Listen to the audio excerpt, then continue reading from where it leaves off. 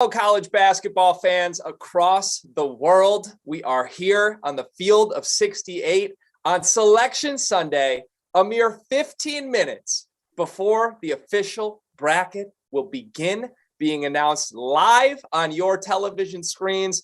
We are here, hopefully on other screens, maybe your television, maybe your phone, maybe a tablet, computer. I don't care where we are, but if you've welcomed us into your eyeballs, thank you for that. My name is Greg Waddell from Sleepers Media. I've got two of the best bracketologists on planet Earth with me. And for the next hour, we will break down everything that we find out as we turn from Conference Championship Week to the NCAA Tournament. It's Lucas Harkins from Heat Check. It's Rocco Miller from The Bracketeer. Gentlemen, clearly I'm excited. I'm clearly supporting the Big Ten tournament champion Iowa Hawkeyes.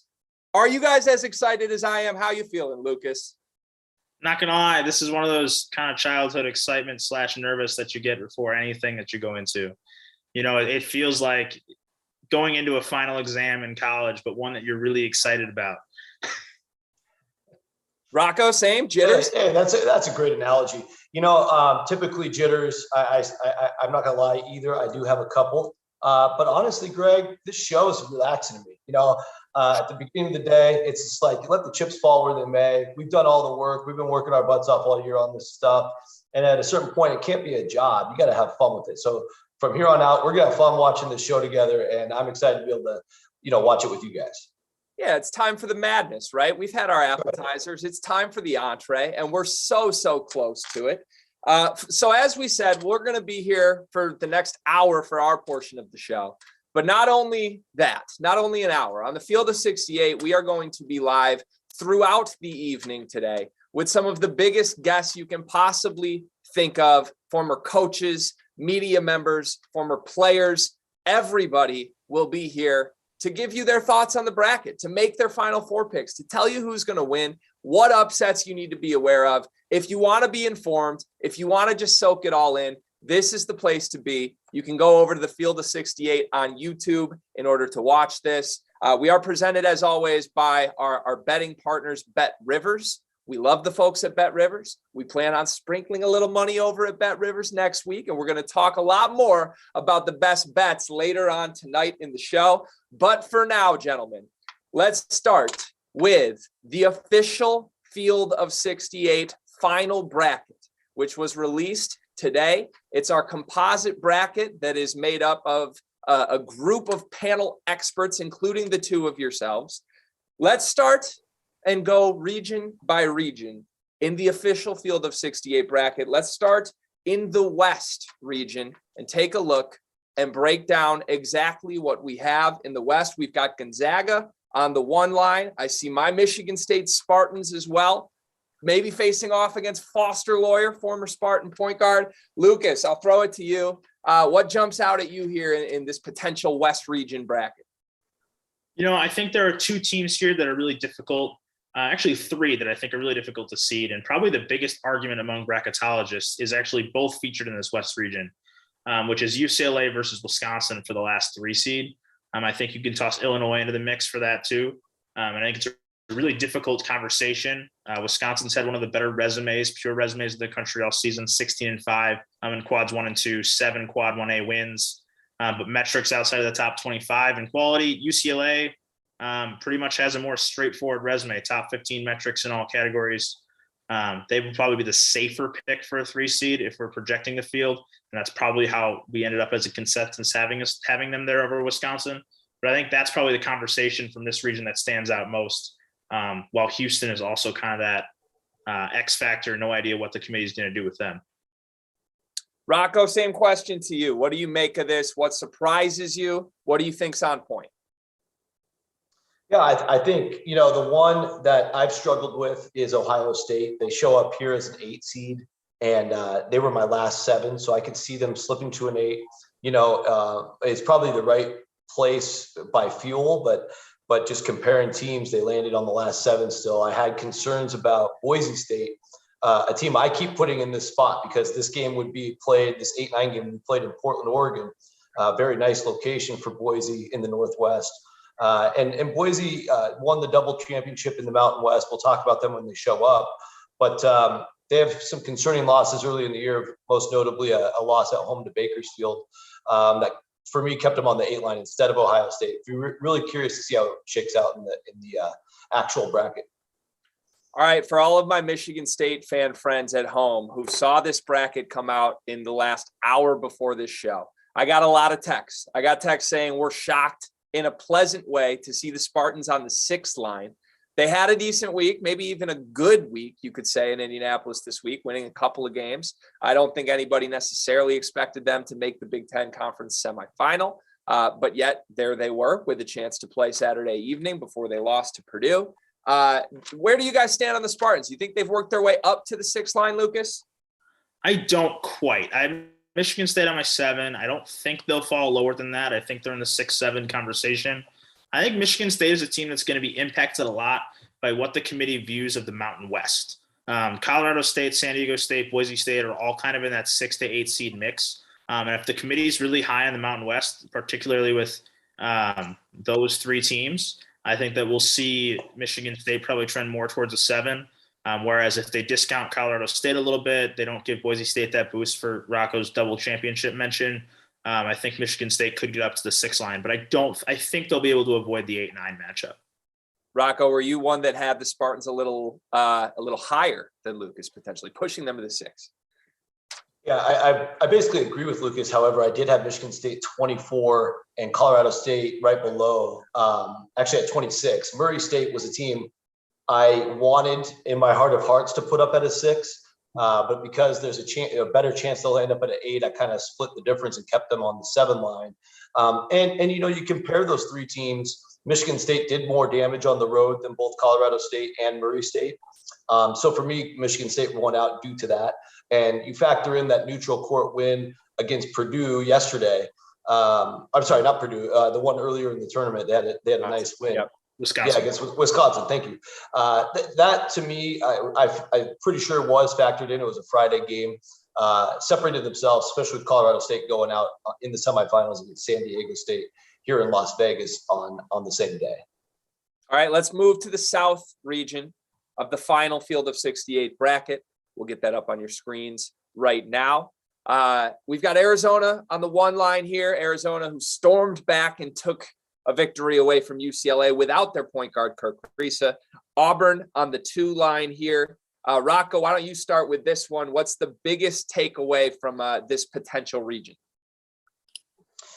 Yeah, so, I like Arizona's spot here, even though they didn't get the West, which I know Wildcat fans are a little probably disappointed about. It's not that bad to go from Tucson over to San Antonio. You keep that Southwest flavor. They'll have a great time down there, assuming they get out of their sub-regional. And TCU Creighton, two nice stories this year. Creighton played really well in the Big East tournament. TCU's a team that had some nice late road wins. They won at Texas down the stretch. They had a nice win in the Big 12 tournament. Arizona's just a buzzsaw, and I don't know that either TCU or Creighton has the personnel to keep up with Arizona, quite frankly. And I think you look at the bottom of the bracket, it's really intriguing because, Auburn was a team on the 1 line most of the year. Of course, leaked a little bit of oil late, lost to Texas A&M in the SEC opener. They could have their hands full with either Boise State or Loyola Chicago in that second round matchup, albeit it would be way down in Greenville, South Carolina, very far from Boise. We all know what Loyola Chicago is capable of, but I think that's a very interesting sub-regional. Lucas, your takeaway here? I think every single team on the top 13 seed lines in this bracket is the exact same seed I have them at, except for Loyola Chicago, who I have up on the 9. And I think that that's a team that I'm really intrigued to see where they get placed for a couple of reasons. One, high net, top 25. They average quality metrics that say they would be a 7 seed. Their resume metrics aren't quite up to par, but if they've already been selected, which they obviously have, they've won the automatic bid. I think we could see them get a seeding boost there. They're 8-6 in quads 1 and 2, with a quad 1A win there, which is not to be discounted for a team that doesn't have many opportunities in such games. And I don't think that this is something the committee will take into account. But if they do, I think there's something to be said for the fact that the nation saw Loyola Chicago was underseeded last year. Yeah, a little reputation could maybe impact something here. We'll see. You never know. You never know what could be the motivating factors. There's a lot of flirting there around of potential. Is it metrics? Is it resume? Is it past experience? Is it, well, who knows? Who knows? Who really does know? Let's move to the Midwest. And that's it. Just the committee members, right? We can make our best guesses, and you guys make some damn good guesses. I can tell you that. But ultimately, we have 5 minutes left until we see the truth. Let's fly through this. Let's go to the Midwest region of the final fielding the 68 bracket. The Kansas Jayhawks on the one line. A really spicy 8-9 matchup here with Seton Hall against North Carolina. Murray State, San Francisco, two mid-major teams that people would love to see face off, or maybe would be a little grumpy that they have to face each other. And then you've got Kentucky down on the 2 line as well. Rocco, let's start with you here. Biggest takeaway, biggest thing to watch from this potential region. Yeah, I mean, I got to jump straight into San Francisco, a team I cover here locally and know well. I feel like they're on the 9 line. Our strong group has them as a 10, as a consensus. So that'll be really interesting to see. Actually, if the Dons want to get to the Sweet 16, a 10's actually better. But I did think that their metrics are extremely strong. They're 21 in Ken Palm. They're 22 in the net. And to me, it's hard to just see them slipping all the way to a 10. But be fascinated to see where they land. I also just quickly want to say, everybody's been talking about who's Providence going to play. I had to remind a bunch of Providence fans that can't play Vermont because Vermont already played them, so it'd be a rematch. And Providence kind of lucked out. I do think they are going to play Akron because Akron's the closest 13 to Buffalo geographically, and they're probably the weakest 13. So Providence might dodge a bullet here if they draw Akron. But Akron looked great like yesterday. And if Providence stubs their toe, who knows? There's a lot of storylines that I'm looking at from this region. I think this is my favorite fake region that we have here. You could potentially get an Iowa-Purdue Big Ten tournament final rematch. Providence in the same region. You mentioned San Francisco. They might like to end up playing the 2 seed instead of the 1, but I think people would argue playing Kentucky over Kansas. That's dealer's choice. Who knows? Lucas, what's your takeaway from looking at that potential region? Not to just buy into your hype from this week, but I feel like our consensus having Iowa on the 5 line, I think, is going to be correct. They just didn't win enough quality games earlier in the year to get higher than that, although they've played really well in the stretch. Top 14 metrics across all 3 quality metrics. Playing really good basketball, great star in Keegan Murray. It really feels like whoever sees Iowa as the 5 seed in the region got screwed, because I think that's a team that's going to come in as underseeded and probably deserves to be better than that with the way they're playing right now. The other thing I'll mention in this region is SMU cracking the field. I think both Rocco and I have called them the most bubblicious team in America this year. And I think that that's where they stand coming into today. I think that they're probably going to end up last team in, or second to last team in, or one of those first 2 teams out of the field. I think that that's a team at the second, a team like maybe Oklahoma or Notre Dame or Wake Forest. If they see SMU pop up on that board on CBS, probably not a very good sign for them. Gentlemen, we're a basketball show, but we're also a show that celebrates love. And this week I have fallen in love with the Iowa Hawkeyes and Keegan Murray, who I think is the best player in the country. If they are on the 5 line, prayers to whoever's on the 4 line in that region, and prayers to whoever's on the 1 line in that region. The Iowa Hawkeyes are a buzzsaw right now. Let's move to our final region of the final fielding the 68 bracket. This would be the East region. Lucas, we'll have you take us through your thoughts on this East region that includes the Baylor Bears as the 1 seed, the Duke Blue Devils as the 3 seed, fresh off of the ACC championship loss to Virginia Tech, Villanova as the 2. Couple strong Big East teams here with UConn and Villanova in the same region. What do you got? I think there's a couple teams here that have really played well down the stretch and are dangerous, particularly Memphis. They've really turned things around the last month and a half since the infamous interview. And I think that they're a team that can be really dangerous and not the 8-9 that any 1 seed will want to see. That could be a close matchup if they get there. San Diego State has ever so quietly improved their resume to the point where I actually have them on the 7 line, up to 10-8 in quads 1 and 2, top 30 metrics pretty much across the board. That's another really dangerous team, and that makes for a really intriguing 8-9 matchup between San Diego State might have the best defense in the whole country.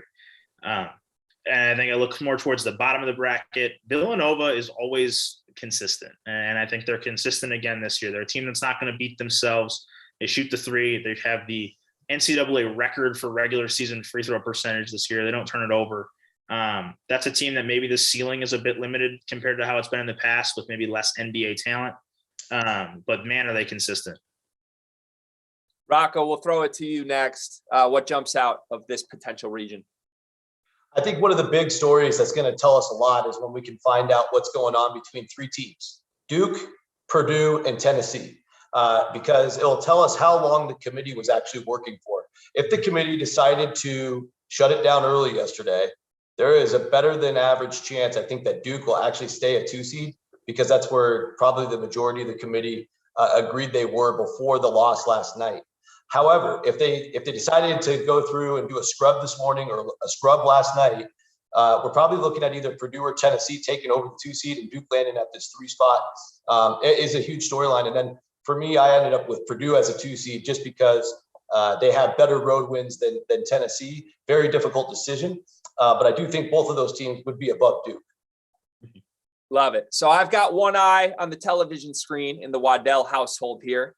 We will be reacting live as this bracket is unveiled, which could be beginning any second now. But while we wait, gentlemen, let's go to the first 4 out from the final Fielding the 68 bracket, which includes 4 teams: Oklahoma, Notre Dame, Xavier, and Rutgers. Rocco, you take the first stab at this one. Do you agree with that being our first 4 out?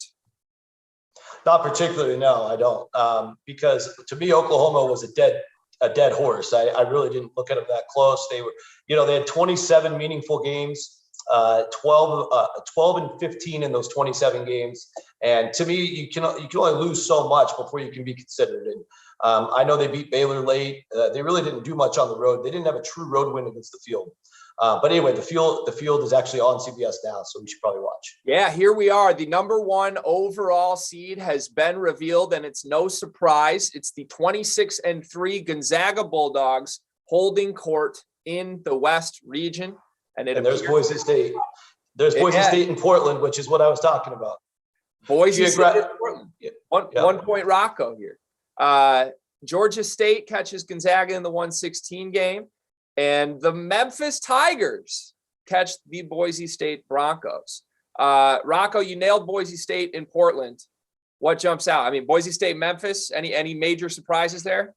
I mean, Boise State just won 2 titles, the regular season and the tournament in the Mountain West. Grinder of a conference, but I think Memphis is playing like a top 3 seed right now. It's a really bad matchup, but they will have the fan support. All right, the second pod underway here now. We've got the 5-seeded UConn Huskies against the 12-seed New Mexico State. Rocco, you dropped a wow. What do you see here? Yeah, so New Mexico State had some great wins in the preseason non-conference. They beat Davidson. It shows me that the committee cared more about that than South Dakota State running through the Summit League, for example. Or it tells us that Richmond got moved to a 13. It's one of those 2. And we've got our first 13 revealed. It's Vermont, who will play the 4th-seeded Arkansas Razorbacks. We've now seen the first 8 teams in the entire field revealed. Lucas, initial first glance takeaways? I think Boise State probably ended up a seed line a bit too low, given what they've been able to do over the last 2 weeks. Rutgers. And the Mountain West tournament. And to Rocco's point in the pregame show, Providence isn't going to get Vermont. They played him in non-conference. They didn't get him here.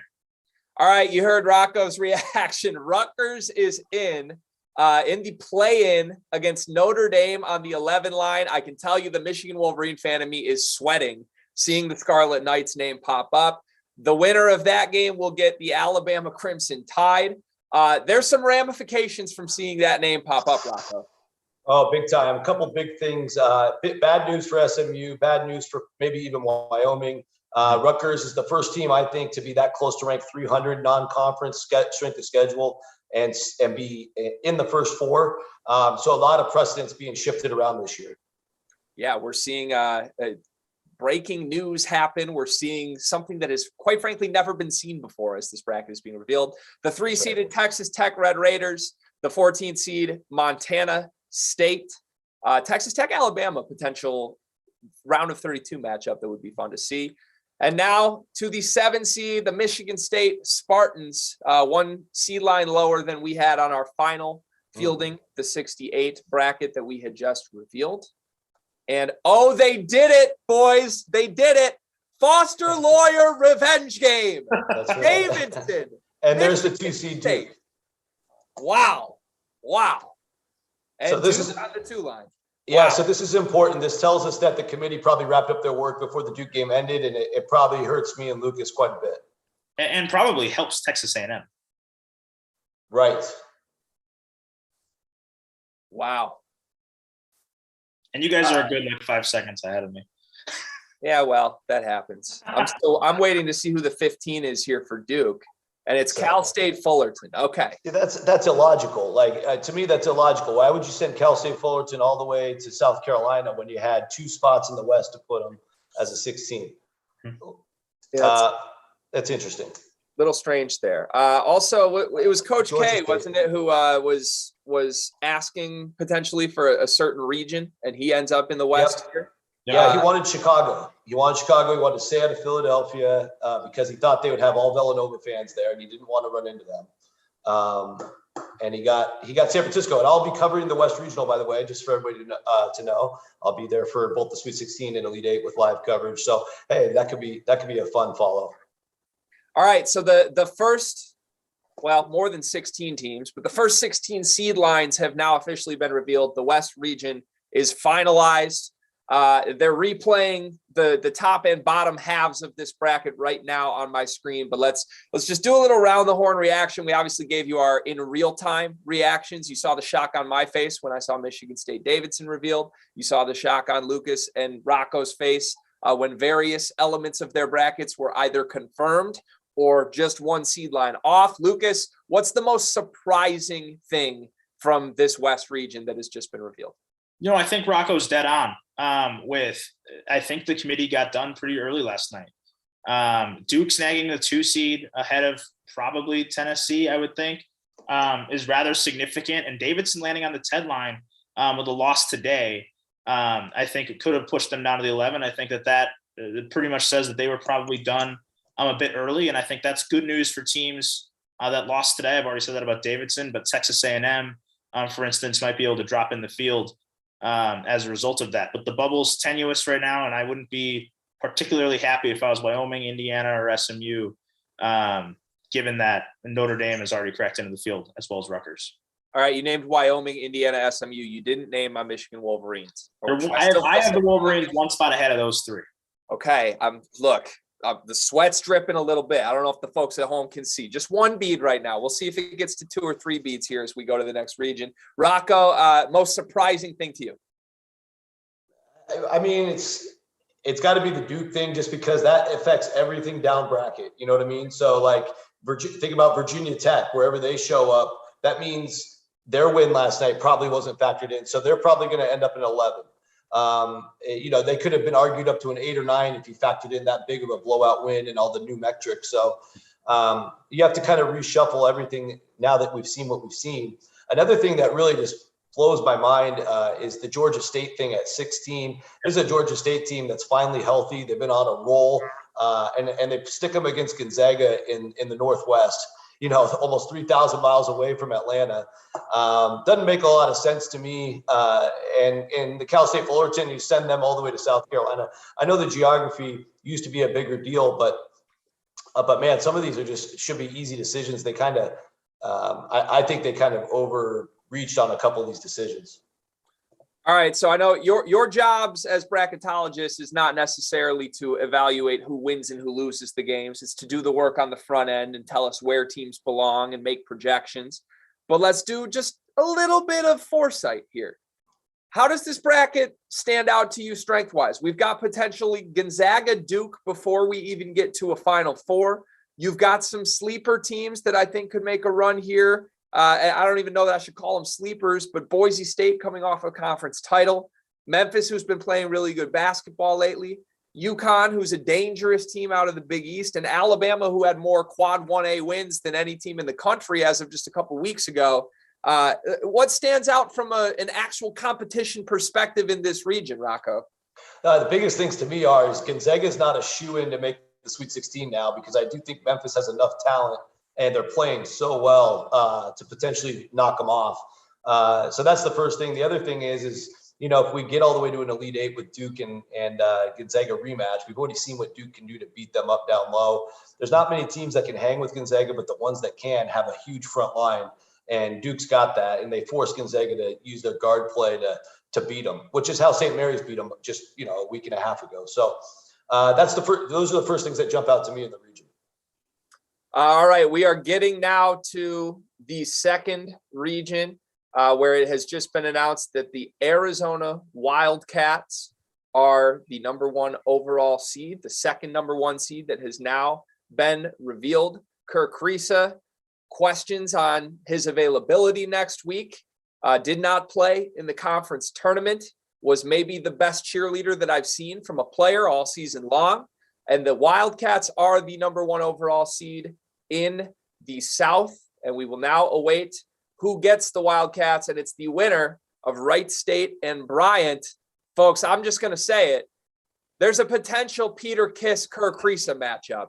And we could only be so lucky for that, Lucas. Yeah, I mean, you're the guy with the headband, right? Well, it depends. Couldn't be more excited for that as a possible matchup. I mean, there's an awful lot of times you see 116s don't necessarily have the most intrigue.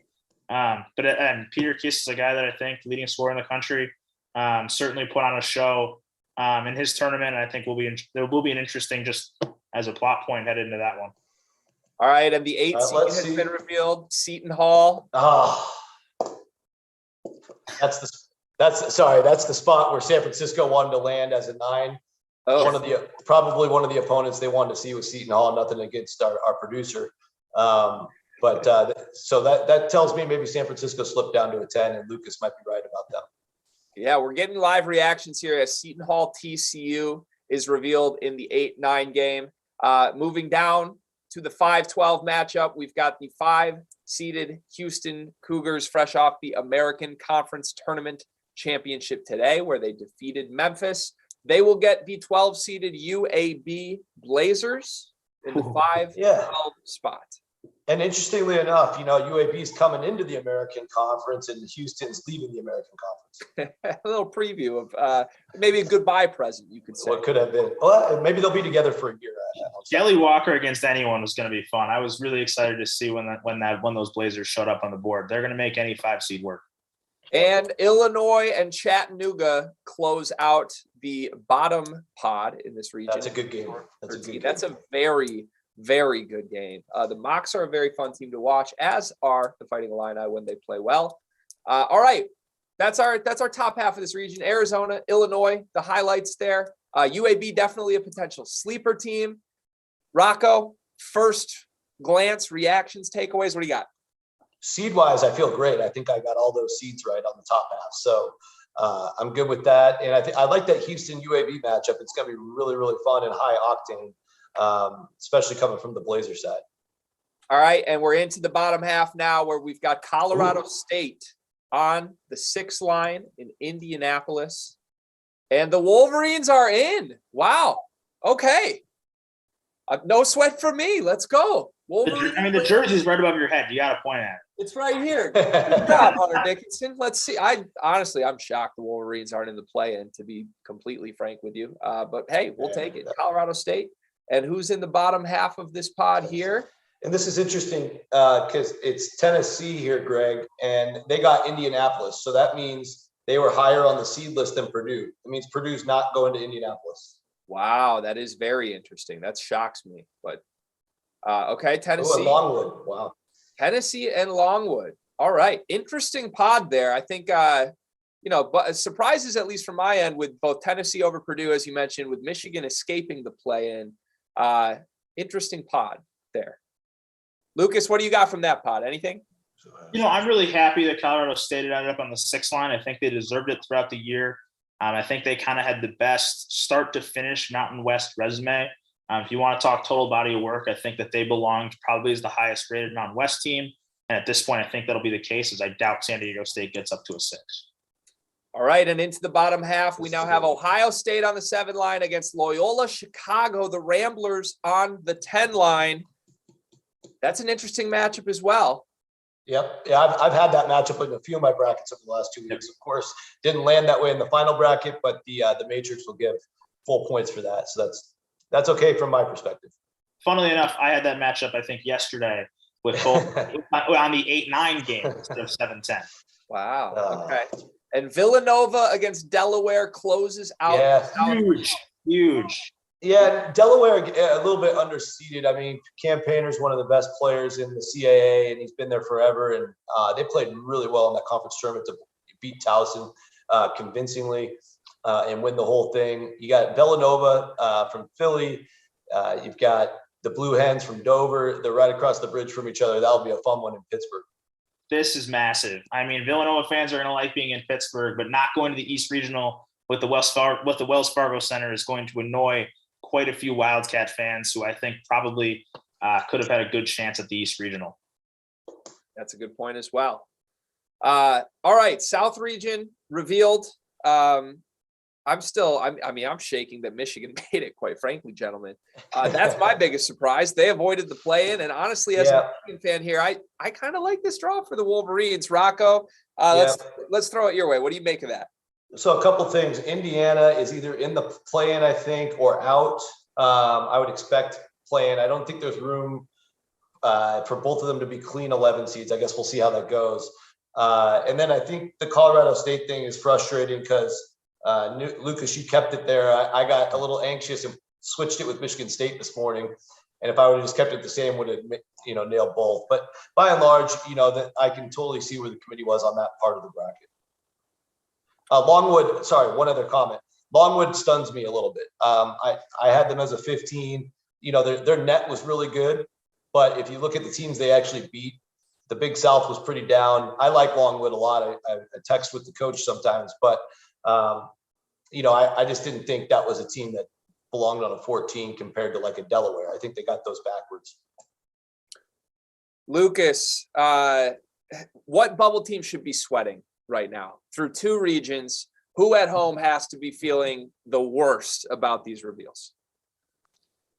I think Indiana is probably in the mix. I think we've already seen Michigan and Rutgers get in as Big Ten bubble teams. And I think the closer you get towards that cut line, maybe there's a bit of an edge, like the committee favored specific teams in that conference, which I think might not be a great sign for Indiana. I think there's a lot of other teams that are sitting in there in trouble. I wouldn't like to be Xavier, SMU. I think that this was a really tough year towards the cut line, especially with how things shook out over the last 5 or 6 days, where it felt like they were really about 10 teams fighting for 5 spots. And a few of those spots have already been gobbled up.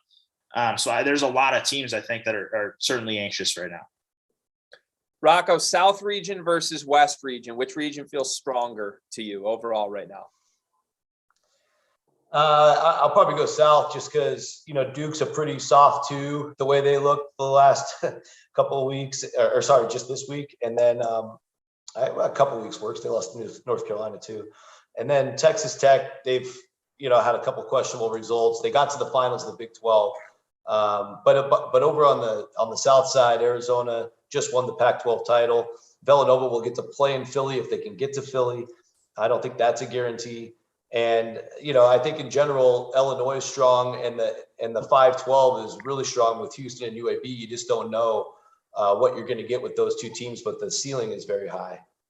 Maybe a potential Sweet 16 rematch between Arizona and Illinois, the crazy D Brown comeback, one of the best college basketball games of all time. That would be a fun one. Seton Hall, a team that I've insisted, I'm like an addict. I can't shake Seton Hall. Our producer Dagan's probably shaking his head at me behind the camera right now, but I love this team. I've told people all year I'm going to pick this team 2 rounds too far in this tournament. The problem is, in order for me to pick them 2 rounds, that now requires me to pick them to beat Arizona. Lucas, I probably wouldn't be a wise man to do that, right? No, I agree. Although it certainly is a battle of 2 teams that protect the paint really well. I think the difference probably in that matchup is Arizona simply having the best bucket getter on the floor. All right, so let's talk long shots before we get into the next region here that the committee will reveal live. Give me a team that's on a double-digit seed line that you like their draw and could potentially see making a Sweet 16 run, either from the West or from the South. Lucas, let's start with you for this one. I think Chattanooga, is interesting as a double-digit seed. I think their best player, Malachi Smith, is going to have probably a tough time with Trent Frazier in that first-round matchup. But Illinois is undefeated this year when holding its opponents to under 45% shooting on 2-point looks. And they've had a significant worse time against teams that finish really well inside the arc. And Chattanooga is one of those teams, 41st in the country in 2-point percentage this year. They got pretty good size up front with D'Souza. That's a team that I could see giving Illinois a little bit of problems, or at least there aren't many mid-majors that have a high major caliber big. D'Souza played at Kansas to match up with Kofi Coburn. I'm not sure I would pick that as an upset game, but there's certainly a 13, probably the best 13 and the 13 that intrigues me most to maybe get to the second weekend. Rocco, same question to you quickly as they're about to reveal the new region. Yeah, the way Loyola Chicago played in Arch Madness, they were on another level. And if they play like that in this sub-regional in Pittsburgh, they can certainly blow through Ohio State, and they can put Villanova at notice. I would say them as a 10 seed is really dangerous to get to the Sweet 16. Completely agree. All right, Jayhawk.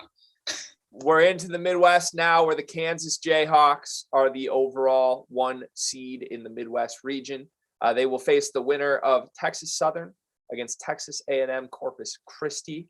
No problems for the Jayhawks, I assume, in that one. We'll see who they get. Not to down talk any of our beloved 16 seeds here. The 8-seeded San Diego State Aztecs are on the opposite side of Kansas.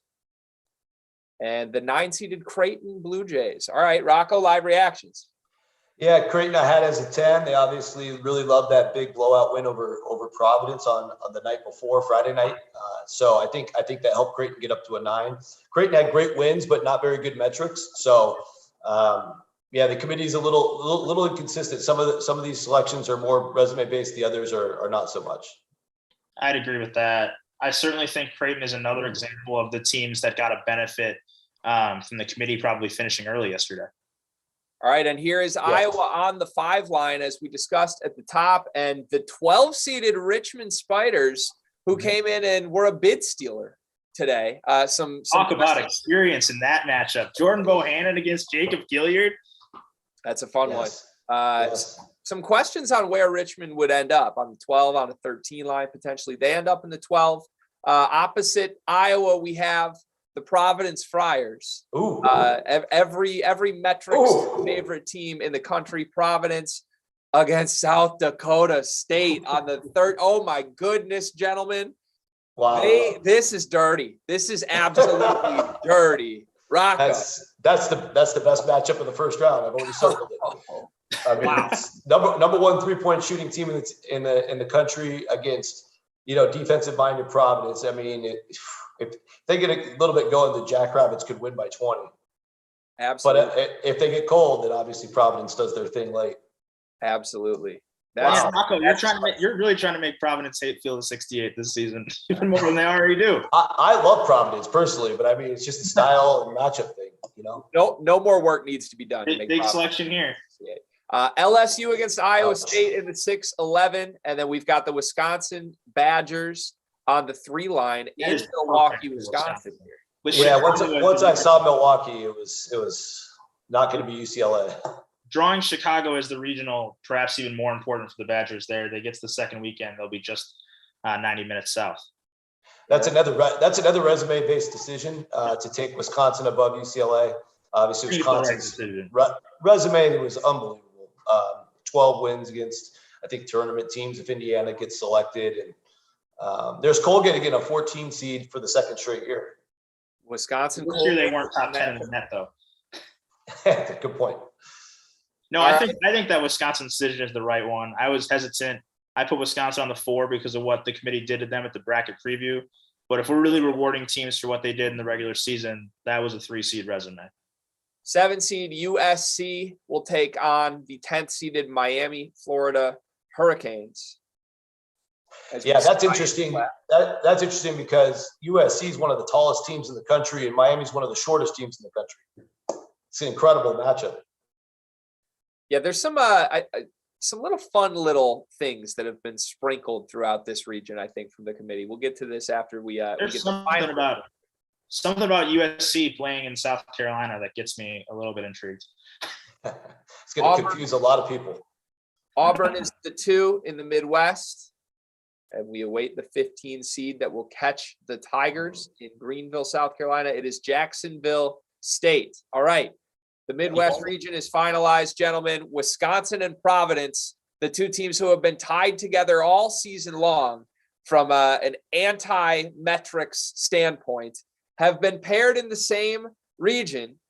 You could almost say they're tag teaming up to make a statement here and come out of this region and prove everybody wrong. Can one of these teams get it done? Meanwhile, they will have to get through Kansas and Auburn in order to do so. Rocco, your biggest takeaway from the way this region was seeded? Yeah, well, obviously Wisconsin and Providence got protected. Wisconsin was a 4 seed at the bracket preview back on February 19th. So clearly the committee liked what they did since then, got them up to a 3. And Auburn, like I said it earlier during the preview, they've been leaking oil lately, but I do think this is a pretty good draw. They could have some trouble with USC, but I don't know if USC can make enough shots ultimately to win Auburn to beat Auburn for 40 minutes. So anxious times for the teams on TV. We got San Francisco and Wyoming specifically. Murray State will be in, but I'm very curious to see where Murray State goes, just as a forethought. Lucas, biggest takeaway from this region? I think it's very interesting that I think all 4 of the top 4 seeds in this region all had significantly better resume metrics than they did have quality metrics this year. I think it's interesting that they put all 4 of those teams in the same region. Kansas had the number 1 strength of record, number 1 KPI, but had quality metrics that are a little bit low behind. Auburn's quality metrics fell out of the top 10 down the stretch. Still great resume. Obviously, we've talked at length all season long on Providence and Wisconsin for the same reasons. I think it's very interesting, and I don't think it'll give us much of an answer as to which of those metrics have a bigger factor in postseason success if all of them are paired together. All right, I'm going to look ahead to a potential second-round matchup. And, boys, it's my 2 favorite teams in the country, the 2 teams I've fallen in love with. It's the Iowa Hawkeyes and the Providence Friars. How dare they make me choose? Why do they do this to me? Rocco, why? Yeah, I'm telling you, Greg, I think Providence has their hands full in their first game, but let's imagine that they get past it and keep the Jackrabbits cold. Iowa's so high octane right now and so hot, but I do worry sometimes about a team that goes on a long run in a conference tournament. How much gas is left in the tank for that next weekend. It's really hard to play at that high of a level, especially when you're not an elite team like a Kentucky or a Kansas. You're in Iowa. Can you go and play at that level for 2 straight weekends, or do you just bow out early because you're in a tough 5-12 game against Richmond? That's the beauty of 5-12 and 4-13, Greg. Yeah, absolutely. And you look to the opposite side of this region, Auburn on the 2 line, a team that for the majority of this season was on the 1 line, sort of played their way out of that down to a 2 down the stretch. Guys, I look across the rest of the teams they're going to have to play to make the Elite 8. I'm not overly impressed. I know Wisconsin has the resume. I don't love LSU without Will Wade. I don't love USC with the way they're playing right now. I think this could be a bit of a cakewalk for Auburn. Lucas, am I crazy with that being my instant reaction? I think there's something to be said for Wisconsin as one of the top 3 players in all of college basketball. And Johnny Davis, I think, isn't necessarily a bad thing that Wisconsin lost to Michigan State on Friday night. He shot 3 for 19 in that game. I think having a whole week to get that ankle healthy could be significant. I think Wisconsin's certainly a danger, and I think they've gotten the best draw of any team in the tournament so far. 3 seed drawing Milwaukee and Chicago, and they're going to get some time to get Johnny healthy. I think that's a great spot for Wisconsin to be. All right, I do have to mention the Field of 68 is going to do a bracket contest that will be announced. If it hasn't been announced already, it will be later tonight. This is going to be through bracketfanatics.com. All you have to do is use the code FIELD to sign up and compete in the bracket challenge with everybody on the Field of 68. We'll make sure we have Lucas and Rocco compete in that as well. Put the experts to the test, per se. along with everybody else in the field of the 68. Jeff Goodman, Rob Dauster, all of our lovely personalities on camera. So please sign up for that, bracketfanatics.com, as we move to the final region that is now being revealed. And gentlemen, I'm doing some math in my head on the top teams that haven't been named yet. The first one is should go Baylor, Kentucky, Purdue, UCLA, I think. You think this will be Marquette, San Francisco, 8-9 maybe, or perhaps, we still need Virginia Tech somewhere in there. Murray State, I could see getting on the 8 too. Yep, that's possible. Very possible. Yeah, what we should have done here was we should have spent the 3 minutes at break just having you guys nail the final 16 teams on the fly. Right. So here's Carolina. I had Carolina play in San Francisco and San Diego. So if they play them in Fort Worth, I can accept that. We'll see what happens. Okay. So yeah, North Carolina versus Marquette. That's a rematch of a weird scheduled game last year that came together at the very end of the year, where Marquette actually went into North Carolina and beat them. So that's a fun one. That is a fun one in the same spot as Baylor. Some firepower there. This is awesome. Coaches at their schools too. Yeah. And yeah, sorry guys, I think I'm a couple seconds ahead, but this is awesome for St. Mary's to be able to go to Portland. And there it is. Greg, I'll let you announce the playing game. No, you're great. Oh, Wyoming makes it, and Indiana. Woo! Some big signs of relief. Wow. The Pokes are in, Indiana's in, and the winner goes to Portland. This is funny because this is the third playing game. I love that. The third playing game where they've sent the winner to the West Coast. 2 of them are already going to San Diego. Now one's going to Portland. And this tells us that the 4 will clearly be UCLA. I'm almost positive. Wow. Indiana, yes, will head out west to take on Wyoming and then catch another West Coast team potentially in St. Mary's if they were to win that game. This is a fun pot already. I like the top half of this East region. Baylor, North Carolina, Marquette all have some firepower in their own ways. St. Mary's getting to stay on the West Coast, very tough out. And now UCLA is out there as well. In Portland as the 4 seed in the East, although I'm having a hard time even calling this the East region with all these West Coast teams right now. They'll take on Akron in the 4-13 matchup. All right, Rocco. Yeah. Off the chest, you surprised to see Wyoming and Indiana there? No, I had them both in. I just had Michigan in the play-in and Indiana not in the play-in, so they swapped those, and I can live with that. It's the same seed line. In terms of I get obsessed with the higher seeds, but it's interesting they put Akron in Portland and they took South Dakota State and put them in Buffalo. And that just tells me they're doing it based on true seed list because Akron is lower ranked than South Dakota State. No Texas A&M yet. Just throwing that out there. This is not a shocker. Virginia Tech getting in as an 11 plays right into that fact that last night's games just did not matter. So interesting because, if Texas A&M gets snubbed, we don't have a lot of room yet because we have Texas A&M, San Francisco, and Murray State still left, and there's only 2 spots. Oof. So one of them is going to be a pretty big surprise. All right, call your shot on that. Who gets left out?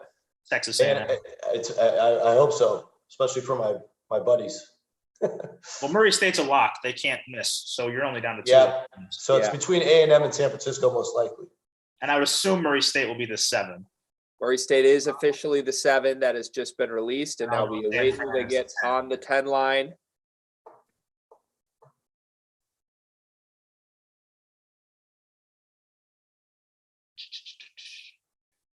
There it is.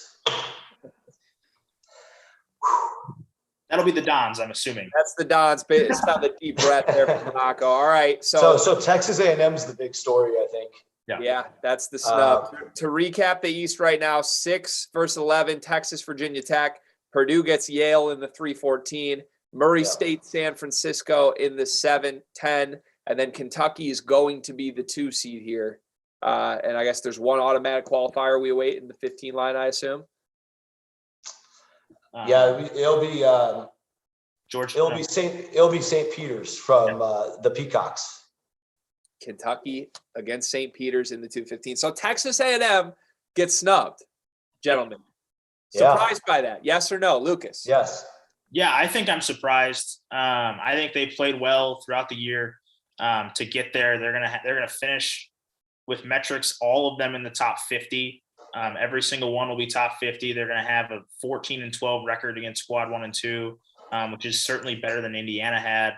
I think that's a puzzling exclusion with the way they've played, especially this week. I know that the total body of work is probably the reason for that. But their total body of work also includes this week of action. And I think that they play well enough to get in. Yeah, my best guess, and I hope they ask the committee chairman this question, is that they have to build contingency brackets when there's teams that are outside of the field playing on Sunday. They could have built a bracket that had Texas A&M in the field as a play-in if Richmond had lost, and maybe A&M's the team that got left out once Richmond won, because somebody fell out. We don't know if that's A&M. It could have been Xavier. It could have been a bunch of teams, but SMU, Oklahoma, there's a long list of them. Right.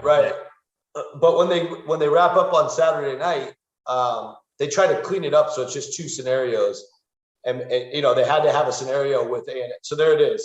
The first four that missed are up on the screen, and holy cow, Dayton was number one. Wow. Texas A&M is the fourth team out. That seems shocking to me. Dayton is number one, Oklahoma number two, SMU number three, Texas A&M number four. That's crazy. Yeah, so no Xavier in that list, which is probably pretty stunning. No VCU mentioned. No Wake Forest mentioned. Obviously, North Texas, no BYU. So yeah, that's those four teams right there: Dayton, Oklahoma, SMU, Texas A&M will be the number one seeds in the NIT. That's the way they do it now. Unless there's a COVID replacement, which one of those teams would get in? All right, and now we have our official last four in. It was Indiana, Notre Dame, Rutgers, and Wyoming, the final team that made the field.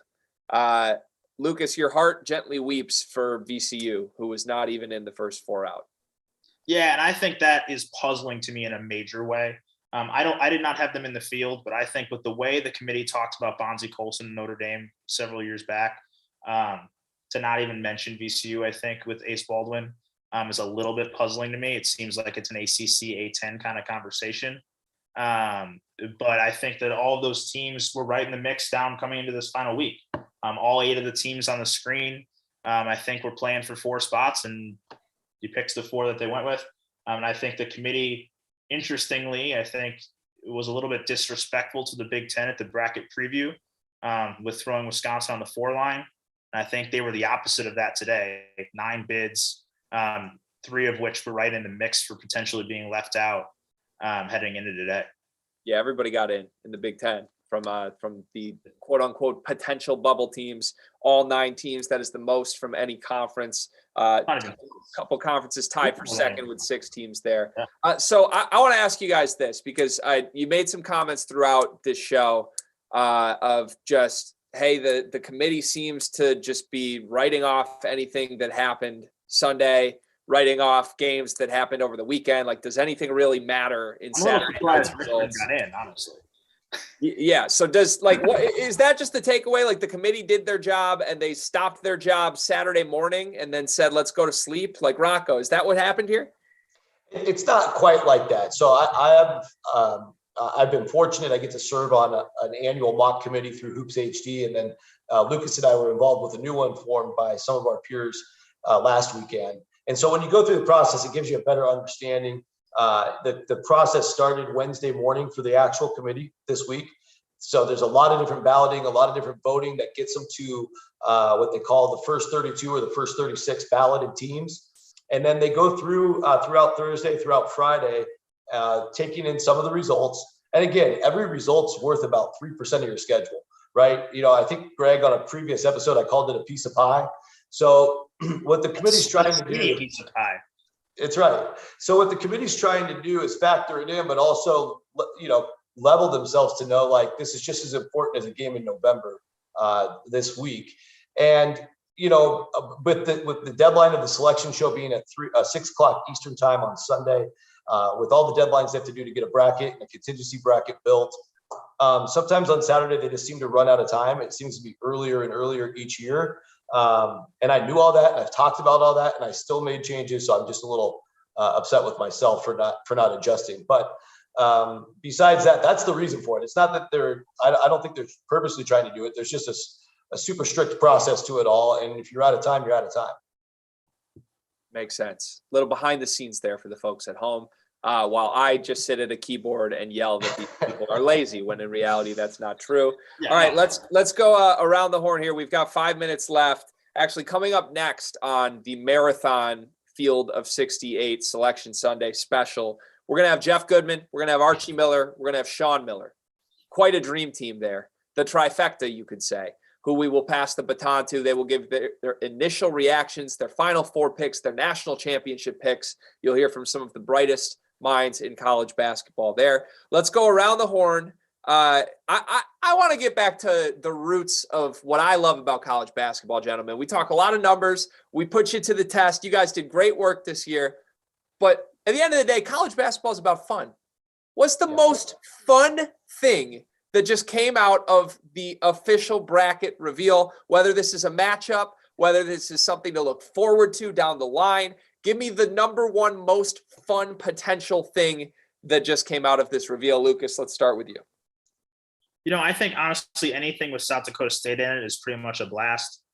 They're really fun. I think they have a fun matchup against Providence. Two teams that play very differently. Very fun matchup. I really like that. The other thing I'll note is a contrasting styles potential Elite Eight of Arizona, Villanova. Wow. Whoever sets the tempo in that game is good. If that game's in the 80s, I like Arizona. If that game's less than the 80s, I'll take Villanova. I think that's a really interesting matchup if we get to that in the Elite Eight. Rocco? Yeah, well, the most fun thing was being on the show with Lucas and Greg today. I think if I was just watching on my own, I might be taking laps around the block here in frustration, because some of these seeds don't make a ton of sense to me. But all in all, the rest of it did come in the order we probably all expected. And one observation I had is that it's hard to find like an 11 that you really like. All the 11 seeds are power conference teams that have had major problems. So that's a little surprising. Oh yeah, because they're a play-in, right? Oh, they're on the 12. My bad. Yeah. So that's another thing. Like they put them on the 12. New Mexico State's a surprising 12. But yeah, all in all, it's the region with Kansas and Auburn, I think, is a little weaker because they have Wisconsin, Providence. Iowa's got a shot if they can uphold that level of play to get to a Final Four. So that's probably the best possible news for Iowa fans getting this draw. You certainly hit on it earlier, Greg, but Foster Lawyer against Michigan State. Let it rock. Winner gets Duke. Let it rock. Yeah, I mean, that was going to be my answer. Obviously, I'm a Michigan resident, but like we actually got the matchup everyone both feared and joked about all season long. Like, and look, Davidson's dangerous. They've got shooters everywhere. Michigan State, who knows? They played really good ball this week, but they played really horrible ball for the final month of the season. I mean, if Foster Lawyer was to just take over that game and knock Michigan State out of the tournament after everything that happened in his career at Michigan State, no one would ever hear the end of that. But also, I think the story to me, potential fun storyline is like, this is Coach K's final run at this. He's going to have to go through Tom Izzo just to get to a Sweet 16 potentially. Then he's going to have to go through the best team in the country, Gonzaga and Mark Few, just to get to a Final Four. There's a lot of, deep, heavy storylines here that Coach K would have to kind of slay some dragons on the way to actually hanging a banner and getting it done in his retirement tour run at a national championship. I can't wait to see how that plays out. I'm with you guys. I do think the region, what is it? The Midwest region with Kansas feels a little bit weak to me, which as a lifelong Iowa Hawkeye fan, I celebrate. Let's go Hawks. Let's play our best ball of the year. Keegan Murray, let's see if you can make the run to the Final Four and get Fran McCaffrey over the hump. This is just so fun. This is the best time of the year for a reason. Is it not, boys? Rocco, I can't wait. Yeah, it's going to be great. And, one other one I got to call out is, I don't know if the rest of the country realizes, but St. Mary's is extremely old. Tommy Kusi's 24-year-old point guard that enrolled at St. Mary's in 2016. And the chance for them to play UCLA is a huge deal in the second round if they can both get there. St. Mary's has the maturity. I think their average age of their starting lineup's like almost 22 years old. And UCLA, of course, brings back the dream story, almost everybody back from that Final Four run. They got their eyes set on New Orleans. But that's a buzzsaw of a game in the second round in Portland. Yeah, I would want no part of St. Mary's as a potential top seed in this tournament. So we'll see. And again, they're on the West Coast. That's a nice little break for them. Lucas, give us your final thoughts here, and then we'll wrap up and head over to Archie, Sean, and Jeff. I think this was an interesting year, really from a bracketology perspective. I think for me, I would have to do the numbers on it, which I wasn't calculating as we went. But I don't think there's a single team I was off by more than a seed line on. But I don't think I had as many as I normally would directly on the seed. So I think they generally did a pretty good job, I think, putting teams in the right ranges, I think overall. But I certainly am intrigued by some of the bubble decisions, but I don't think any of them were really surprises necessarily because of how close all those teams were. I think that this was one of the trickiest years of the bubble in recent history, I think. And there you have it, folks. Again, Rocco and Lucas, two of the best in the world at what they do. It has been such a pleasure getting to share the screen with you guys this season. Happy March. Enjoy the madness for the Field of 68. This was just session 1 of our all-night Selection Sunday show. Coming up next, it is Archie Miller, it is Sean Miller, it is Jeff Goodman on the Field of 68.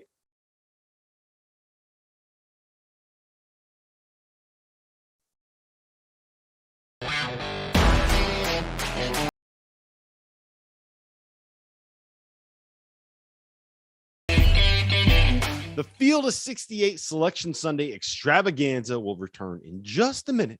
While we wait, let me tell you guys about our partners over at BracketFanatics.com, the single best website on the internet for you to use to host an NCAA tournament pool for you, for your friends, for your coworkers, and for anyone else that is willing to dive headlong into the madness with you. Why? Well, Bracket Fanatics provides a bracket experience unlike any other. How? Bracket Fanatics is similar to Yahoo and ESPN in the sense that you can invite friends, make picks, and watch those picks go up in flames as the tournament moves along. But what sets Bracket Fanatics apart from the field is that they eliminate the single hardest part of running a pool, the payouts. Everyone that joins your pool must pay an entry fee on the site. Once the tournament ends, Bracket Fanatics will handle the payouts for you based on whatever parameters it is that you set. You don't have to worry about chasing down someone like a Jeff Goodman who loves to try and avoid paying his buy-in, whether it's fantasy football, whether it's NCAA tournaments, whatever it is, Jeff will try to duck out. Bracket Fanatics eliminates that problem. And you can also make side bets all tournament long. Who doesn't love a good side bet? Your bracket may be busted, but I promise you can make it all back once John Fanta's ego starts to get a little bit too big for his britches after he has a great first day of the tournament. So head on over to bracketfanatics.com, join the Field of 68's bracket group. The link is in the description below, or use the code FIELD once you sign up. It is free to enter and it's free to host your own pool. So sign up today. I don't know why you wouldn't. And while I got you here, let's talk a little bit about Bet Rivers Sportsbook. If you haven't signed up yet, Bet Rivers is the place to go. It is the middle of March Madness, the single greatest week in the history of weeks to bet on sports. Bet Rivers is offering a $250 match bonus for your first deposit. But what sets Bet Rivers apart from all those other books is that they require just one playthrough to turn your bonus into cash money. With their new Rush Pay instant approval, withdrawing your winnings is safer, it's more secure, and it is more reliable. I know, I use them. Bet Rivers is also running a promotion all week long where you can earn as much as $10,000 in bonus prize money. Here is how it works. There are 10 tasks that you need to complete throughout the tournament. For the first weekend, 3 the second weekend, and 3 on Final Four weekend. To complete a task, all you need to do is place a $25 wager or $25 or more on various NCAA tournament bet types. For example, in the first weekend, these are the 4 things that you need to do. Place a bet of $25 or more on a 12 seed to upset a 5 seed, a 5-leg parlay, a future on any team to win the NCAA tournament, and win just one single bet on a first round game to advance to the second weekend. Easy enough, right? So with the NCAA tournament kicking off in just 3 days, Get in on the action by going to betrivers.com today or by downloading the BetRivers iOS app. You must be 21 years or older. Gambling problem? Call 1-800-GAMBLER. Now, let's get back to that Selection Sunday extravaganza.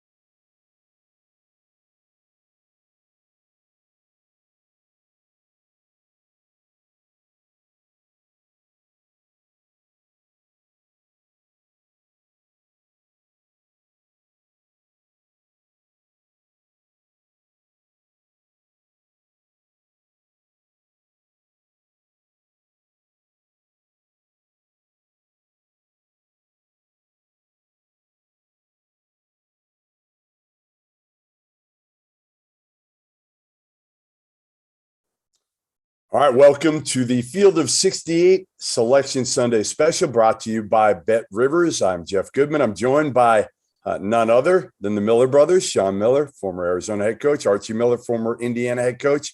Both are looking down at the brackets as we speak.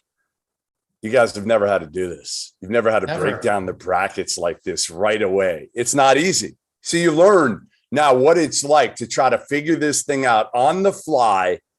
You know, we'll start with Jeff. I'll tell you what's a lot harder is being in the bracket. So let's just start right there. All right, let's start there. Let's start there.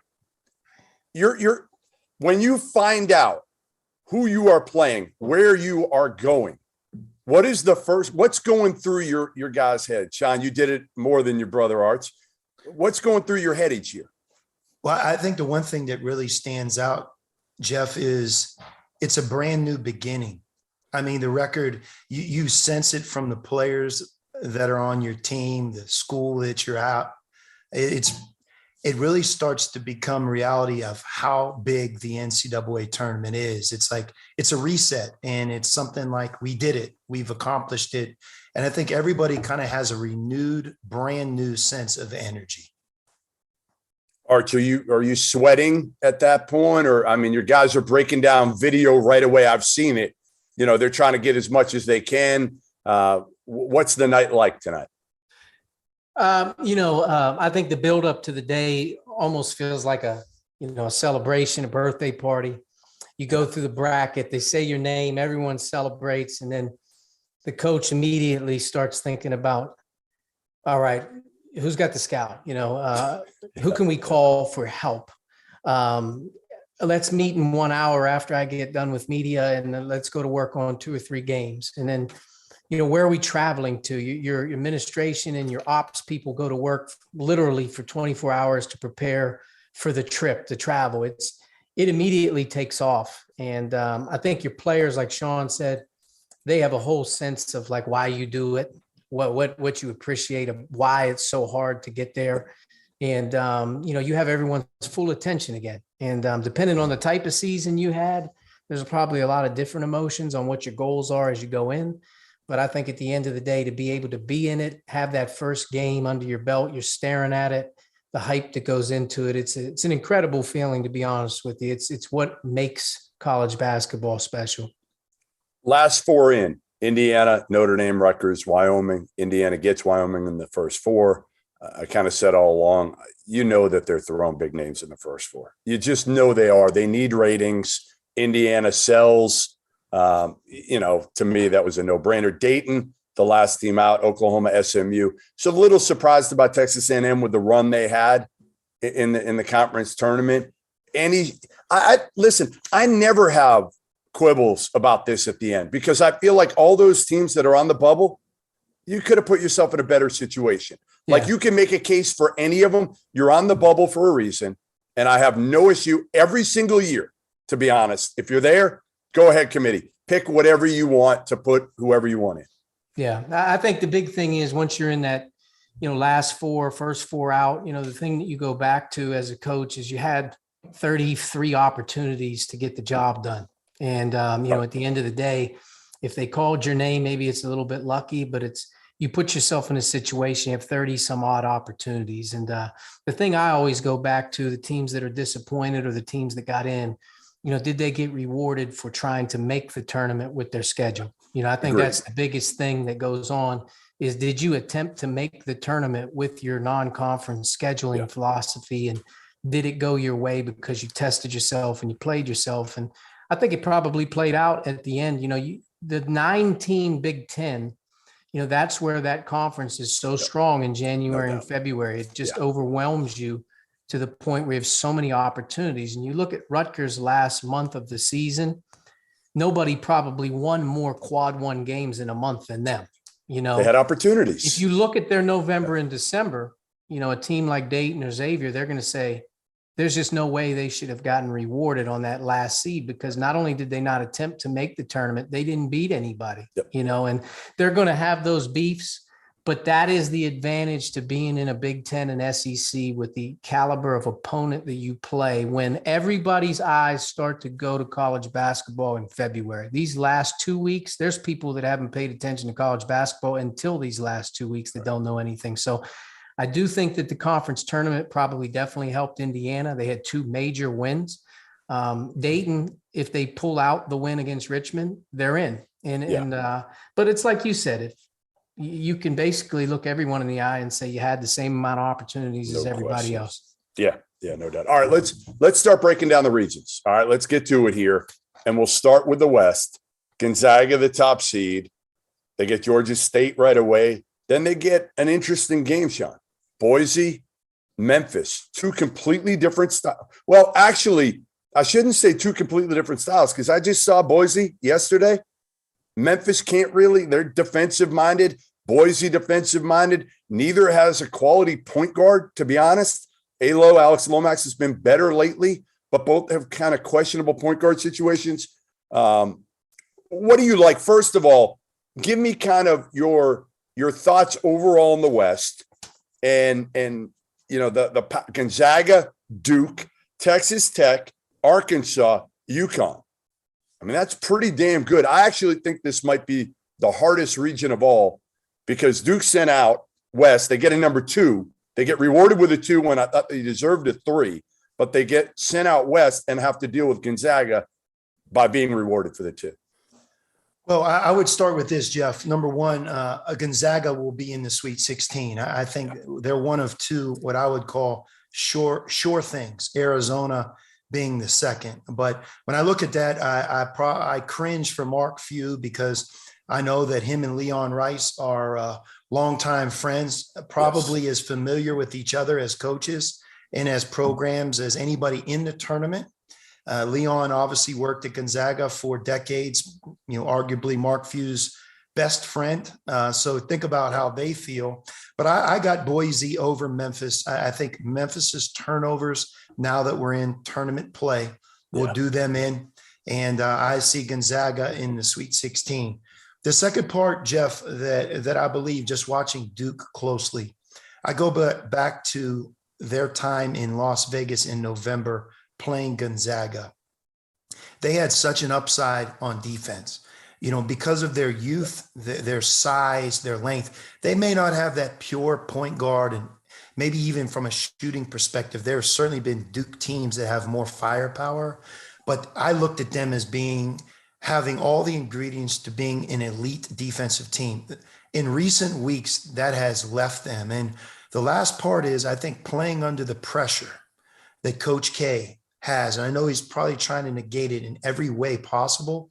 Sending Duke to the West could be something that really helps their entire organization, because Why? I just feel like Because they're young. there's so much at stake right now on every game they play, right? It's the last ACC home game.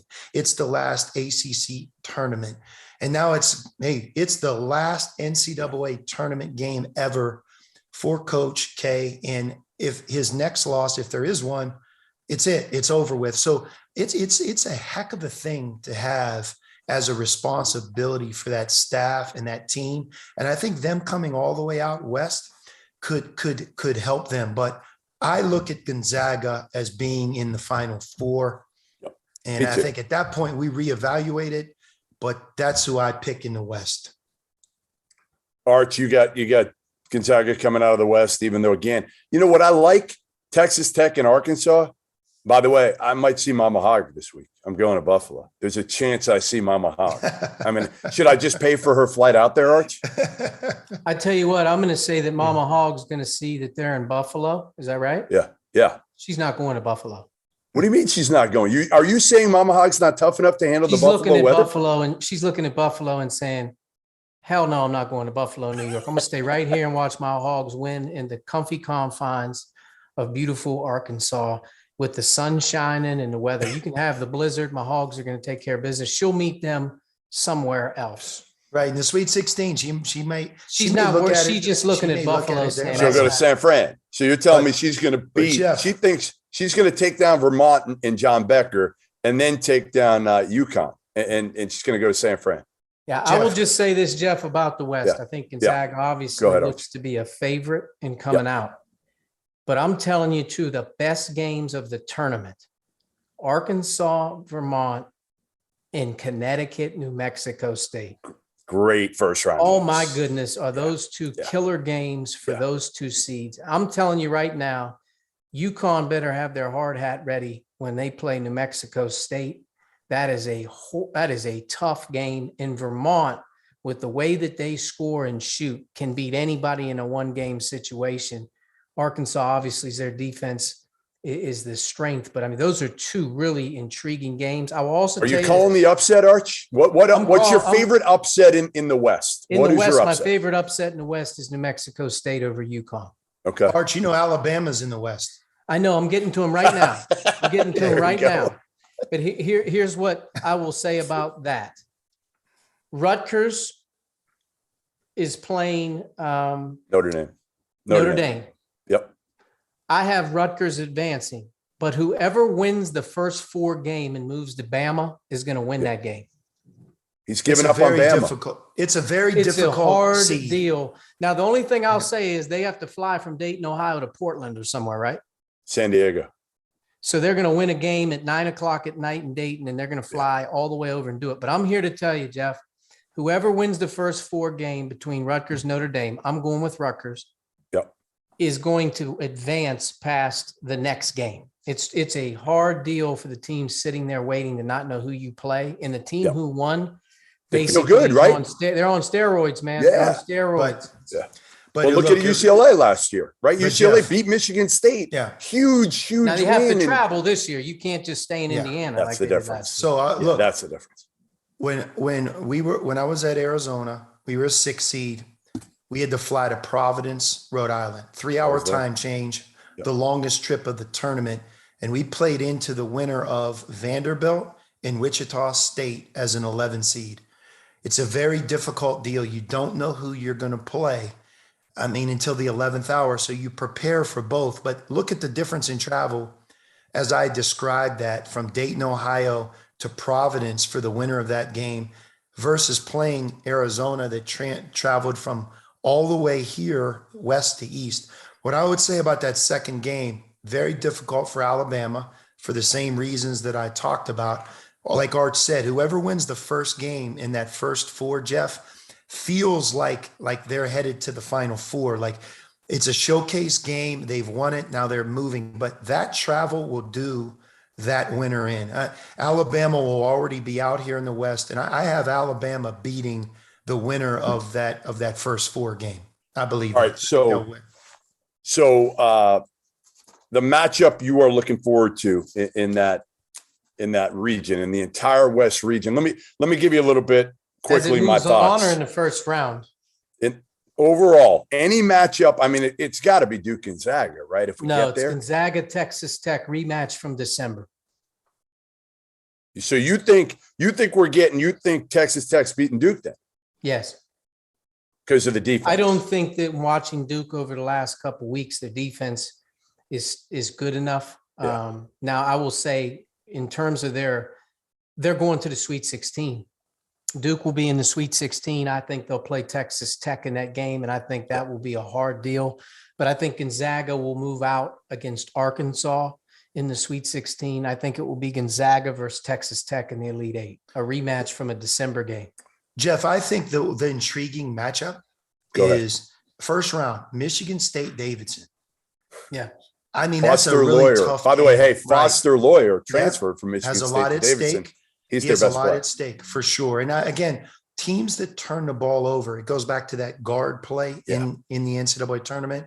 We've talked Memphis already. That's something that I think will plague them as they try to advance.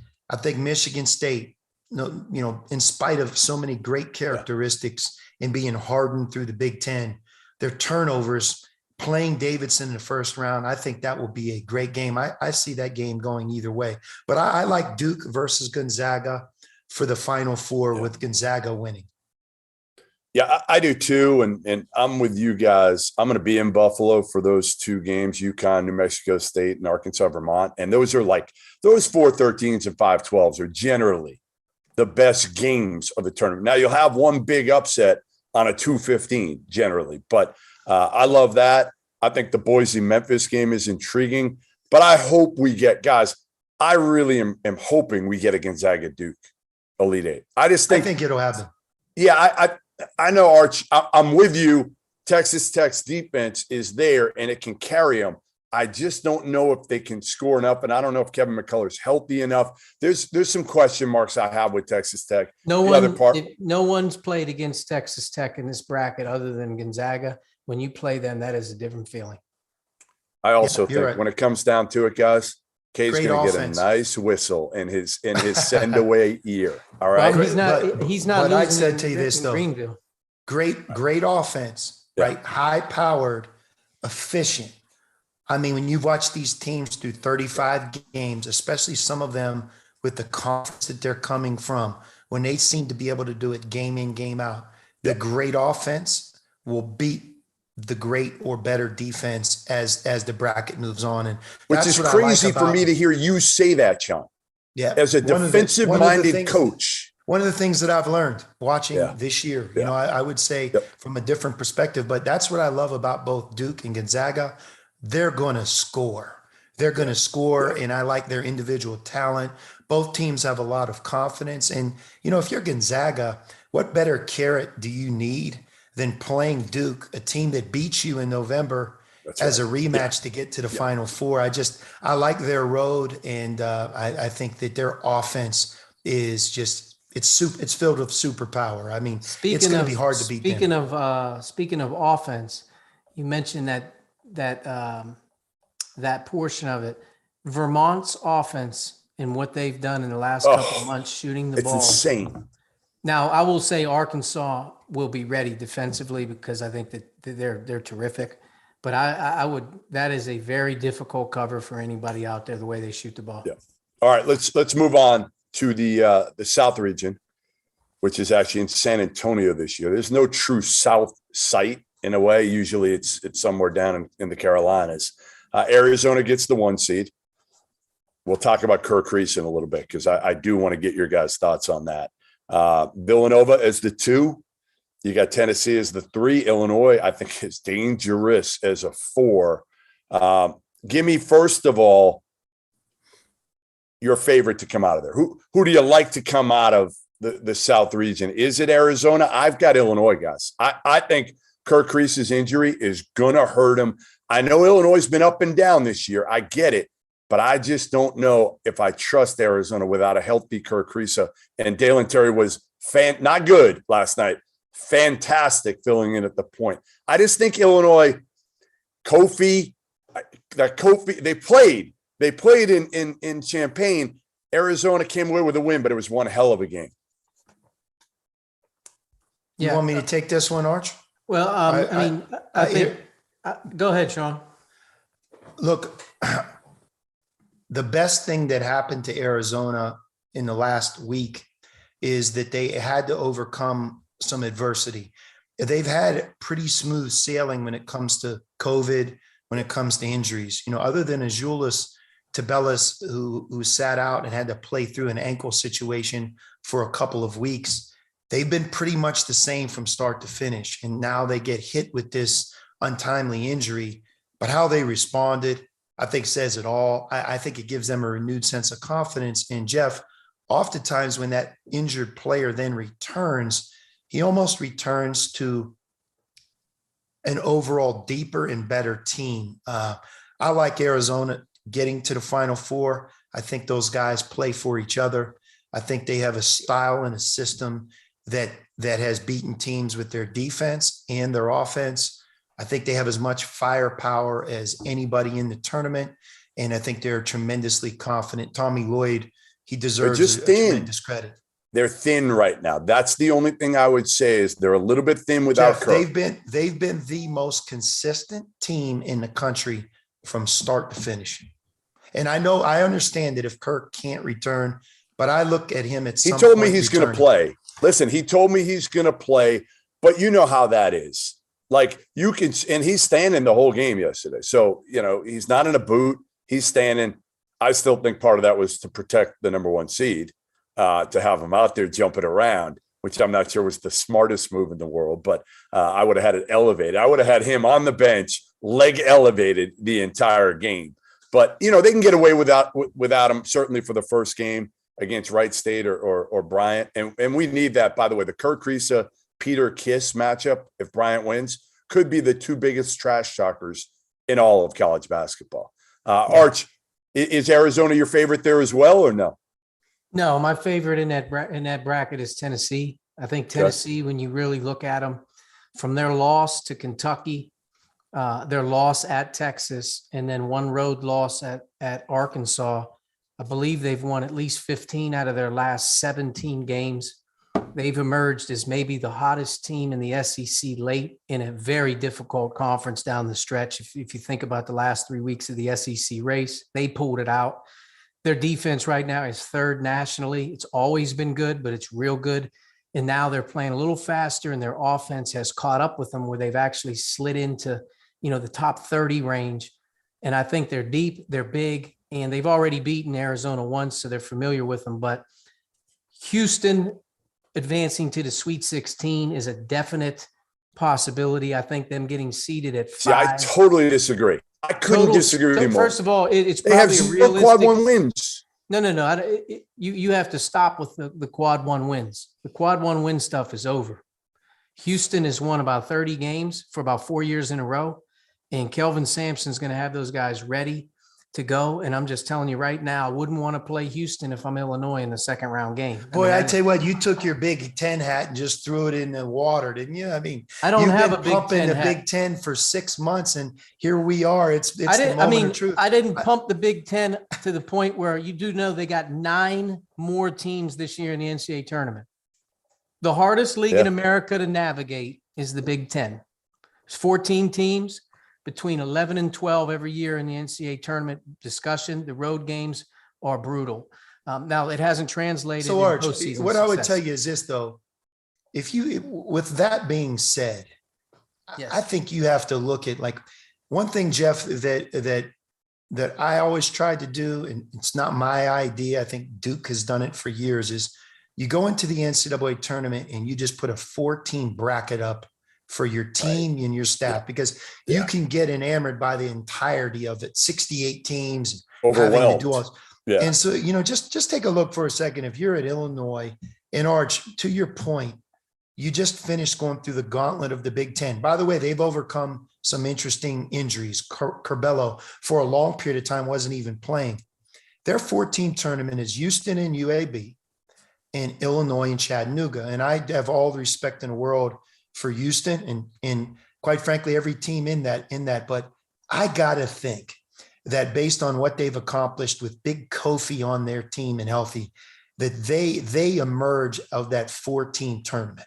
That 14 tournament, I'm picking Illinois to the Sweet 16. I wouldn't be. Grandison is a bigger deal than people think being out. It really is. It's given Illinois one less able shooter around, but in watching Illinois down the stretch, they've been good, but they're not blowing teams away. And depending on the matchup, however your 4s and 5s are, Kofi can be had on the other end of the floor when shooting comes into play. It is what it is. Illinois will have motivation to advance because of their loss a year ago, but I'm still going with Kelvin Sampson in Houston in the Sweet 16 versus Arizona. I think Arizona will play Seton Hall. I think Seton Hall will win their first round game against TCU. I have Michigan upstating my guys at Colorado State. Size is going to be a big deal in that game. Yeah. Big. They're not going to be able to stop Hunter. They're going to have Colorado State is going to have to really bang the three from the front court positions in that game with Roddy playing some 5. But I'm telling you, the size in that game is going to be a challenge for Colorado State. Defensively, rebounding, post defense, the whole deal. It's going to be a challenge. Jeff, Arch, I would say this. Look, you got to really talk about this now because we've mentioned how important matchups are in the NCAA tournament. The team that I like to play in the regional final, the Elite 8 coming out of the South, is Villanova. Like, I think it'll come down to Villanova in Arizona. And what will be interesting is it is clearly a difference in complete 180 in styles of play. Can Villanova's smaller version of basketball in really slow tempo and switching on defense and being that methodical team, which you can't speed up or turn over, win out versus Arizona that's going to force the tempo, play close to the basket, be hard. Like one thing, Arch, we've talked about a lot with Villanova, they don't depend on their 2-point field goal shooting as much, right? I mean, the way their 2s are coming off of drives and they're utilizing the 3-point shot. And well, if you think look about at this, Arizona's strength. They post the ball with like Kirk Kriisa, he would have a nightmare game versus Villanova. Right. With the way Gillespie would post them. I would say that region comes down to Villanova in Arizona. My point is, I think you have 2 styles. Whatever style in that game wins the game, because you can't play basketball in a different version any more than Villanova versus Arizona. Yeah. I got Jeff. By the way, some quick news. Hey, some quick news, non-tournament news. Tom Brady just announced he's coming back this year. For who? The Steelers? Tampa Bay. Is he going to the Steelers? Steelers. No, he's not going to the Steelers, Arch. Oh, They still have no quarterback. Are you serious? I'm serious. He upstaged the post-bracket breakdown of everybody and tweeted that he's coming back this year. That's amazing that he just tried to bully the NCAA tournament. Totally. He hates the NCAA like everybody I thought else. if you said he was going to be a free agent and the Steelers were going to pick him up, I would have been a little excited. But now you're not. I'm not really sure about that. All right, so upsets. Let's go quick. Jeff, Arizona. Time out for a second. Time out. Let's stay on task here. Like, I picked Gonzaga in the West. Yep. Arch, you didn't even bring up Alabama. So clearly you've given up on Alabama's ability to be in the national champion. Yeah. We're in the South right now. And what I'm saying is it's Arizona versus Villanova. I have the Cats. I think they're the best team in the tournament right now. They're the most consistent team. And I'm banking on Kirk Kriisa rejoining their group. That's the key. That's what I see. That's a good, I mean, that's a good deal for you. I think that you know those guys more than anybody, but I'm going with Arizona and Tennessee in the Elite 8. Tennessee's going to go to the Final 4, and I have Tennessee over Villanova, Arizona over Houston in the Sweet 16, and I have Ohio State, Villanova second round, Michigan, Tennessee second round, Houston, Illinois second round, Arizona, Seton Hall second round. I think I got Illinois playing round. Villanova. Ohio State limping into Really? the tournament. Ohio State limping into the tournament versus Loyola with their experience. So Jeff, you said Illinois versus Villanova. I do. And who is going to be in the Final 4 from the South region? I got Illinois. I got Illinois beating Villanova, and I love Villanova. I love their culture. I just think, man, good luck to Dixon against Big Kofi. He'll have him fouled out in about 3 minutes. Like, honestly, like, I love Villanova. I just don't like Villanova against Illinois. It would actually be mesmerizing to watch Villanova's game plan versus Kofi. If, for that matter, Villanova's game plan versus Arizona, no one pounds you inside more than Arizona. Right. And again, That's why listen, I like him. Arizona with a healthy Kirk Kriisa, I'm taking him over Illinois. Illinois with Kirk Kriisa, who I don't think he's going to be at 100%. You guys are sleeping on what Tennessee's done the last few months. Yeah, I know they've done well. I still don't. I don't. Jeff, know. they just won the SEC. They've been tournament. great. Listen, they've been great. Those top four are the best top four, I think, of any region. Arizona, maybe as talented as anybody with Kerr. Villanova, listen, it speaks for themselves what they've done over the last 5 years. Tennessee, red hot. Illinois, again, Jeff, talented. Jeff, I don't know if we've talked about this a whole lot, but I don't think the selection committee gave the Big East any play in terms of how strong their league was. When your league regular season champ, 25-5, Providence got a 4, Villanova got a 2. Yeah, Everyone we'll talk else about was that. on the 8, 9, 7, 10 line. I blame Fanta. He pushed the Big East so hard in his passion and his love.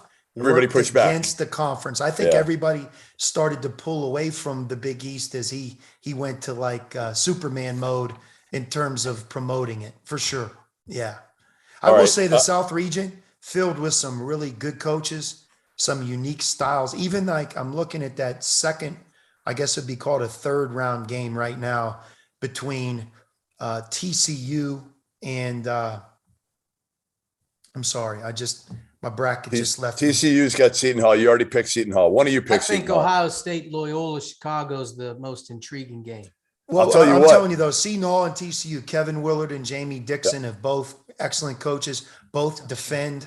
And, the winner of that game playing the number 1 seed Arizona, I think will be a good game. They just don't have enough to beat Arizona. Well, I still think, think about who TCU's had to play the last 2.5 months with That's Kansas and Baylor. Yeah. I mean, they won't be overwhelmed.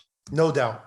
I love the UAB Houston game. Complete contrast in styles. Andy Kennedy wants to get up and run. Houston wants to grind you out, guard you.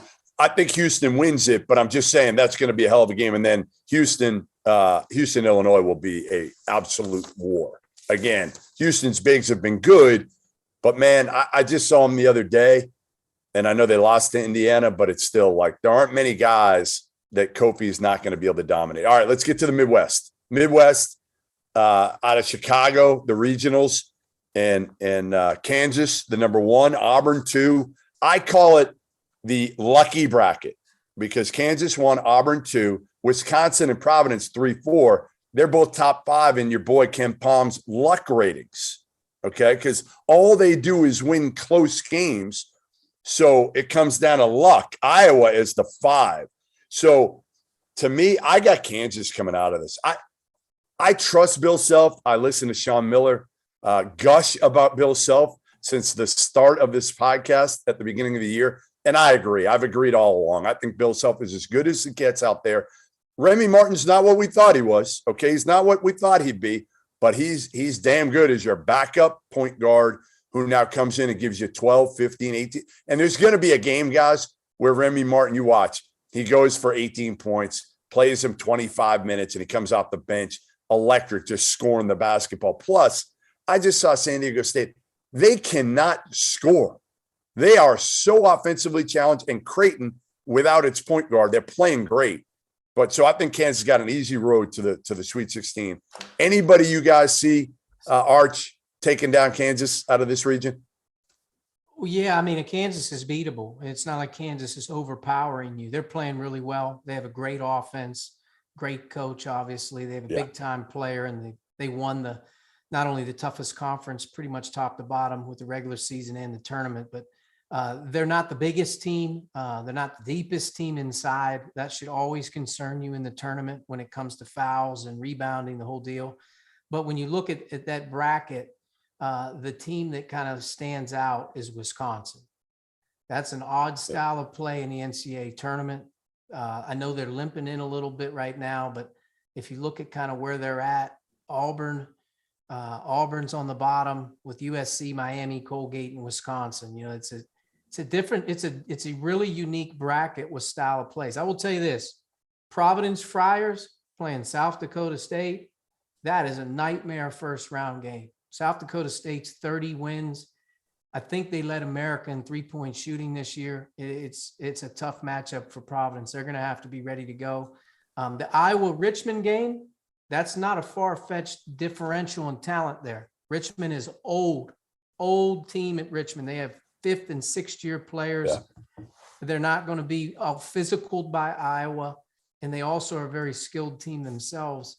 That's a very unique game for the 4-5s. The 4-5s in that bracket are dangerous. But I think Kansas moves on, and I think they'll end up playing Auburn in the Elite Eight. And I think that Kansas will go to the Final Four in this Midwest bracket based on it just doesn't see I don't see the writing on the wall of a team that's playing as well as Kansas right now. Sean? Yeah, again, I like to break it down into that 4-team tournament, right? So I'm looking at Iowa versus Richmond, and the winner playing Providence, South Dakota.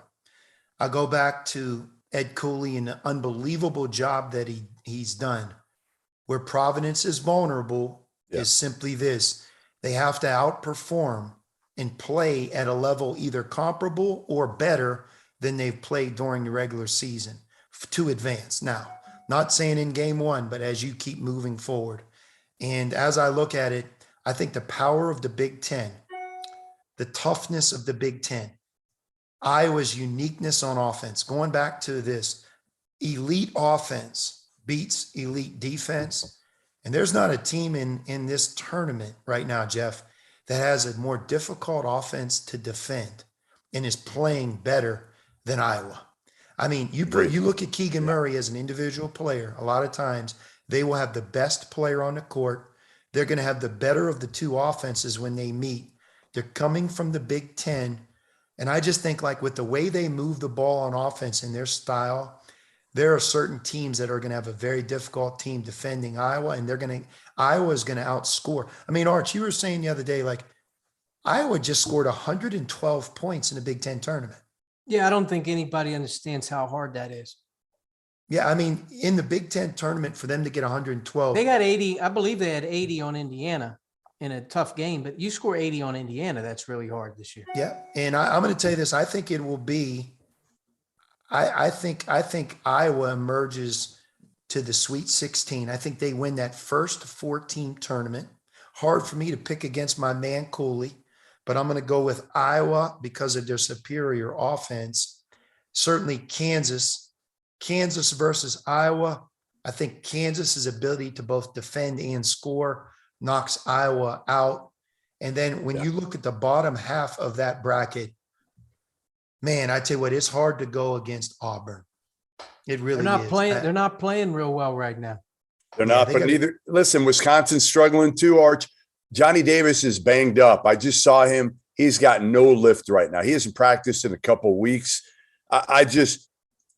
To me, Iowa's the team I worry about with Kansas by far. Ever since Iowa put Jordan Bohannon back at the point, they are a completely different team.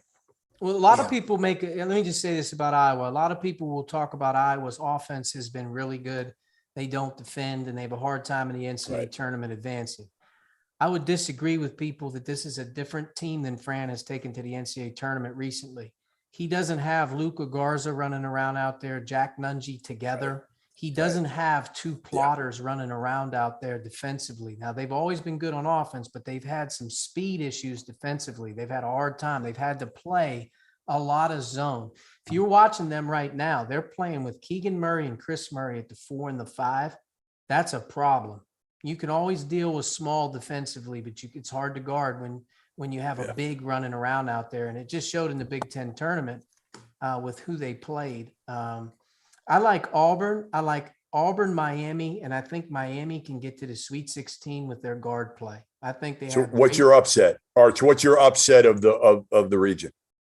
My upset of the region is going to be, I don't really necessarily know if there are a ton of upsets there, but I think that the winner of Iowa State, which I have Iowa State advancing, and I have Iowa State beating Wisconsin in the second round. Sean, any big upsets come? I mean, everybody's so going far to pick. as I see it through, I know this is supposed to be the tournament that has the most upsets because teams are older, right? Especially some of the early round games feature seniors and, COVID types of situations where guys have come back where they otherwise haven't. But I really don't see it that way. I see Gonzaga in the West. I see Arizona versus Villanova, Arizona in the South. And I look at Kansas versus Auburn. And I'm going to go with Kansas there. I think that Kansas, Archie, you talked about the Big Ten, the best conference. I understand the Big Ten is a tremendous league. I don't necessarily know Big if it's 12. the best. I think it's the deepest. It is the most deepest. It's got the most teams. Big 12, though. You look at the games these guys have been playing January and February in their recent tournament, and watching Kansas win the conference tournament in addition to sharing the Big 12 regular season championship. I think they're a true team. I don't know if their individual talent is on par with some of the best teams that Kansas has had, but man, I tell you what, when you look at how they've played, again, a team that's been consistent all the way back when we first saw them in Madison Square Garden in November. Just remember too, Providence. Jeff, the bottom of that bracket's going to get blown up. Iowa State, Wisconsin advance. Iowa State moves. I think Miami moves in not only beating USC, but I think they beat Auburn. I think Miami will. Oh my God, there's no way. Their guards. I tell you what, you owe me. We'll bet a Mexican dinner on that. On that right there. I got Auburn versus Kansas. If it's different, who do you have? I have Miami versus Kansas and Kansas. Oh my God. There's just no way that's going to happen. I'm going with great guard play. That bracket in the bottom is not that talented. It's not super talented. Where's the Mexican dinner, Sean? El Charro, you got it. Agree to it, Arch. Miami. Arch loves it. Notre Dame got treated like a Pac-12 team. They got they finished second in the ACC, and they got shipped to your former stomping grounds, UD Arena, first four. I'm disappointed that there wasn't a Pac-12 team in the first four. I think for the first time ever, there's not a Pac-12 team in the first four. Probably true. But I'm going to tell you this. They subbed the Mountain West team in there for them. Arch, you can't pick Miami to advance to the Elite Eight out of that conference. No way. Great guard play. Small ball, very hard to guard. Auburn does scare me. Auburn scares me. I'm just telling you, if you've watched Auburn play in the last 3 weeks, they are so erratic with their guard play that they're not getting any solid play from their guards. None. Yeah. I mean, KD Johnson was 0 for 14 in that loss in the SEC tournament. He got it out of his system. My upset, South Dakota State, even in front of a pro Friars crowd, South Dakota State can score the basketball. They come in with confidence. Again, Providence is really good as a team. They're tough. They can't really score. If they can control the tempo, I think they're fine. But if they get down early, I think it's going to be a problem against South Dakota State. All right, let's go to the East, where we in Philly, where it is Baylor is the number one seed, which is, man, is that a tribute to Scott Drew, the job that he did to get them to be a number one seed with all the injuries, with losing 4 dudes from last year's national title team. Incredible. Absolutely incredible. I know he's not going to win any coach of the year honors, but man, he probably should. I think he's done a better job this year than last year. Kentucky, Unreal. 2, Purdue 3, UCLA 4, and I call him Sean St. Mary's Gales now because of his son. I'm going to watch. I'm going to watch that game. I'll be there. Where is that game? You're welcome to come with me. That game's in Portland. That? Yeah, you're welcome to come with me. They're going to play Indiana. Oh, they are. Oh, you're not welcome. You're not welcome to come on the ticket list. I'll have to call those guys. I'll have to call those guys over there and see if I can get on a ticket list for Portland since I'm out here. What do you think they'll say, Arch? Yeah, they'll give me tickets. They'll give Hey, you a Arch. ticket. You're going to be in the Indiana section or the St. Mary's section? I'll probably have to sit in St. Mary's section considering its family on the other bench, but I wouldn't have a problem sitting in the Indiana section. Hey, Wyoming is going to beat Indiana. You're going to be more than welcome to come out to that game. If Indiana does Wow. win, if When Indiana does Wyoming- win, When Wyoming lands wherever they come from and land in Dayton, Ohio, they're going to play in front of 15,000 Indiana fans. right. Big Very difference true. between the tournament a year ago and this year. Wyoming, For example, UCLA would have played Michigan State at UD Arena Yeah, a year it's- ago in the first four. Indiana is going Been to a different- dominate the first four in terms of the fans. In Wyoming, if you've watched them play, it's an odd style of play, the way they play with Maldonado and their big boy, but it's Yeah. nothing crazy. Indiana's great on defense. I just don't see the crowd in the hype around the game with Indiana being so close. I think Indiana moves on to that one fast. Now, they'll have a tough trip out to Portland to play against St. Mary's, which would be the first team to 50 probably wins. I'm going to say this. I know St. Mary's like the back of my hand. I also know Wyoming pretty well. The fans at Indiana work against Indiana because the second Wyoming goes up 2-0, they start to boo the coach and the players. By the time you get to halftime, it will be a pro Wyoming crowd. No, that's only I don't Arch. see that coming. So let me finish that. That's only Arch, That's John. not that they true. Yeah, boo. they're That's not not booing true, Mike. by the way. But what I'm going to say is Wyoming beats Indiana. Their style of play, Maldonado at the point, their uniqueness will give Indiana fits. It doesn't matter. I like St. Mary's. I really do in that first round. The only thing I wish for St. Mary's is that they didn't play into the winner of. I'm telling you, the six playing the winner of, like Indiana or Wyoming, whoever wins You hate that. game. Yeah. I mean, what I like though is that they have to travel They have all to the go way to to Portland, Portland. and, Yeah, they have and to go to St. Mary's Portland. will be out here. But I believe that St. Mary's will win that game right there, the winner of, for sure. All right, I got one for you. Baylor could play Carolina in the second round if Carolina gets past Marquette, which I don't know about you guys, but I'm taking Carolina in that one. They got momentum right now. They're playing tough. They got They were down by confidence. 20. They were down by 20 in that ACC semifinal. Am I right? Yeah, I Bill? still think that they feel better about themselves than they did 2 weeks ago. I mean, they're an 8 seed. They still beat Duke and Cameron. Marquette has been kind of up and down this year. Is Baylor at all vulnerable, guys, of not getting out of their top half of the region? You know, having Carolina, Marquette, and then UConn, or is it a good kind of deal for the Bears? Do they have enough? I mean, LJ Cryer is still, we don't know if he's going to even be able to play. They're really thin. Yeah, I mean, look, I think Baylor's the team that will have the greatest sense of relief that the Big 12 is over and everything that they same. went through. Really? I think the fact that they've earned a Same. 1 seed, they've gotten through the stress of the Big 12. I know they didn't play well in that last game in the tournament. Oklahoma played well, but Baylor is probably the one team that's saying, we're really proud of ourselves right now. We're a 1 seed. We won this thing last year. I see Baylor getting to the Sweet 16 over Marquette.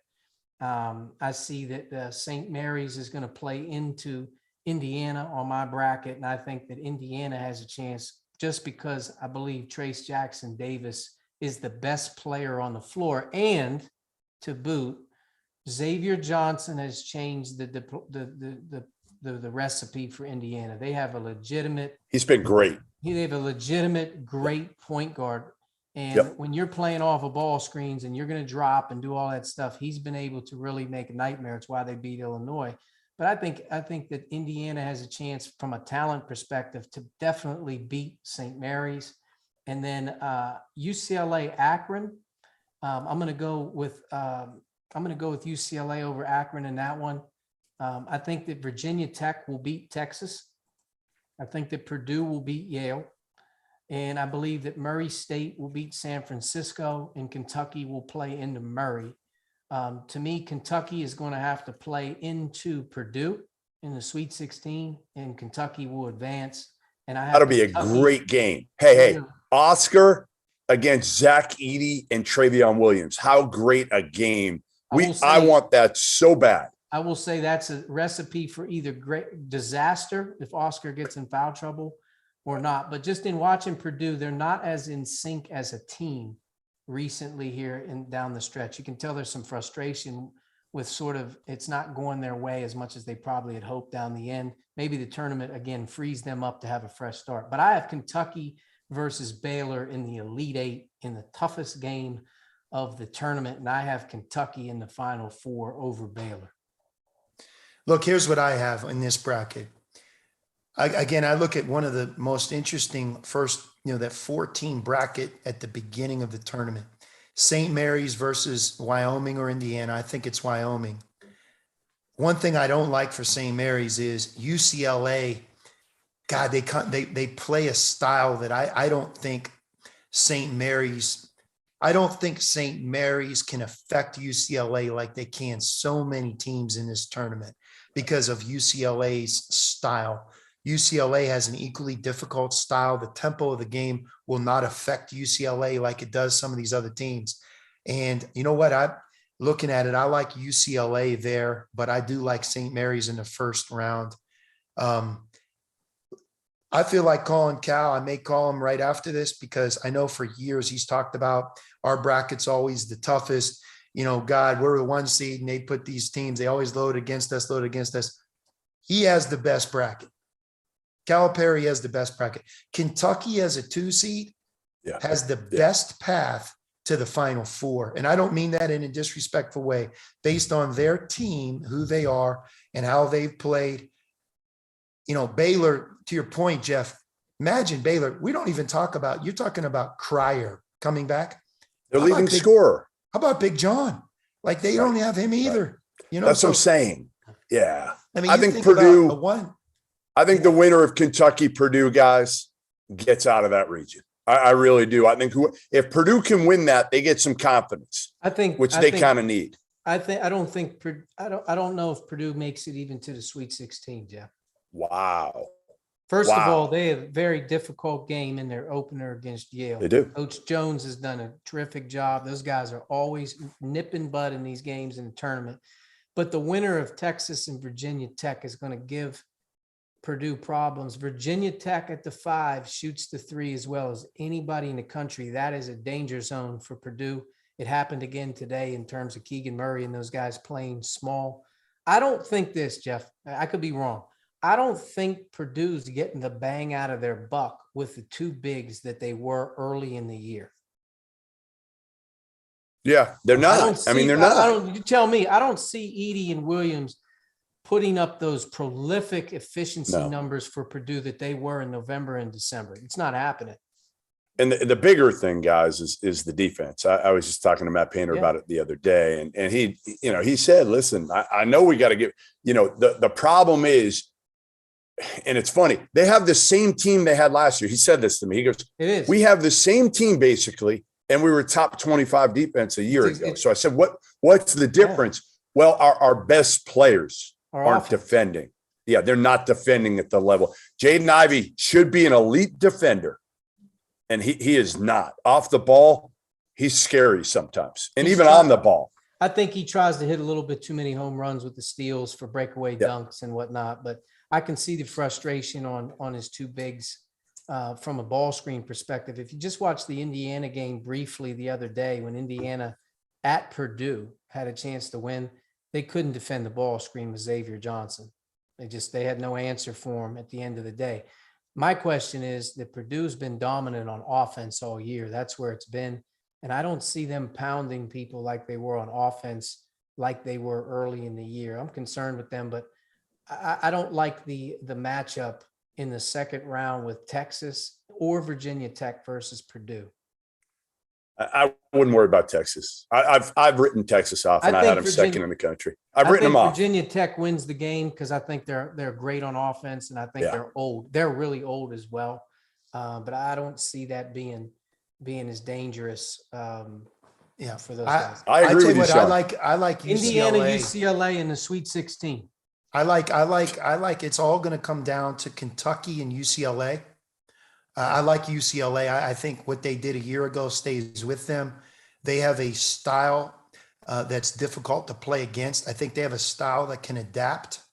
I love St. Mary's. I wish St. Mary's was playing somebody else after they beat Wyoming. I wish they were playing somebody else besides UCLA there. I really do. Yeah. I think UCLA is the wrong style for St. Mary's. I hope it just, and then with that, when you put UCLA back in the Sweet 16, I look at who they're playing. I go to Baylor. I think Scott Drew has done an amazing job. A lot like when you talk about Ed Cooley, but he's a 1 seed without their starting 5 and their leading scorer. Amazing. They have their starting 5 and their leading scorer are not playing, and they're a 1 seed. Like, that's the 1 seed you want. Kentucky, in my mind, is really the 1 seed in that bracket. I think Kentucky's in the Final Four coming from that region, Kentucky. Look where they're playing. Look where they're playing the games, fellas. In Milwaukee. I mean, they're in the East. Kentucky is going to have. Then they go to Philly. Kentucky is going to. But nobody has the advantage. I mean, guys, like, if they get to Philly in the East, Baylor, Kentucky is the advantage everywhere they go. Right. But they could play in do Alaska. it blue bloods. Right. It doesn't matter. I think you guys have Baylor in the Sweet 16. I have Indiana advancing past UCLA. Yeah. Yeah. Were you surprised, Arch, were you surprised that Indiana got in the first 4? I was not, again, because I felt like they needed a big name there. Were you surprised? No. Do you think they got hosed? At the end of the regular season, Indiana was going to have to win 2 games in the Big Ten tournament to be right there. And they did that. But going into the Big Ten tournament, if you looked at the resume and you add in that their non-conference was in the 300s, they had to win a couple, and they did. Right.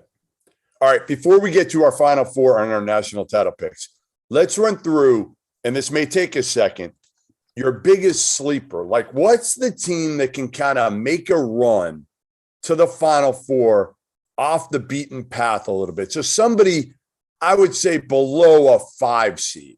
Who's below a 5 seed that's got kind of there's always going to be a few that make a run to the Sweet 16. We know that. Elite 8, there'll probably be one. Is there somebody? You're saying somebody 5 or below? 5 or below that can legitimately, who's your Arkansas, pick? Arkansas for sure can make a run.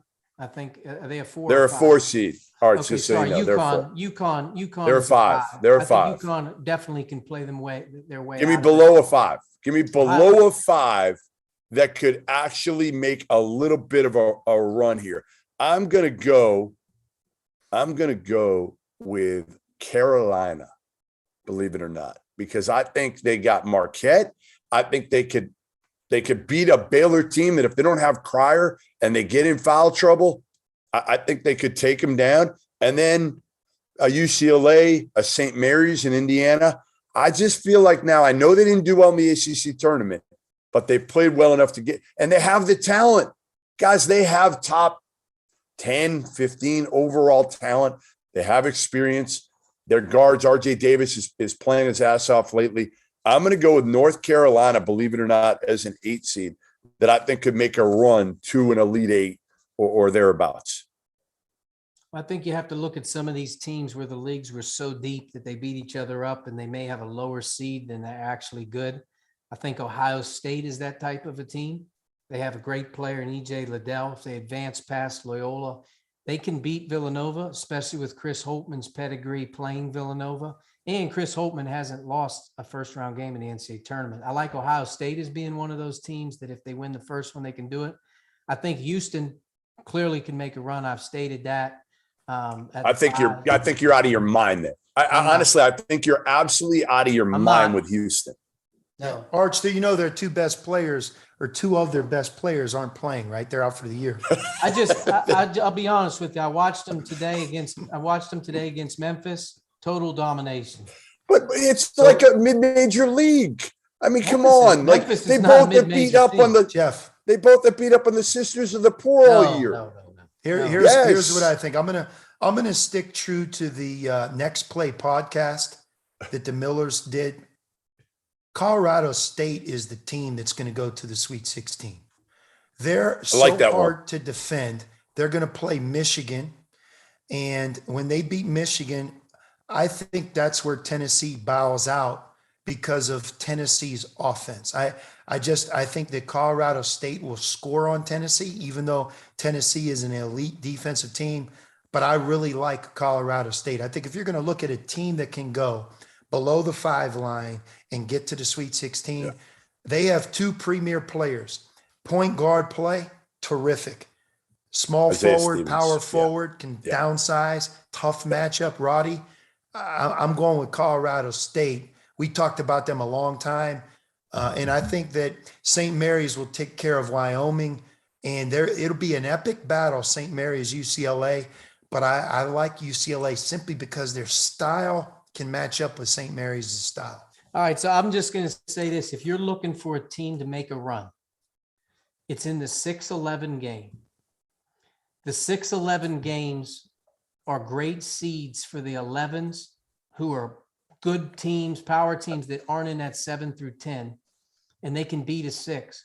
And then when you play into a 3, that's a lot of times a lot different than playing into a 1 and a 2. When we made our run at Dayton, we beat Ohio State, then we beat Syracuse, and then it was a 3-6, and then we played into, I think, Stanford or whatever. But if you look at the 6-11 games, the ones that I like, especially for Rutgers advancing in the first 4 to play Bama, I see Rutgers being able to beat Bama and then play out of it. I think that's a team, if you watch that 6-11 game, whoever wins that playing game, that 11 would be tough. But the 6-11 games, if you kind of look at those Texas, Virginia Tech, look at Virginia Tech being able to advance past Purdue into the Sweet 16.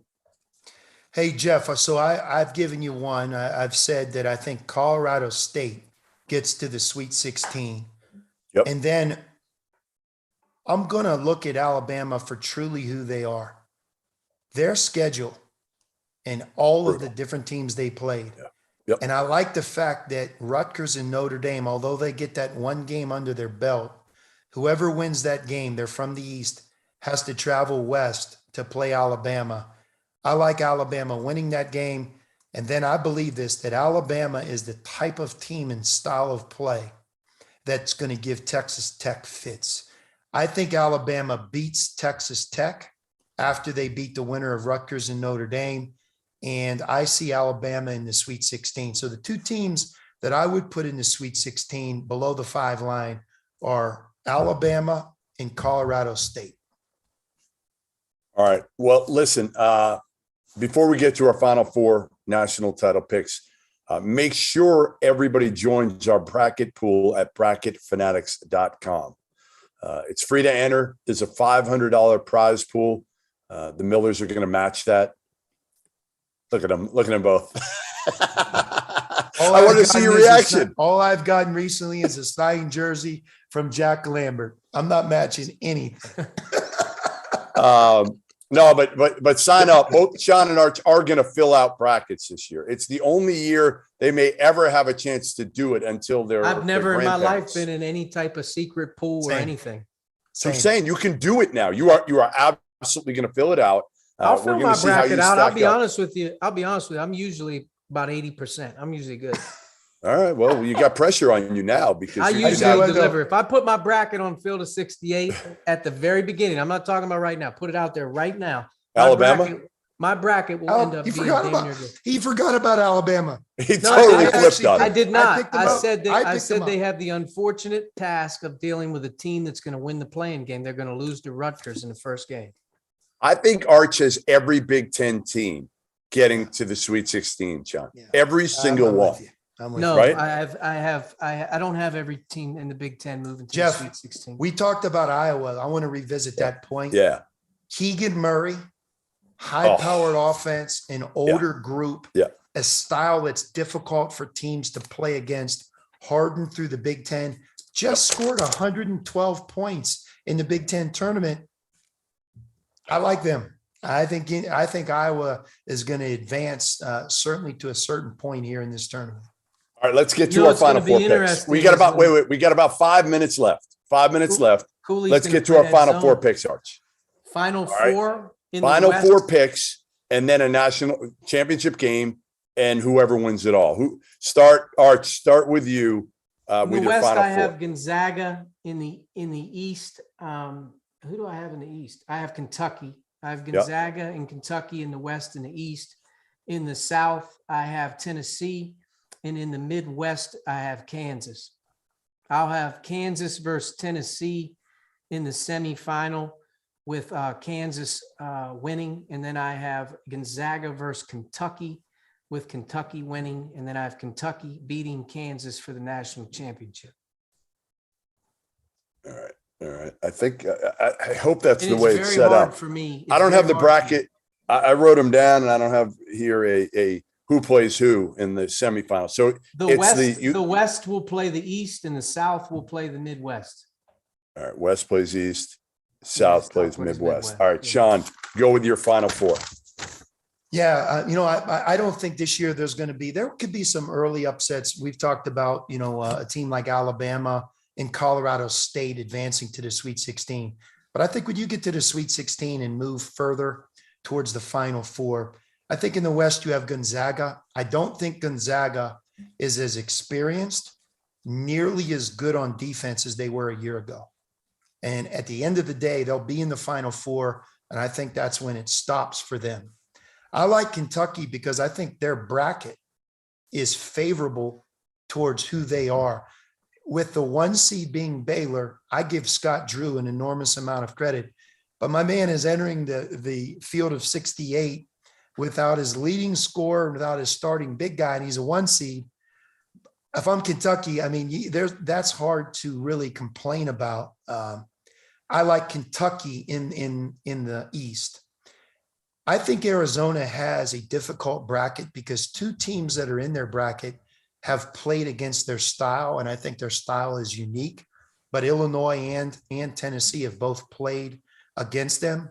And then Villanova, it's interesting because of their experience and the unique style, a complete 180 from Arizona. I think that'll be a great game.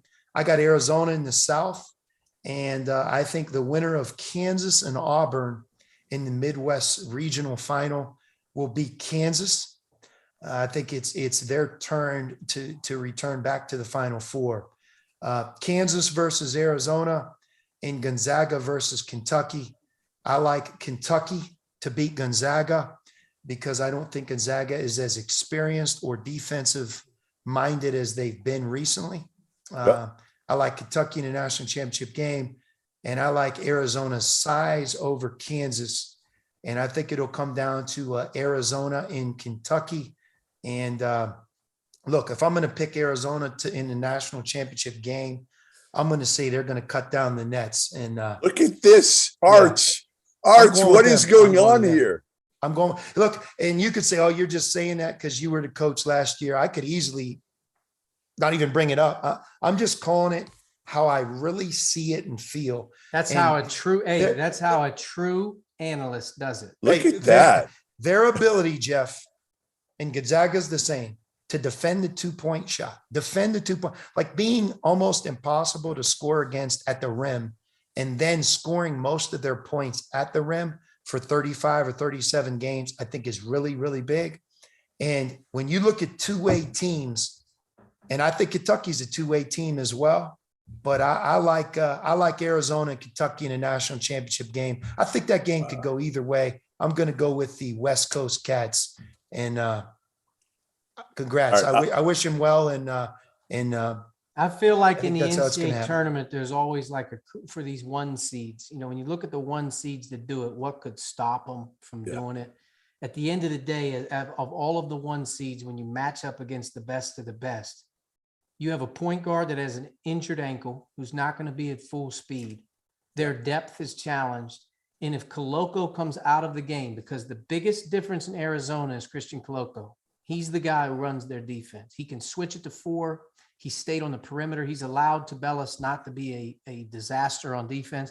If Koloko gets in foul trouble and comes off the floor against the best teams in a neutral setting game, Arizona's got a little kryptonite there. And here's the thing, Gonzaga, if you watch that St. Mary's game at St. Mary's, when they treated Chet like he was still playing in the Under Armour circuit, they got some issues now if they play against a couple big boys, but I just don't see that type of physicality that Gonzaga is going to see in their bracket. I mean, maybe. All right, we got to close it up. I'll run through mine real quick. I got Gonzaga playing Kentucky. Right, Gonzaga, Kentucky, and and then Kansas, Illinois, as a Bill Self against his former team matchup in the Final Four. I have Gonzaga playing Kentucky in the title game, and Mark Few finally getting that elusive national title. Jeff, I don't think Gonzaga is good enough on defense or old enough or experienced. If you're going to say Arizona, here's the one thing that I like about Arizona, and not a lot of people talk about it. The three guys that play off the bench, and I'm going to assume that Kirk Kriisa will return back to form. So if you told me he's not even a part of it, of course, they're not going to be as good as they would have been. And that could affect their route. But if he's back, I think they've proven start to finish that they're the best team. But when you look at their bench, they have three older, experienced players that they play off the bench. Yeah. I'm talking about Arizona right now. Yeah, absolutely. Not a lot of people have talked about it. Kyra's been great. They're not freshmen. Larson's an NBA player. Yeah. No, they're good. You look at Gonzaga, I just think when they sub, they're too young. They're younger, and at times those guys make negative plays, and as we move forward, those negative plays and their inability to get these stops will, I think, not allow Gonzaga to win it all. I do think they'll be in the Final Four. Yeah, listen, hell of a bracket. Can't wait to get going for Jeff Goodman, Archie Miller, Sean Miller. Thank you guys for joining me. Up next, we've got more for the rest of the night till midnight. We've got shows. Next up, Rob Dauster, Terrence Oglesby, Randolph Childress, Sean Paul coming up right now. So stick with us. And again, the best content you'll find anywhere in college hoops the rest of the week. Make sure you stick with us.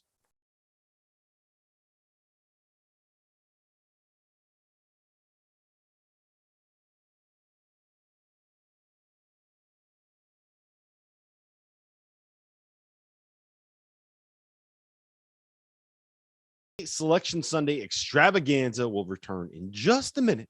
While we wait, let me tell you guys about our partners over at BracketFanatics.com, the single best website on the internet for you to use to host an NCAA tournament pool for you, for your friends, for your coworkers, and for anyone else that is willing to dive headlong into the madness with you. Why? Well, Bracket Fanatics provides a bracket experience unlike any other. How?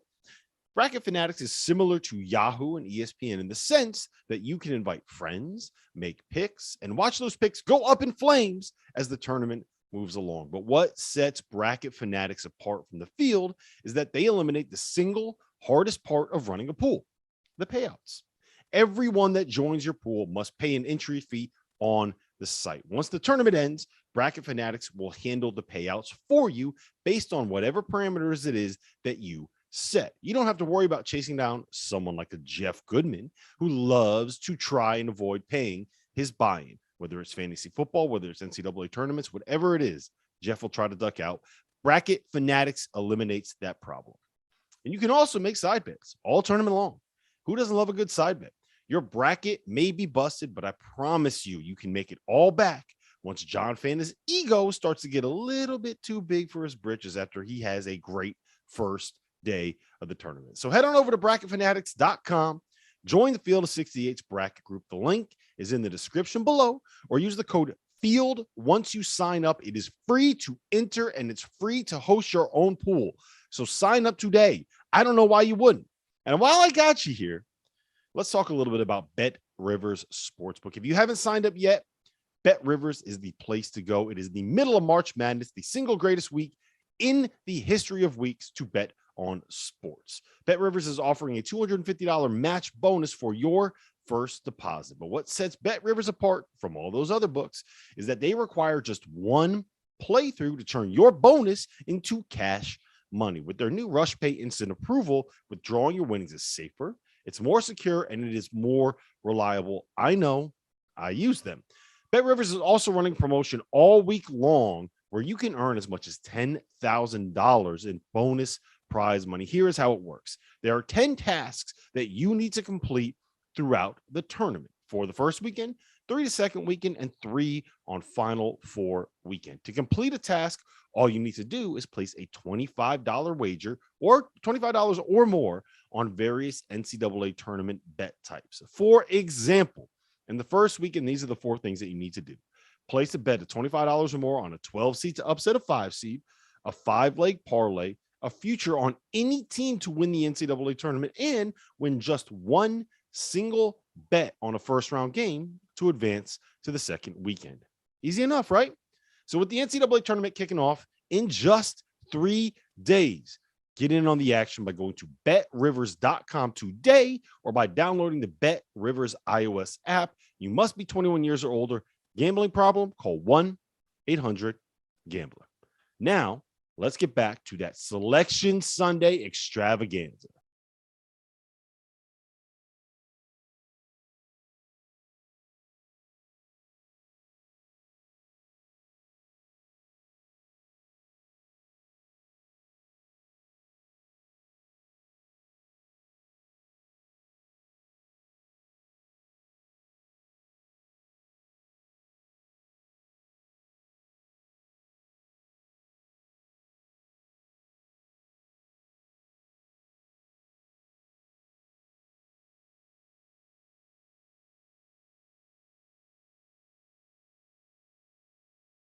Welcome, everybody, to the Field of 68 Selection Show extravaganza. It's Selection Sunday. We made it. We survived. It's been 4 months since the season started, and this is what we've been leading up to the entire time.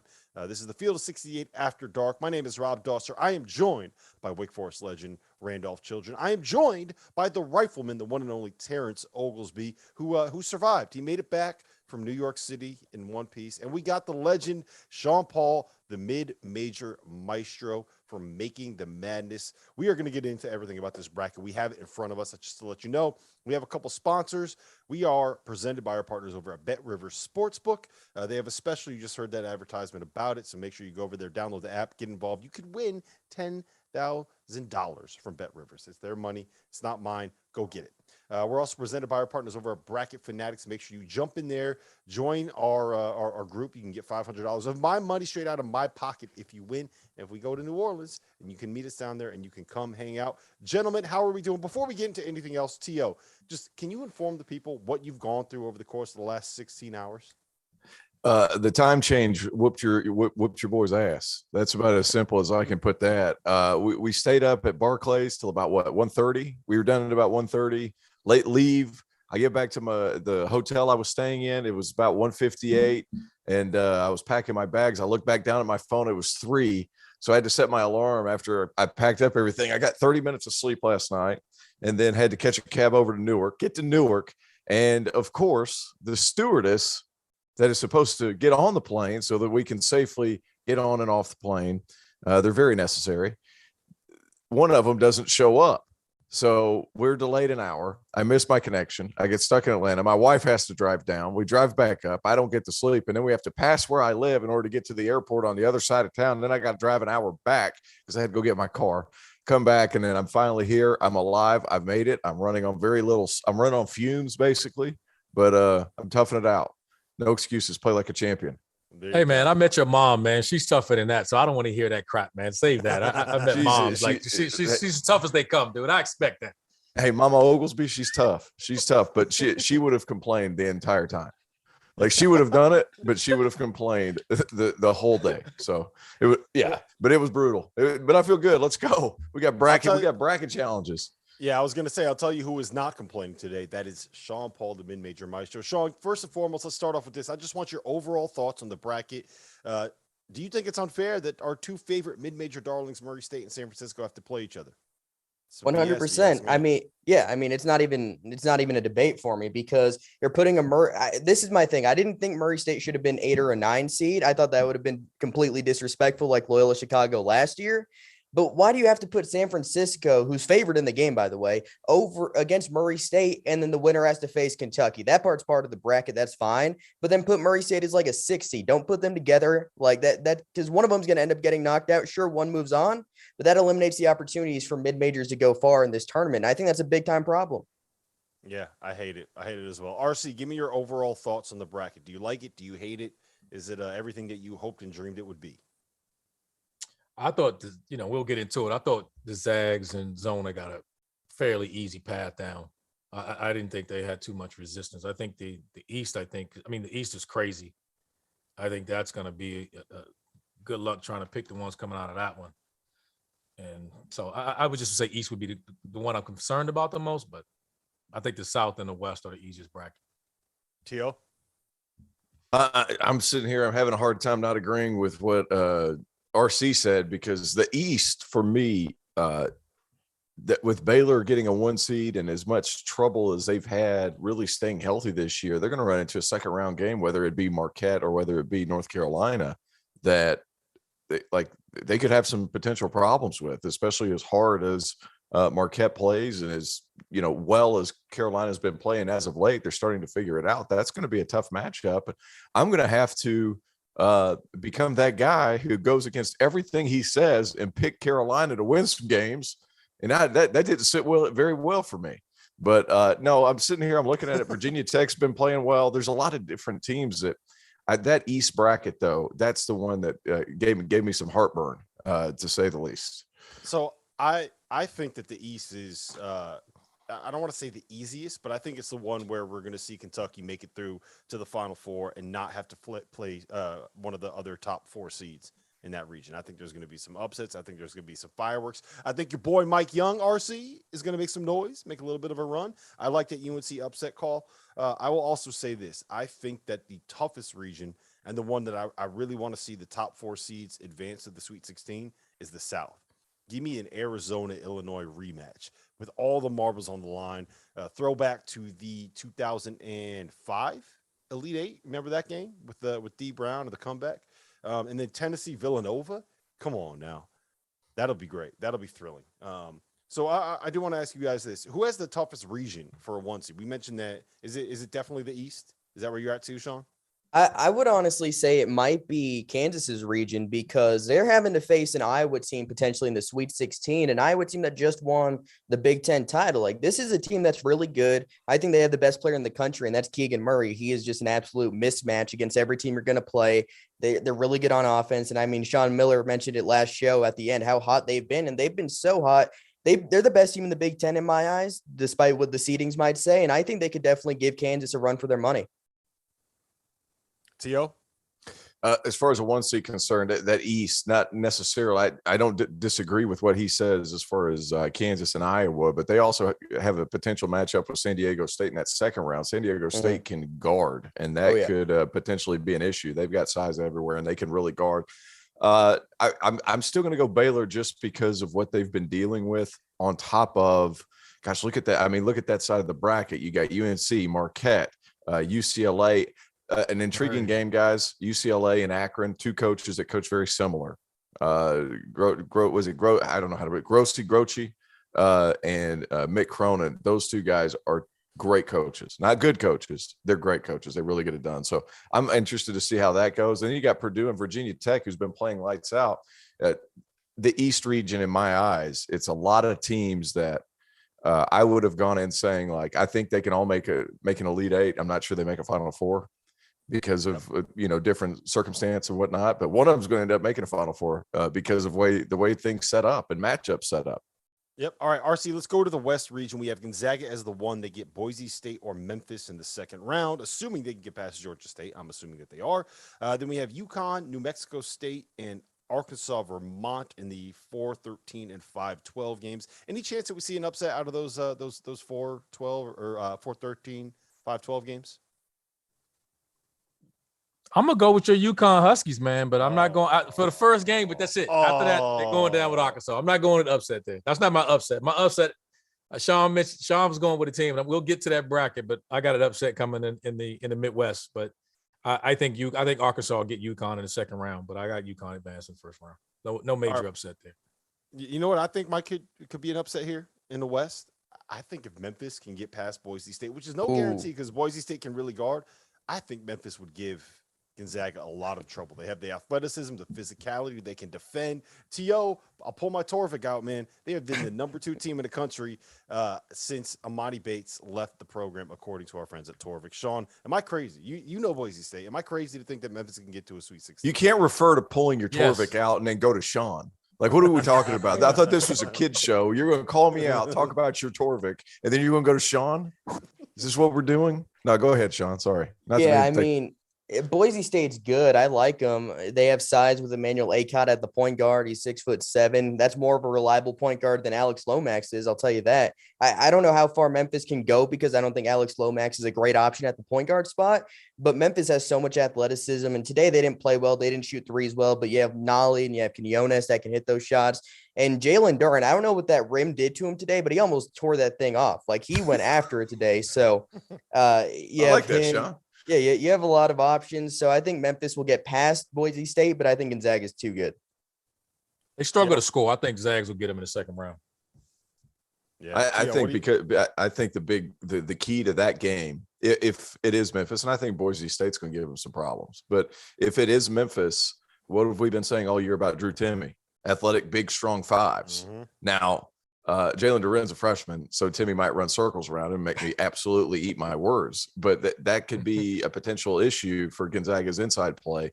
Holmgren's not going to mess around in there all that much, and Memphis has the kind of guys that can really push them out on the perimeter. Is Memphis going to be able to score enough? They've been doing it much better lately. That's the issue. But it's going to be interesting to see how they approach a team like Gonzaga, because of how well they score the basketball. I think that's a big one looking forward. But defensively, Memphis can compete there. Yeah, the one other thing I'd say is that Boise State is known for being tough and physical defensively as well. And I think that could create a lot of problems for Memphis, who has, put it nicely, they've had some issues with turnovers so far this season. All right. That game might end like 35-33. Yeah, that ain't going to be a pretty one. Is Gonzaga, are they getting to the second weekend? Are they getting past the Sweet 16? Like, who's the most likely team to be able to pick them off? Go ahead, RC. You can say no. I would say I don't see it, but if I had to pick one, I'm going to say Arkansas. I think Arkansas will give them the most trouble. They've been playing well. Obviously, they lost in the SEC tournament, but I like them. I mean, I think they're playing well. But again, I don't see anybody really challenging the Zags. I don't think they have the size really to challenge them. But if anyone upset them in that, I think it'll be the 4th seed. I think it'll be Arkansas. Yeah, I'm really looking forward to it. I hope we get it because I think that both Vermont and New Mexico State are really, really tough mid-majors. Stop it. You just cheering for UConn to get there, No, thinking no UConn was going to get them. I don't think UConn will have I think UConn will win that game. Like I'm pretty comfortable with that one. That's not an upset I like a whole lot. New Mexico State? Why? Yeah. They don't shoot the ball very well. And Teddy buckets, I mean, he can get buckets, but he can also have 10 points and go 2 for 15. So it's always up and down with him. They turn the ball over. They're good, but then you have to have Adama Sanogo go inside, and Isaiah Whaley's athletic. You have Andre Jackson, who's super athletic, might be the most athletic player in college basketball. It's just going to be a problem for New Mexico State. New Mexico State's really good at rebounding. So is UConn. So I just think it's a bad matchup for New Mexico State, and I don't think it's going to be a super tight game. Yeah, one other thing I would add real quick about Vermont in that 4-13 game is that they have been one of the hottest teams in the country. They won every game. We talked about this last night, too. They won every game in their conference tournament by 30+. They beat UMBC in the title game of the American East by 40, and they've been as hot as anybody in college basketball. Let's go to the bottom half of that bracket here. We have Duke as the 2 seed playing Cal State Fullerton with the Foster Lawyer revenge game narrative. Michigan State Davidson in the 7-10, and Texas Tech, Montana State in the 3-14 game, and Alabama will get the winner of Rutgers, Notre Dame. I'm calling my shot right now here, RC. Rutgers is getting to the second round of the NCAA tournament. They're going to beat Notre Dame, then they're going to pick off Alabama. I'll OD you like there. I have them. I have them getting past Texas Tech too. I got them. No. I like That's Rutgers, and I have questions about Texas Tech. I have questions about Texas Tech. Bryson Williams is good, but can a team with Bryson Williams as your best player really make that deep of a run? I mean, can they really get to the Sweet 16 with Bryson Williams being your guy? I think they need TJ Shannon to figure it out. The only thing I would say to that is that Texas Tech, if they end up playing Rutgers and Texas Tech basically do the same thing. Yeah. But Texas Tech do it better. But I trust Rutgers' Mhm. scoring options or go-to guys more than I trust Texas Tech's. Like, if you're telling me I have to pick 2 scorers on the floor, I'm going Geo Baker and Ron Harper Jr.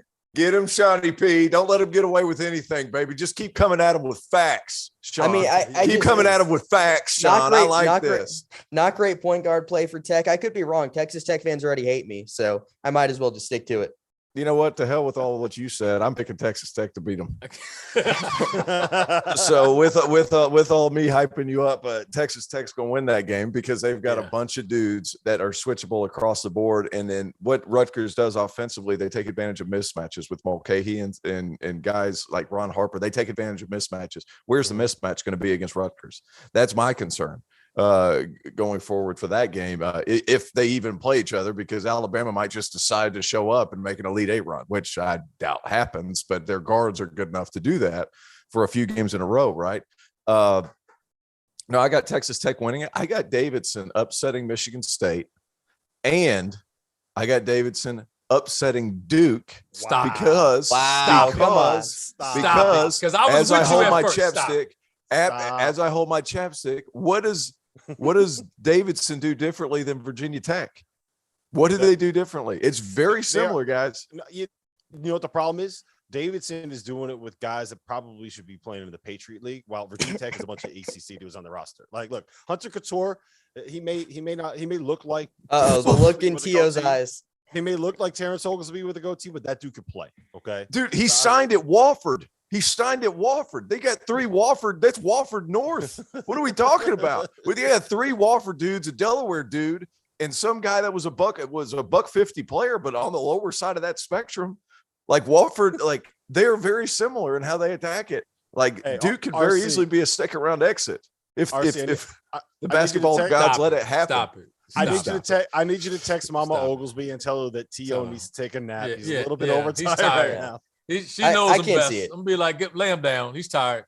Well, Yeah, let me that ask you this. athleticism much is going to be a coffee. problem. That athleticism is on. going I to be a need problem. I need Dagan to clip this show, Yeah. Please. and then we're gonna see this happen. RC, later. let me ask you this: where do you see Duke getting picked off? Then I don't think they can get past Texas Tech. I have Texas Tech making it to the Elite Eight, and we get a rematch with Gonzaga for the right to go to the Final Four. Where do you see Duke getting picked off, or do you? That's where I struggle with the Duke Texas Tech matchup, but I just think Duke is going to get past them and then lose to the Zags to go to the Final Four. I think they'll get to the Elite Eight with the farewell tour be over with, then to go to the Final Four. But I did struggle with the Texas Tech Duke matchup, but no, they're beating Davidson. T.O., you can stop that, man. We can stop that. Stop this right now. Hey, on a personal note, RC, how happy are you going to be that this whole farewell tour is going to be over? Are you sick of it as an ESPN personality? Are you absolutely sick of this nonsense? I called it a movie. I thought it was a movie, like a mini series of movies going on. So I Hey, think Brady everybody came be out of glad when it's retirement. over. Maybe Coach K comes out of retirement. Wouldn't shock me at all. Sean Paul, do not speak that into existence. Stop it right now. We'll get Stop it another. right We'll now. get another tour next year too. So All right, real quick before we move on to the South region, I want you guys each to make your picks. Who is in the Elite Eight, and who do you have going to the Final Four? Sean, you go first. I'm going with Gonzaga facing Duke in that region. I'm going to go with Gonzaga to go to the Final Four. I just think Duke's not going to get them twice. They just aren't. Duke's like T.O. said this yesterday on After Dark. What happened to real quick, Sean? What happened to real quick? Sorry, we got to keep it moving. Duke's the same T.O. team they were in November. Gonzaga moves on. All right, T.O., go ahead. I got so you guys are going to love this. I have. Are we going all 8 Elite Eights? Is that what we're doing? Just the West region. Dude, I can't. I'm hearing double. You know how you see double? I'm hearing double right now. It's unbelievable. Just the West region. I got Arkansas and Texas Tech. Get at me. Oh, Dukes I like and it. Zags. I have the Zags beating Texas Tech. Who do you have coming out then, T.O.? I got Texas Tech coming out, heading to New Orleans. Oh, interesting. Hey, I'll tell you this much. If that happens, it is going to be a lot of fun. Those fans in Lubbock are out of their minds. All right, let's head to the South region. I'm going to you first on this one, RC. We have Arizona as the 1 seed taking on the winner of Wright State Bryant, which means we could get Kirk Kriisa against Peter Kiss if certain things break the right way, which would be probably the 2 biggest trash talkers going up against each other. I know Those are your kind of guys, RC. We all know that. Then we have Seton Hall, TCU in the 8-9 game. Houston, UAB, and Illinois, Chattanooga. Both of those are really interesting potential upsets. So Yes. Let's start with that, RC. Do you see either of those teams getting pulling off the upset? You know, I love Chattanooga. I think they're going to give Illinois all they got. I think that's going to come down to the wire. I'm going to go because of Frazier and the guys. I'm going to go with Illinois, but I'm close. The only thing that concerns me about Chattanooga is that their style of play, they post on smaller guards and take advantage of that. They'll get a chance of that, but I like the matchups that they can use, Illinois can use to kind of offset that. So I'm going to go with Illinois in a late one. You like UAB over Houston? That's a tough one. No, that's a tough one. No. But I just think Houston. I don't see Houston losing in the first round. Yeah, I just don't. Sean, I like UAB, but no. Sean, I'm going to you on this one, man. Mid-major maestro. Pick one for me. Give me one.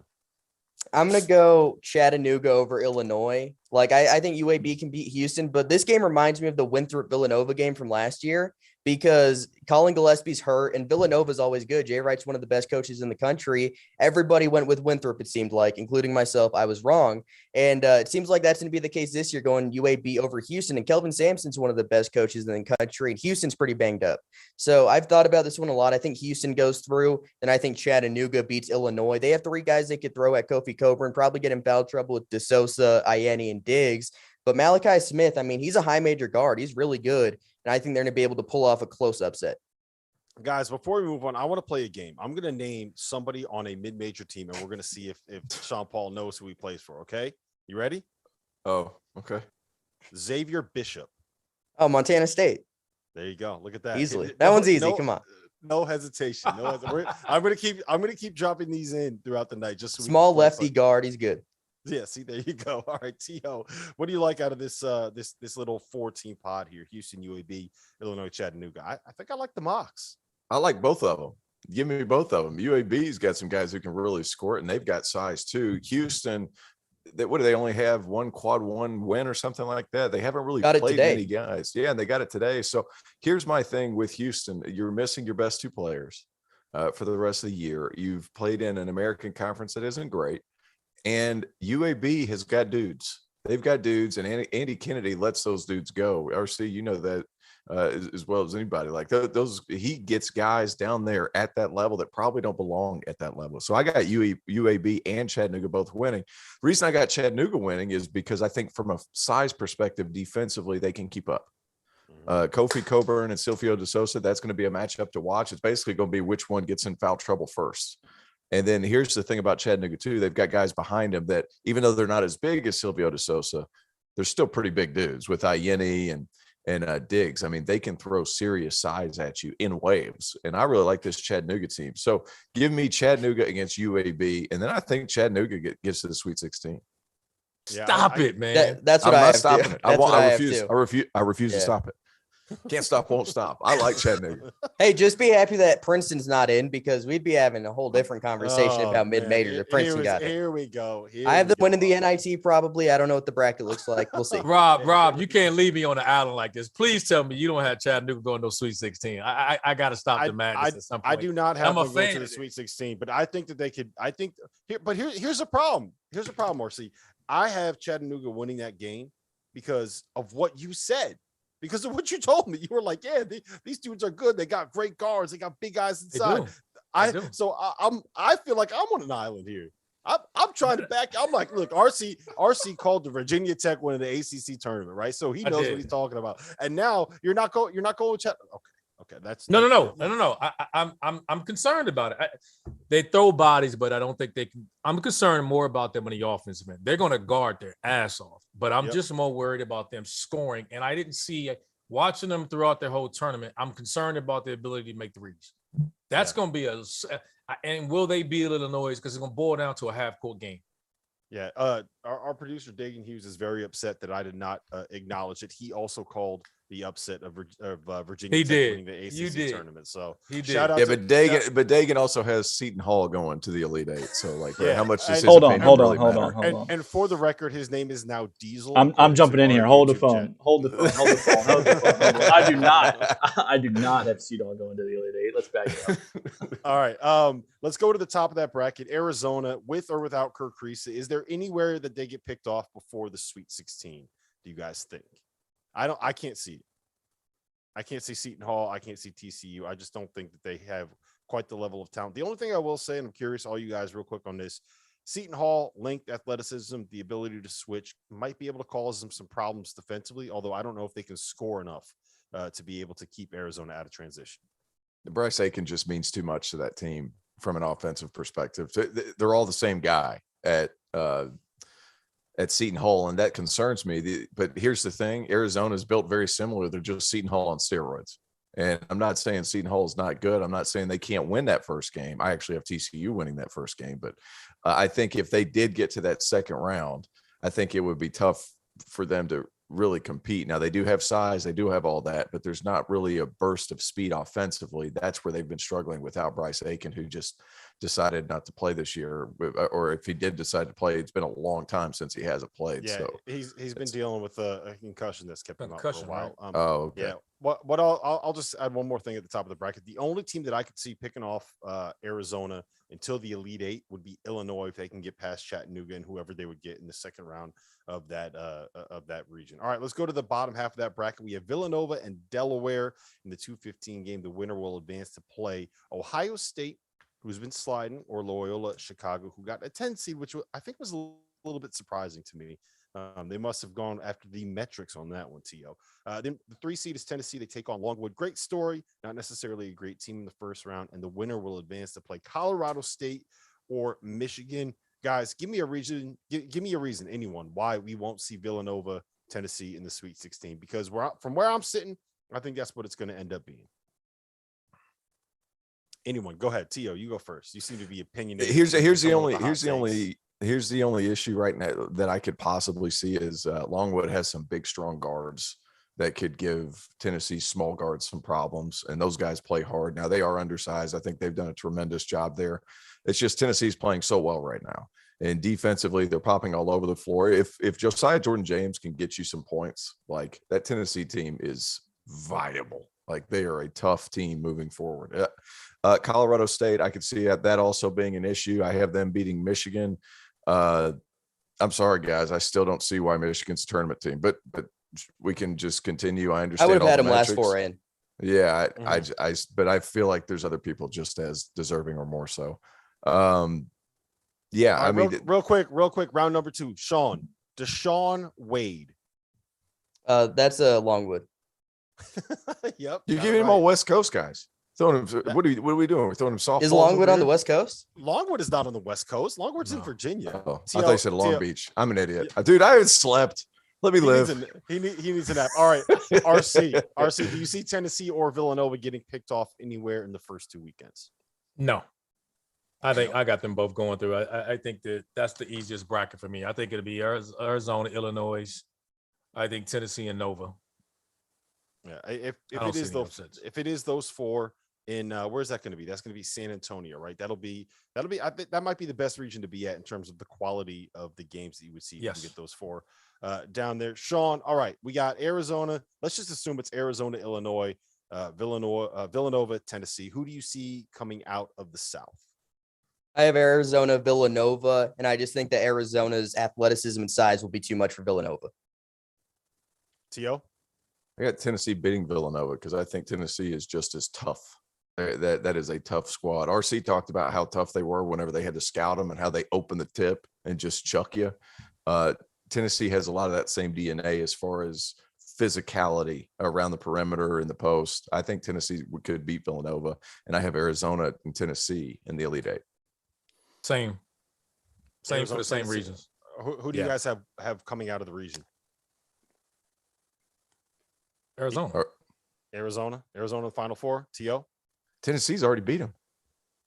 T.O.'s got Tennessee. Yeah, This yeah, one's but not a home game, on though. like 20 calls on a home game. We all watched that game. That was short of highway robbery. real That was the quick, real biggest quick. stick 'em up game of the year. T.O., what state were you born in? Tennessee.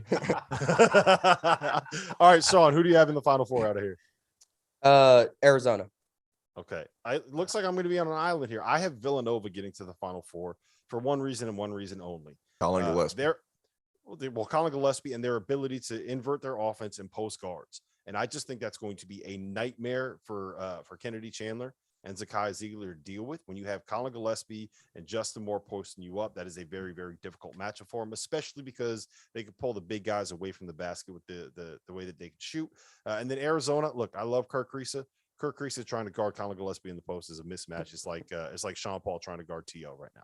So, well, maybe not right now. Maybe Sean T.O. Paul would might get have a buckets chance. on me. No question about it. No question. No question. I don't know the height discrepancy because I've never seen Sean Paul in person, but he can get. You don't want to know. It's buckets, bad. All right, let's move to These buckets don't discriminate. I don't care what height you are. You get these buckets. All right, let's move to the Midwest. We have Kansas as the 1 seed, who will probably beat either Texas Southern or Texas A&M Corpus Christi to advance to play the winner of San Diego State and Creighton. Then we have Iowa, Sean's team of destiny, taking on Richmond in the first round, and Providence, South Dakota, which, guys, might be my favorite upset pick of the bracket. Sean, talk me through that 5-12, 4-13 pod. Who can you see Richmond getting past Iowa? Is there any way I can talk you out of Iowa getting to the Final Four? Like, what do you have doing right now? I don't know if you can talk me out of it. Maybe you could. Like, I still like Kansas, but I can't see Richmond beating Iowa. I mean, Richmond's not overly athletic, and we saw today they took some really bad threes. Like, they're not a good three-point shooting team. And against a team like Iowa with Keegan Murray and Chris Murray, some of the athletes they have that Iowa was not very athletic last year. They're really athletic this year. Tony Perkins too. Patrick McCaffrey's athletic. So you have a lot of different guys with size. I think that'll be a problem for Richmond. And then Providence, South Dakota State. I think Providence wins. I think South Dakota State's gonna have a big problem defending Nate Watson inside. Douglas Wilson's more of an athletic 6'7" big man. Watson's gonna be able to get whatever he wants. It just comes down to getting him the ball. And Baylor Shireman, 6'6" point guard. He's an NBA player, but he hasn't seen guys like Justin Minaya defend him. Yeah, fair enough. T.O., what do you like in that region? Man, it's tough, but you know who I think could make a run of it is Miami. If you look down at the bottom of that bracket, they got USC. Mm-hmm. What is this? What's the laughs about? What are the? No, I'm not laughing. I'm agreeing. No, I'm talking. I'm looking at Rob. Rob's about to. Yeah, come on. Archie Miller made the same pick, and Sean Miller was just completely dismissed him the way that a big brother would dismiss a little brother. And I'm just sitting there like, well, if T.O. and Archie say it, who knows? Go ahead. I'm sorry. He's already started hating on ACC teams for some particular reason that we're not going to talk about on this show. So let's go ahead and talk about that. But I think you move forward. I think they beat USC, and then you have really good guards at Miami against subpar guards at Auburn. It's a guards game. I think they could beat Auburn, and then I have actually Miami getting all the way to the Elite Eight and playing Kansas. Stop it! Stop this, man. What We are gotta we stop doing this here? right now, man. Dude, my back. Hey. Get my guy my T.O. man- a pillow. Hey, look. Calling his wife My right back- now. Put him to bed, man. My bracket is an absolute disaster. Okay. And I'm willing to acknowledge as much. But here's the thing. I can see why, like I can pick it apart in my mind why all these teams could beat all these teams. Like there's a legitimate case to be made why Miami could beat USC. Great guard play, and they can pull out Isaiah Mobley. Then you move ahead, then you move up to Auburn. Guard play has been a huge issue for Auburn. What is Miami's strength? Guard play, and they have enough size inside to at least compete. Not win that battle, but they could compete there. Wisconsin, you can see if you can slow them down and hold Johnny Davis in check a little bit. Miami could hypothetically win that game. I'm not saying it's going to happen, but I haven't picked. It's a disaster. I've never had to pick these things and then turn around and have to defend every freaking pick. And I feel attacked. I feel like I've been put in the middle of the circle. I'm in an intervention right now, and my emotions are all over the place. RC, can you please bring some sense to the show? We need someone to talk some sense to this show. All right, let's go back. I will say this. Every year, I've listened to everyone, and we've been talking about everybody's gone with the 5 seed. We always get a 5 seed, 12 seed upset. And I think it's going to happen. I think Richmond's going to get Iowa. I think that's the one. My bracket would hurt. So now you're acting up. Now you're acting No. up. Are we sitting here? Richmond was like the sixth. Richmond was sixth in the A10. They're the old. They're probably the oldest team in the tournament right now. Honestly, they may be the oldest team in the tournament. The other thing I'll say about them is, for when they're always hard to guard. You hate playing those guys. What's the one argument we have against Iowa? It's guarding, right? You can't let these guys run around and run all their Princeton actions and all this other stuff and just score. I just think that's the prime one for what I've said. Iowa wins the Big Ten. You celebrate and you happy. Yeah, we did it. And then you come out the gate flat going home from the tournament. I think they get them. I don't know how they stop Keegan Murray. I don't know how they do it. Just they won't. Yeah, and you know what? It might end up being something where Iowa ends up losing 95-85. That's something that could absolutely happen there. There's going to be a lot of points in that region. There's going to be a lot of points in that region because we do know that South Dakota State is going to be able to score. For the record, they are the best 3-point shooting team in all of college basketball. They shot it at 44.2% throughout the entire season. They didn't really play any defense. T.O. would fit perfect on that roster. You really should have been a Summit League player. You're a jackrabbit at heart. All right, so Kansas, can San Diego State or Creighton get them? RC, what do you think? No, I think now with Frank Martin back, adding another playmaker to him, he's back in the rotation. Remy Martin. Remy Martin. I'm sorry, I said Frank Martin. Remy Martin. Hey, if Frank Martin, Frank Martin can D up though. Yeah, Frank Martin can D up. He got 5 fouls. He knocked you on your ass now. He gonna knock you on your ass. But yeah, I think Remy gives them an added bonus that they just they hadn't had all year. I think now they're gonna make a Final Four run with him back in the rotation. Sean, I think that San Diego State should have a pretty easy time of it with Creighton. I love Creighton. I just think the way that San Diego State can defend and the fact that Creighton doesn't have a point guard is a problem for them. But I just cannot see San Diego State getting past Kansas. Am I crazy? No, San Diego State doesn't have enough offense. I mean, even if Matt Bradley goes off for 40, who else is going to score 15? That's been the problem for them all year. They defend, Bradley can score, nobody else can score. I think Kansas gets by easy. All right, so Kansas to the Sweet 16. I think we all have that. Do you see Iowa or Providence being able to pick them off? I can't. I think Kansas has a pretty easy path to the Elite Eight. I have Iowa in the Final Four, so there you go. All right, Sean. Wow, do you really? Yeah, all the way in. Here's the thing. We know Sean actually does the work. That's why you don't hear us stop it when he comes with these crazy takes. I mean, I'm totally totally prepared for them to lose to Richmond too. Like, that's just one of his brackets. He got another one where they're probably out in the first round.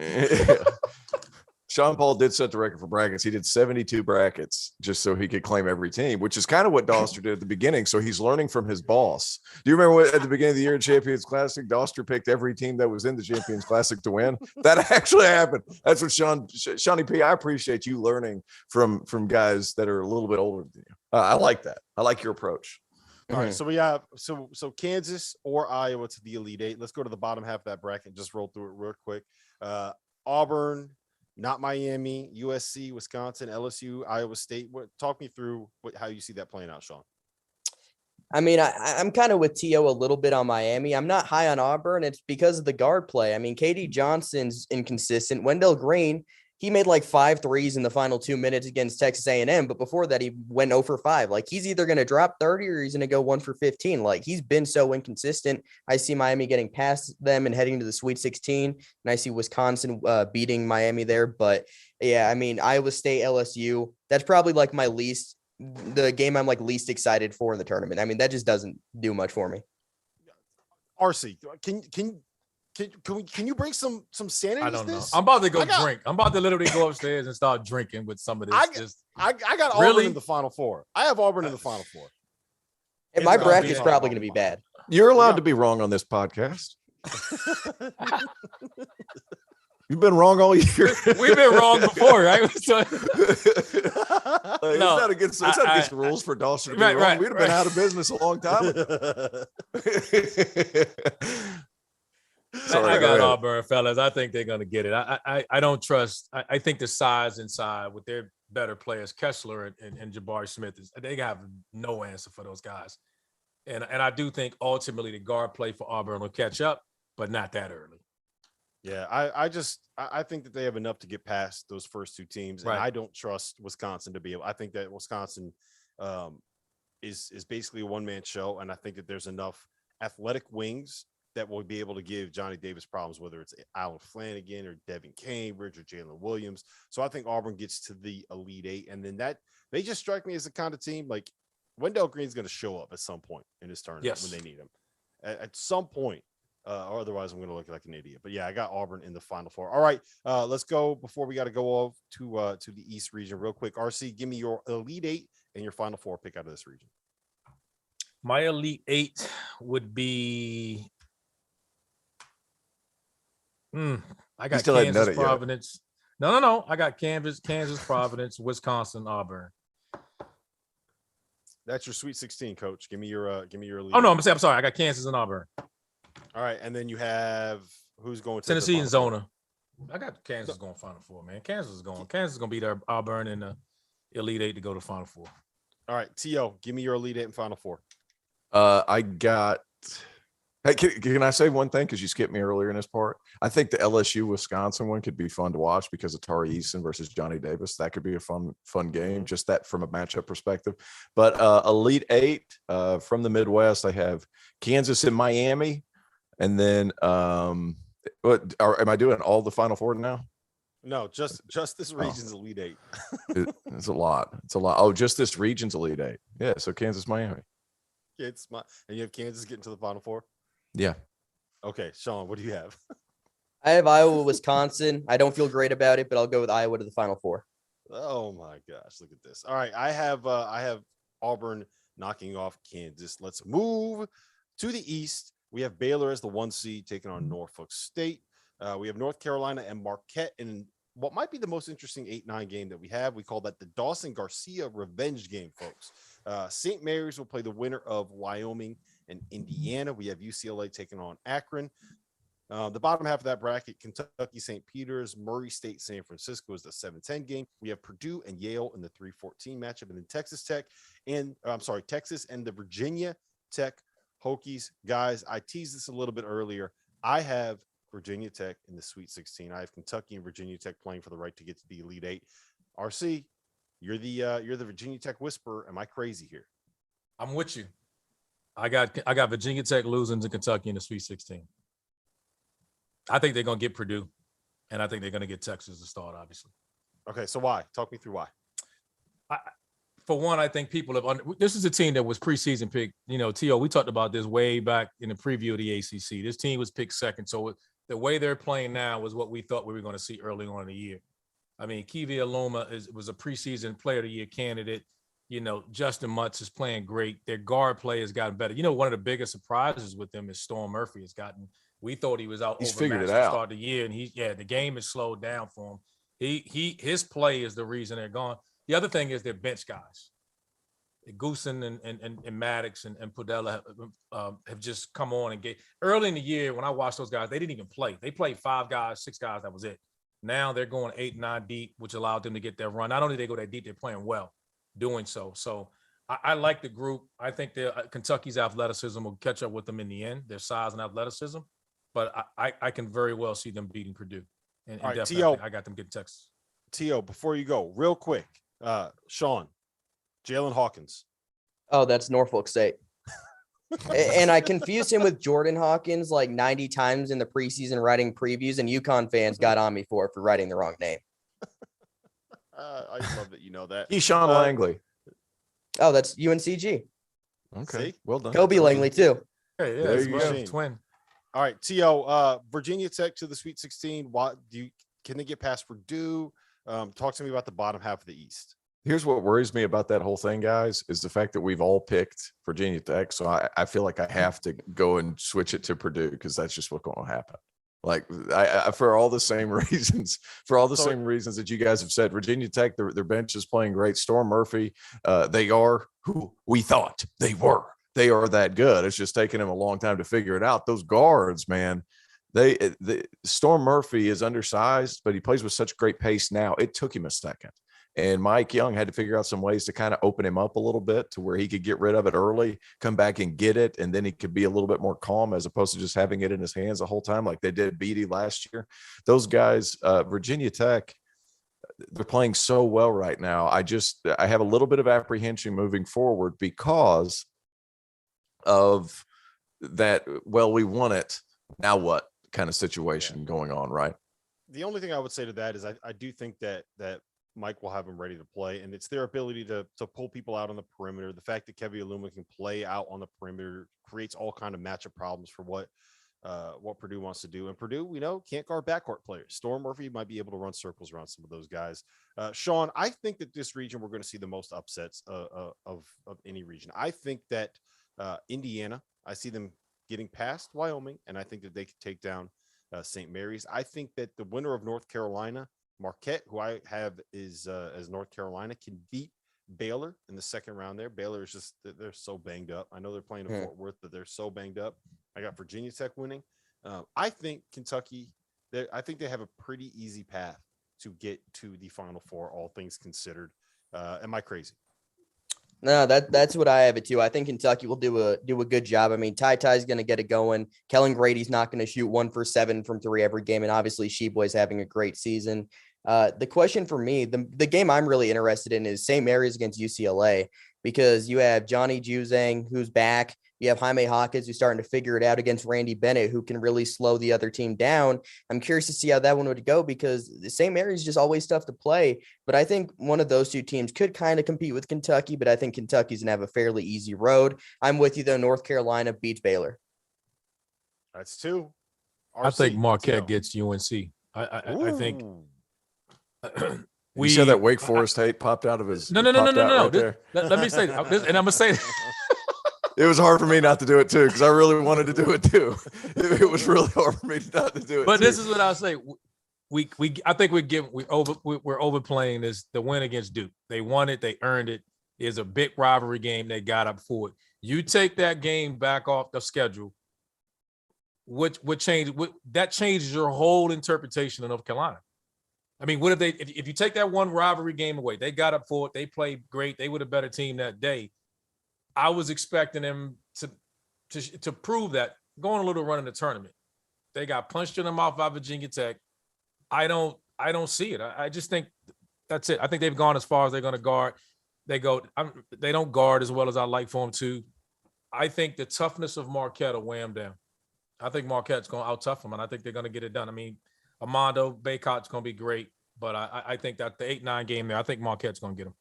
Yeah, fair enough. All right, I do want to ask you guys about UCLA, because they are coming off of the Final Four from last season. They are a 4 seed. It feels like they've never really gotten it going so far this year, but this is the tournament. This is when Johnny Juzang decides to show up and average 29 a game. Jaime Hawkins, Jules Bernard, T.O., what do you think of this UCLA team? Do they have a chance to get back to the Final Four? I got them losing in the second round because, like we've said the whole time, they rely on so many tough twos.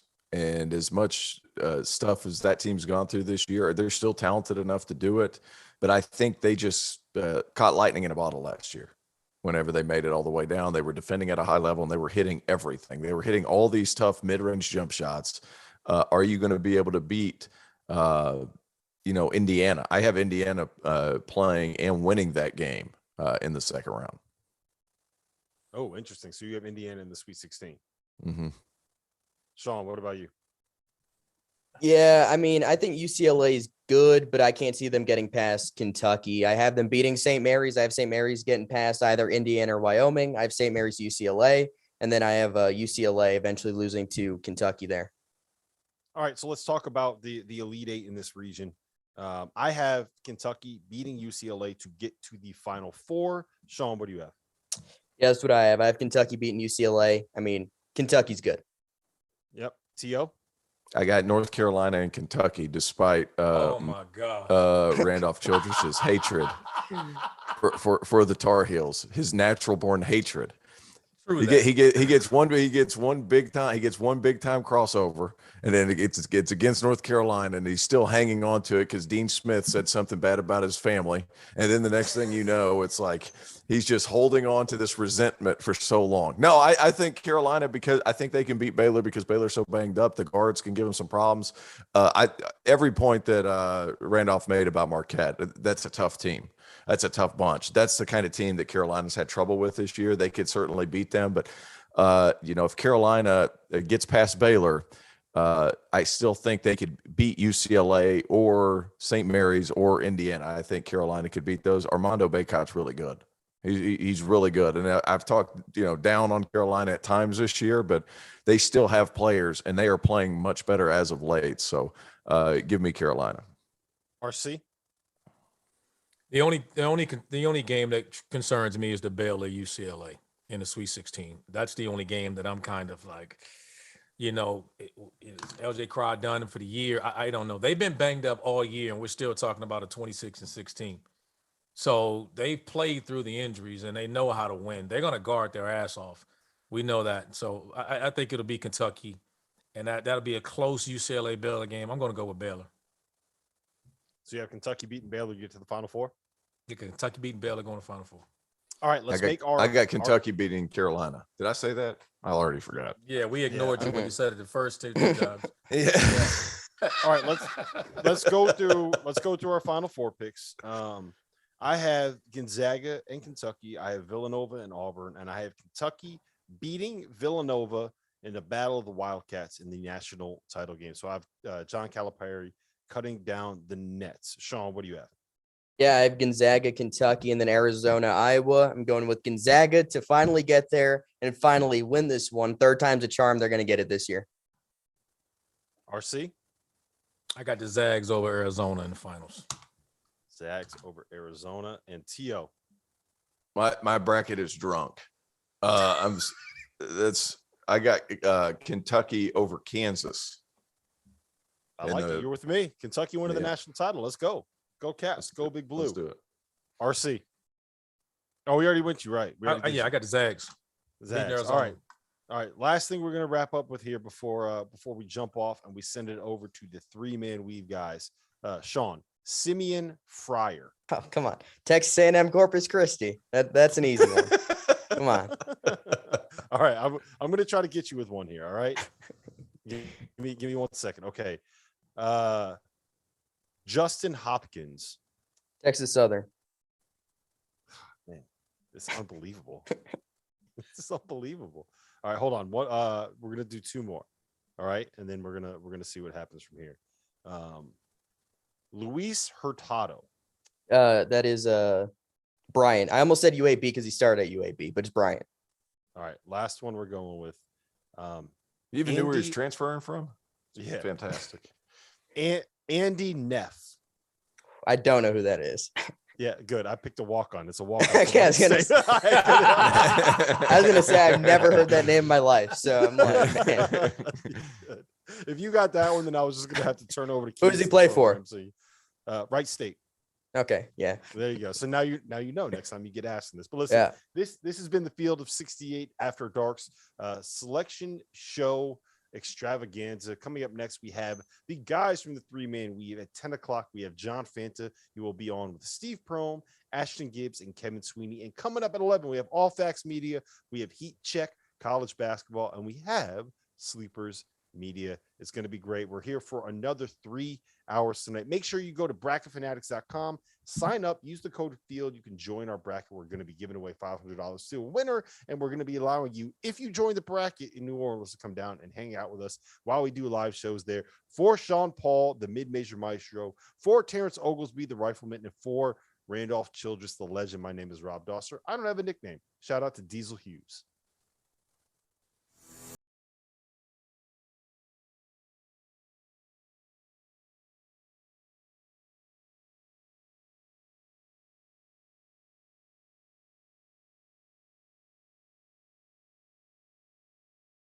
Selection Sunday extravaganza will return in just a minute. While we wait, let me tell you guys about our partners over at bracketfanatics.com, the single best website on the internet for you to use to host an NCAA tournament pool for you, for your friends, for your coworkers, and for anyone else that is willing to dive headlong into the madness with you. Why? Well, Bracket Fanatics provides a bracket experience unlike any other. How?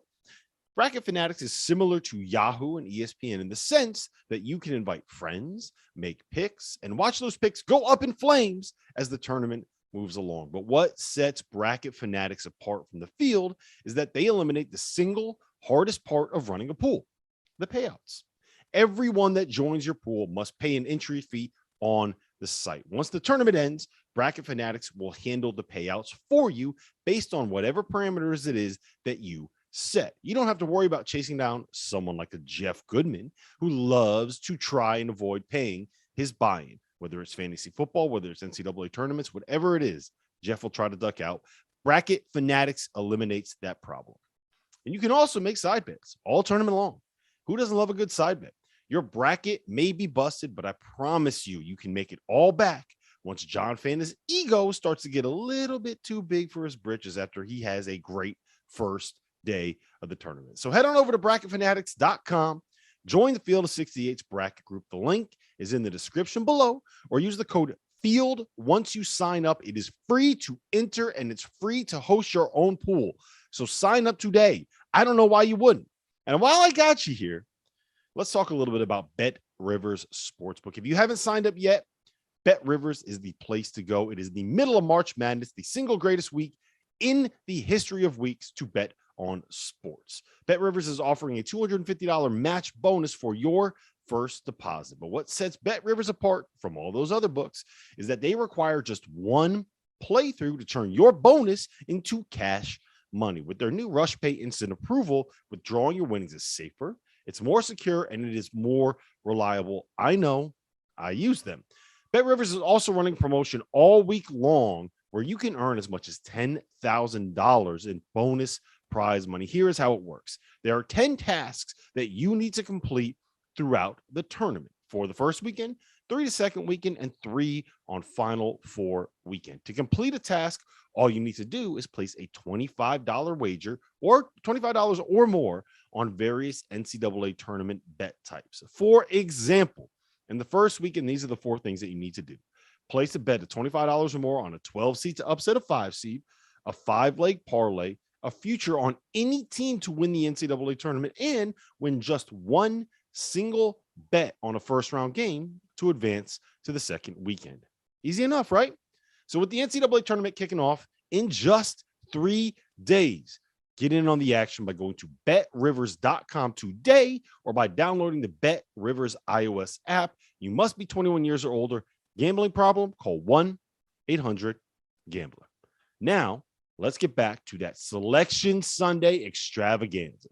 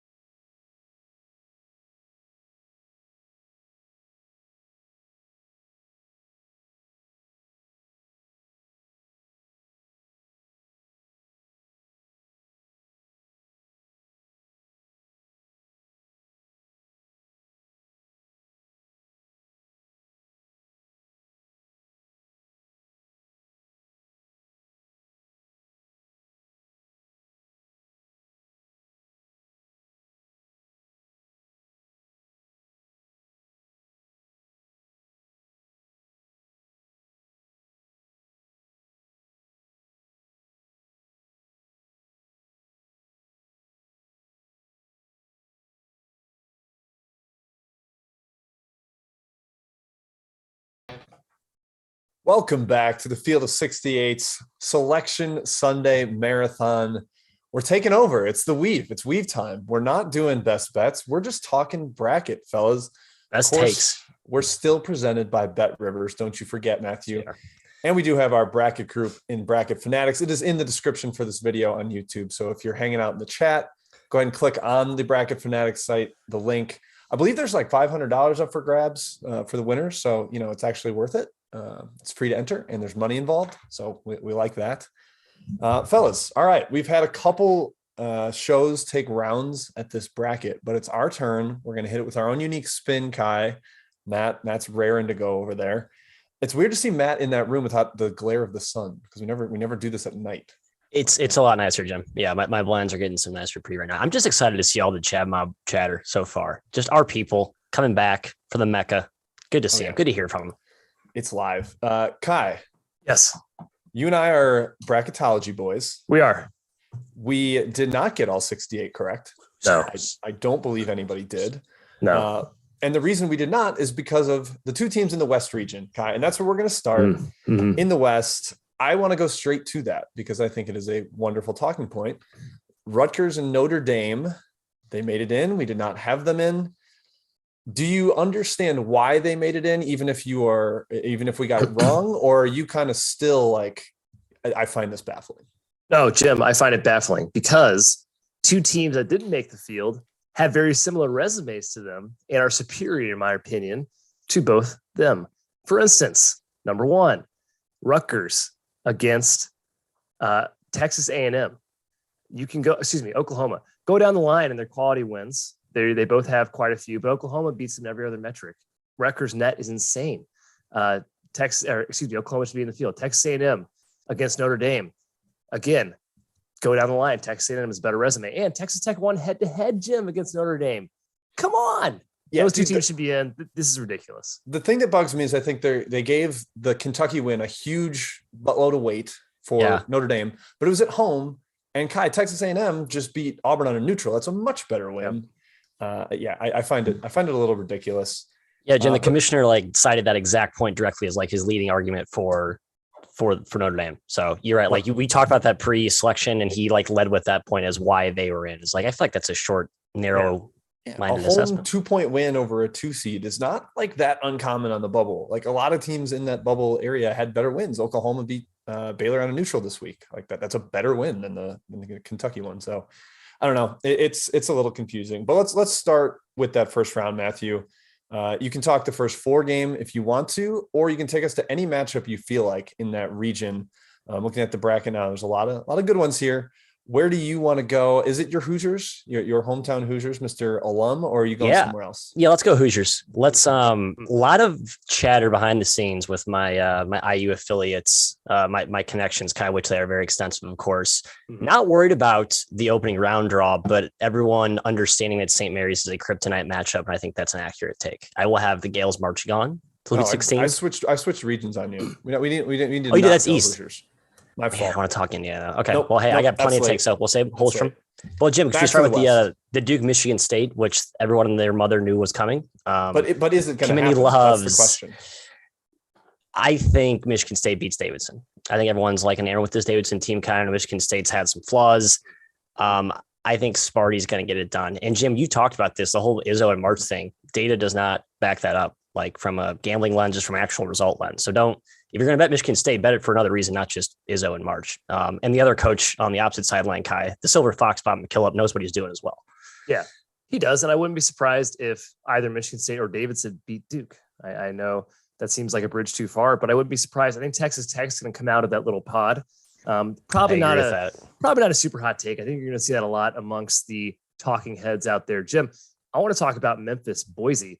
That is a very intriguing 8-9 matchup, in my opinion. And Gonzaga, I don't think you want to see Memphis if you're sitting on that one line, even if you are the mighty, mighty Zags. We talked about it on our show today.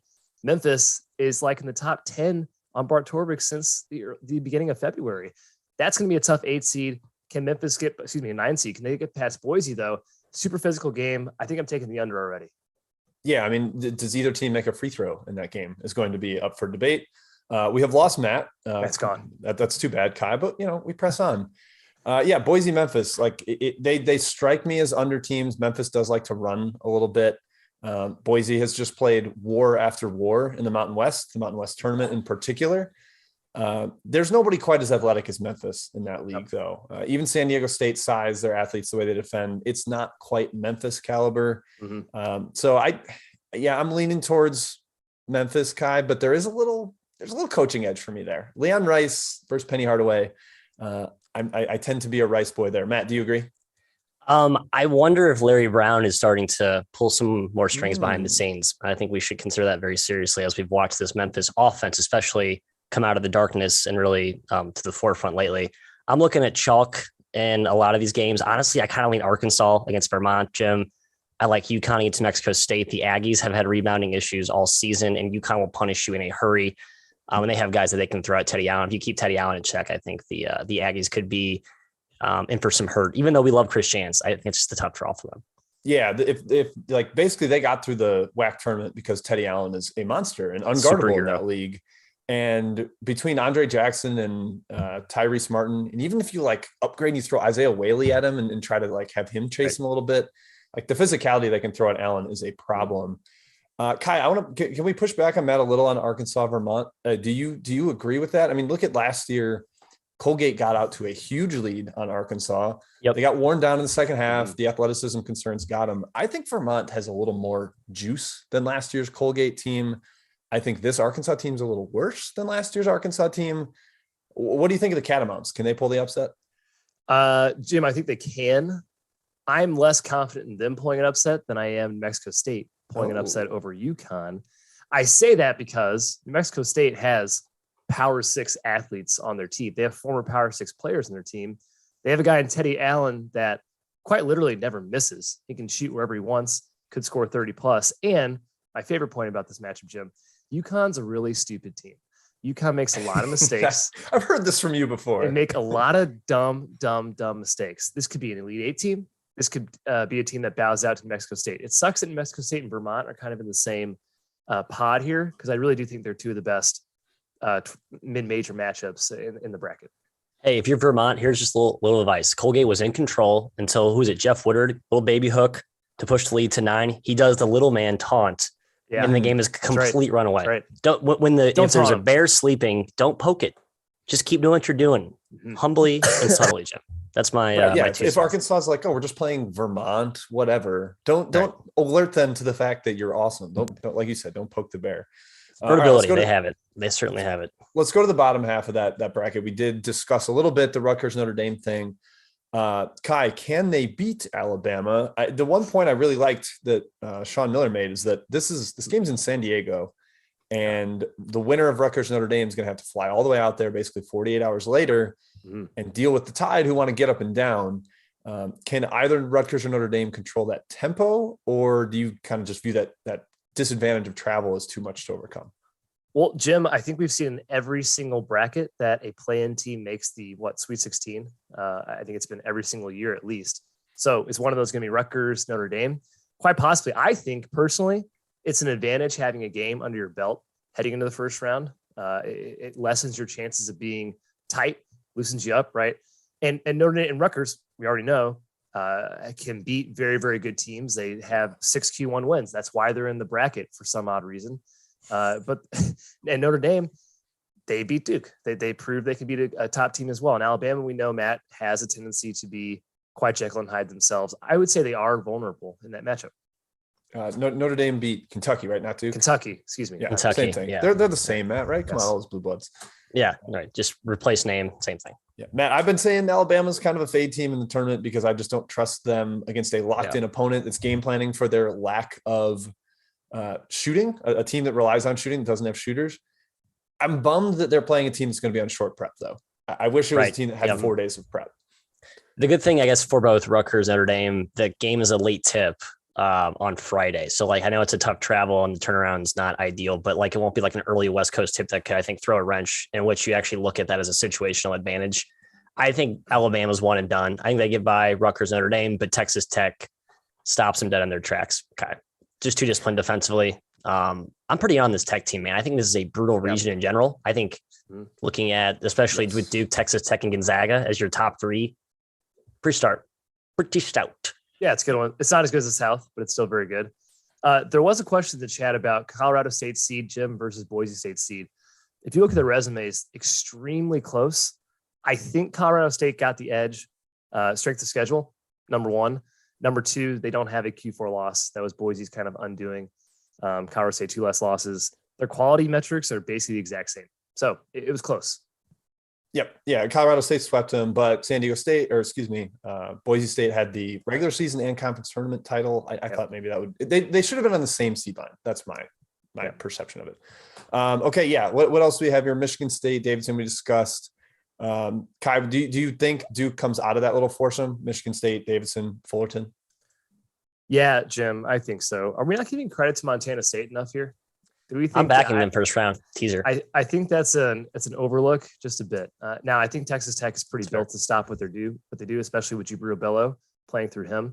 But it's an intriguing matchup nonetheless. I agree. I'm with you, Kai. Yeah, I mean the big thing, like Montana State's fourth in the country in free throw rate, and Texas Tech, like you just don't get to the rim, much less get there and draw fouls. They are prone to fouling a little bit, but if they're not scoring inside, that's an issue. They're going to need Patterson and Gazelles to hit threes. They both hit a few early in the championship game against Northern Colorado, really loosened up the floor. I think they need that. Battle too. Texas. Yeah, they got some guys who can do it, but you're right. They're going to have to make some shots there. Yep. All right. So let's do a quick like Sweet 16, Elite 8. What do you got here? Matthew, I'll go to you first. Chalk. I'm sorry. Gonzaga, UConn, Texas Tech, Duke. Well, technically not chalk with UConn, so I'll That's give you true. that. Sorry, Arkansas. I got UConn beating you though. Kai, are you riding the same way? Oh God, Jim. Oh no. Yeah, I'll go Gonzaga, Arkansas, Texas Tech, Duke. I'm gonna go chalk. I'll go Texas Tech, Gonzaga. Boom. Okay. Yeah, Gonzaga's making the Final Four for me. I'm like working backwards at this point. Texas Tech in the Elite 8. I don't think Duke gets there. And then that UConn, New Mexico State, Arkansas, Vermont little pot is tough. I am going to not give an answer yet. How about that? Wow. Abstaining. Interesting. That's a Matt move. It's a Matt move. It is a Matt move. That's why I made him go first. He didn't know it was an option. That's what I'm doing. Page on my playbook. All right. It's fine. Kai, let's be like the Ring and go south because couldn't get to the pass. We're going south. Yeah. All right. Arizona's bracket, Arizona's region. Number 2 overall seed. Let's quick do the Kirk Kriisa talk. We have to hit it because we don't know if he'll be back. He says he'll be back. He was at least out of his boot for the title game. He was not on crutches anymore. He was hurling his Crocs into the stands after they won. Nice. Standard. Kai, do you think he'll play? Does it matter if he plays? Especially like I assume he'll be back by Sweet 16 weekend. And I would argue I don't think they can lose to Seton Hall or TCU. So I'm not worried about his absence. How do you feel? I mean, I'm a little bit concerned about TCU. We've seen them almost beat Kansas twice. I think TCU definitely has the goods. However, I think Seton Hall is kind of a tough matchup for TCU in the first round. Yeah, size. Yeah, Jim. I'm concerned without Kriisa, especially when you get to the Houston/Illinois matchup. That's concerning if you don't have your point guard. And I know the other supporting cast is fantastic. Tubelis, Koloko, Mathurin, all those guys, but without a point guard going against 2 great teams like Houston, Illinois, Houston, I mean, analytically, the most underseeded team in the entire bracket. They didn't deserve to be higher than a 5 seed, but still very tough team to play. Yeah, I think that little quadrant is the hardest part of the bracket with UAB, Houston, Illinois, Chattanooga. Just brutal. This is the toughest region, by the way. It's like the quadrant of doom. Jim, Arizona, Mike Kirk. Oh yeah, do you agree though? Yeah, Phelps. I'm sorry. With Kai. No, I just want to agree with Kai. I think this region is bananas. Like I wanted ridiculous. There's multiple teams I wanted to pick to the Final Four, and I'm convinced facing Arizona. Okay, Matt, keep going on that 5, 12, 4, 13 area. Well, I was going to pivot quickly back to Arizona. I am not worried about Kirk Kriisa. Very impressed when I saw from Benny Mather and Dalen Terry as like the quasi 2-headed point guard. They're both terrific passers. I think Kriisa is important, but this Zona team's too good. So I think they're almost like a buy low. Like people have kind of forgotten about them because it's been a while since we've seen them dominate in marquee games because the Pac-12 is kind of where your marquee spotlighted games go to die. I think Zona is going to come out of this region. Nova was so close for me, but I went Zona. So I agree with you. I feel like I'm not that worried about Kriisa, but every talking head show I've seen so far, like the ESPN stuff, every guy, both Clark Kellogg and Seth Davis had Arizona coming out of the region. So, man, I thought that would be like a little bit more hipster. I thought people would buy in on Tennessee after they won the SEC, but they haven't. All right, Kai, let's talk Houston, UAB, Illinois, Chattanooga, because I'm confused there too. I like all these underdogs. UAB was a team I was ready to pick with their depth, and predictive rankings are very high. But like you said, they're playing a team that's top 5 in Ken Palm. It's a little bit more difficult to go that direction. Do you see any upsets happening here, or the favorite's too good? UAB feels a bit erratic, and that can work against a lot of teams. Houston is like the anti-erratic team. You cannot be erratic and frantic and beat Houston. They're too disciplined. They're too well coached. So I'm worried about UAB in that matchup. I think Chattanooga beats Illinois.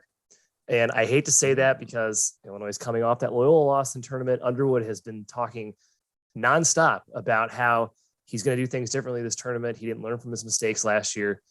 But unfortunately, they got a matchup that's tough. This team can go toe-to-toe with them. D'Souza, as a big man for a mid-major, I mean, that's about as best you can get going against Coburn. Now, Coburn still has an advantage for sure, but that's still a guy that can almost stand up to him. And look at the Chattanooga's backcourt, Malachi Smith, John Baptiste, arguably the best backcourt in the mid-major land, Matthew. Yeah, I'm torn here, per usual. Looked at UAB, looked at Chattanooga as like, those are two teams I am almost certain I will be picking to win a first round game, but I think the matchups are atrocious. I want to like tread lightly about putting too much stock in the matchup thing because you can sort of tilt every angle back on its head, right? Like you could also argue UAB can hang with Houston because they have the prerequisite size, allows them, they're actually okay with in like a helter-skelter type game, like banging bodies up front with how all the dudes that they send to the glass. But still, brutal draw for UAB and Nuga. I think they both matter in these specific instances. I will have Illinois and Houston both advancing. Probably have the Illini there in the Sweet 16. Yeah, Houston was a team that I was like, I will put them in the Sweet 16 and no further. Like, I don't think they're prone to upset because they like, look what they did all season. They just beat the crap out of everybody that they were supposed to beat. And then, sometimes struggle going up in class. I think the win over Memphis today was actually a very nice eye opener because they had not beaten I think it's a top 50 team really without Sasser and without Mark. They knocked off SMU at home once, but that's a little less impressive. So being able to win wire to wire against the Memphis team that's been playing really well, that probably sold me on not picking them to get upset by UAB as much as I like them. It's just, how many Jelly Walker threes can he throw in from 30 feet? If he's not hitting, where else do you turn? I mean, that offense, that's the part no one's talking about UAB. They're awesome, but man, that offense can look really, really ugly when Jelly Walker's not hitting. Yep, and Houston is a defense that can make offense look very disgusting. So I don't have UAB's defensive rebounding numbers offhand, but again, that's like the thing you have to do to deal with Memphis. Or to deal with Houston. I think middle of the road. It's funny. Yeah. It's like that's a common dichotomy. Like really good offensive rebounding teams are not always good on the other end of the court as well. I also tend to think that UAB's defensive rebounding numbers in conference play are good. I think it's a different story when you talk about Houston. No one rebounds like them in Conference USA. That's a whole different animal. And we saw Fabian White. I mean, how good was Fabian White today? Like we talked about how much he matters. He might not 20 even points. Play it. Here right. 29. Yeah, so he's good. He matters too. Okay, so can either of those teams or any of those teams that are coming out of there beat Arizona Sweet 16? Kai, it sounds like you're kind of unsure based on Crease's status. I think Houston could beat them. I probably won't pick it, but I think they can. Yeah, Illinois is a tough team to figure for me, Matt. I think the interesting there is the rematch with Arizona that lingers. Do you want to finish the bottom half and we'll go back to Elite Eight at the? No, we can do that. We can do it now. That potential matchup. It's kind of a rematch bracket for Arizona. They played at Illinois. They played at Tennessee. They could end up getting both of those once again. But yeah, all right, Matt. Let's pivot to bottom half before we do Sweet 16 and Elite Eight.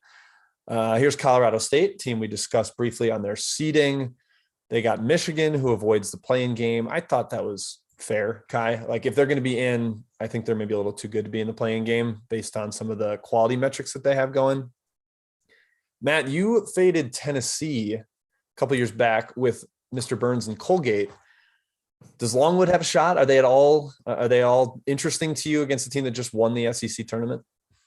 Went back and forth on this. Worth noting that Rick Barnes is 1-5 against the spread since 2016 in the NCAA tournament, not covering by an average of 5.5 points a game. He's had some notable stinkers. In big spots last year. Obviously, the zone completely stymied that offense. Yes. However, I look at the Longwood matchup, and they have like those big physical. We call them the all weight room backcourt. Their guards are just jacked. Just built like linebackers, man. Like, do you think that could give the little guards Zakai Ziegler and Kennedy Chandler? Not that they're flimsy, they're pretty sturdy why are you too. putting them in quotes? They are little because they're shorter, though, right? Like, so that's like, is that stuff well for Longwood, or is that if Longwood's only real avenue to offense, Kyle, is those guards making plays? I'm not sure if that's what you want to count on against Tennessee. Yep. It's well, I think that game they covered, Matt, Rick Barnes, that was the Wright State game, right? The Tennessee won by like 30 points. Yep. 14 matchup. On Wright State. Woohoo. Yeah. Longwood is super athletic. You can't out athlete Tennessee. You just saw Tennessee take care of Kentucky. I mean, that's arguably the most athletic team in the country. Longwood drew a bad matchup here. I think they would be a real problem for a lot of teams in this tournament. Unfortunately, Tennessee is kind of the one that they're not going to be a problem for. So I think Tennessee gets past there. I think Michigan. One more quick question on that one, Kai. Yes, of course. Kentucky shot 2 for 20 from deep against Tennessee. Texas A&M was bricky 4 for 19 today. How much of that is Tennessee's defense? And then like Longwood has a lot of lethal shooters. They do. Is that something they can take advantage of against the Tennessee D? Yeah, sure. Of course. I mean, anyone gets hot, it's their tournament. There's plenty. Someone's going to come out here unexpectedly, right? So it could be Longwood. Colorado State, Michigan, Kai. We can go there real quick. Dickinson may be a problem.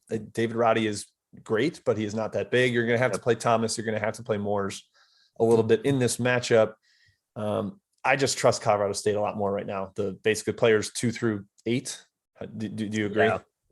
Yeah, I think Michigan's going to win, actually, Jim. I mean, they're favored by 2.5. So if gamblers had to do a bracket, it would look a lot differently, right? The 11 is favored over a 6 seed. You can bitch about that all you want, but the seeds are correct.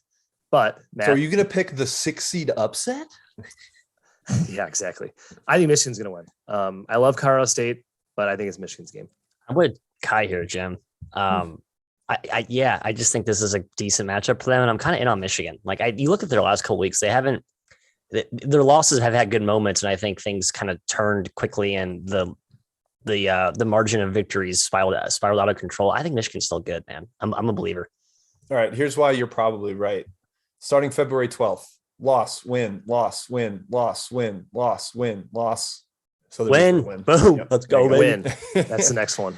Do for Love it. Yep. I like patterns. Man, patterns. I don't know. I don't know if having Juwan Howard back did not help them or what. They were up 19 in Indiana, so I don't want to read too much into that. But Nico Medved is a great game planner, a great coach. So I at least have some interest in Colorado State there. That's a game I'll probably be waffling on. Regardless, though, I think Tennessee beats the winner of that game. I like Tennessee to make a little bit of a run here. Matt, are they going to be playing Villanova? Or are they going to be playing Ohio State or Loyola? What do you think? No, Nova gets through that little quadrant of the brackets. I do have Tennessee beating Nova just at first glance. Another rematch, correct? What happened in that game? I forget what happened in that first meeting this year. Which one? Nova, Tennessee? Yeah. Nova won, right? Nova won, right? Yeah, I think I looked that up. But I think Nova's. They did. I think Nova. Thank you, Kai. Good show prep, Matt. I think Nova's 18. So it was blowout, wasn't it? Like I said, thank you. I think Nova gets them again. That's a bad matchup. So I like Nova coming out of it, Jim. That's regional final. Jared Bush has it correct in the chat. Yeah, it's just like Villanova's not going to beat themselves. Can we talk quick Ohio State Loyola, because that's another one where Kai, we have a lower seed favored. Yep. Do you think that's justified? I'm pretty low on Ohio State, to be honest. The way they limped into the field, the issues they have in the front court, they don't have a lot of great point guard play. Their best creators are freshmen. Yep. Loyola's done this before. Man, I just talked myself into the Ramblers. Did I talk you into it? I'm taking Loyola, Jim. Yep, you're right. They're favored 10/7 again, and some people might see that and scratch their heads, but I think they should be. They're going to have a great game plan for EJ Liddell. They're going to make his life miserable. We've seen it before under Porter Moser coach teams. That Drew Valentine is not Porter Moser, but he came up under Moser. They played the exact same style. And every single person on Loyola, Matt, is old. They're all senior plus. Bunch of adults. Super experienced. So most of these guys beat Illinois last year. So I really like this team. Jim's right. Branham's a freshman. He's excellent. He's just a freshman. I think Liddell's going to be well game planned for. If Ohio State was healthy, I'd be looking to back the Bucks because just kind of want to ride with my guy EJ Liddell till his college career comes to a close. Which True. I will. Kyle Young's important too if he's hurt. Kyle Young's at key. This team's been banged up badly, like really badly. So they're walking wounded, it feels like, against Loyola, who looks like a well-oiled machine coming out of that Valley tournament. Would not want to get in the way of that team.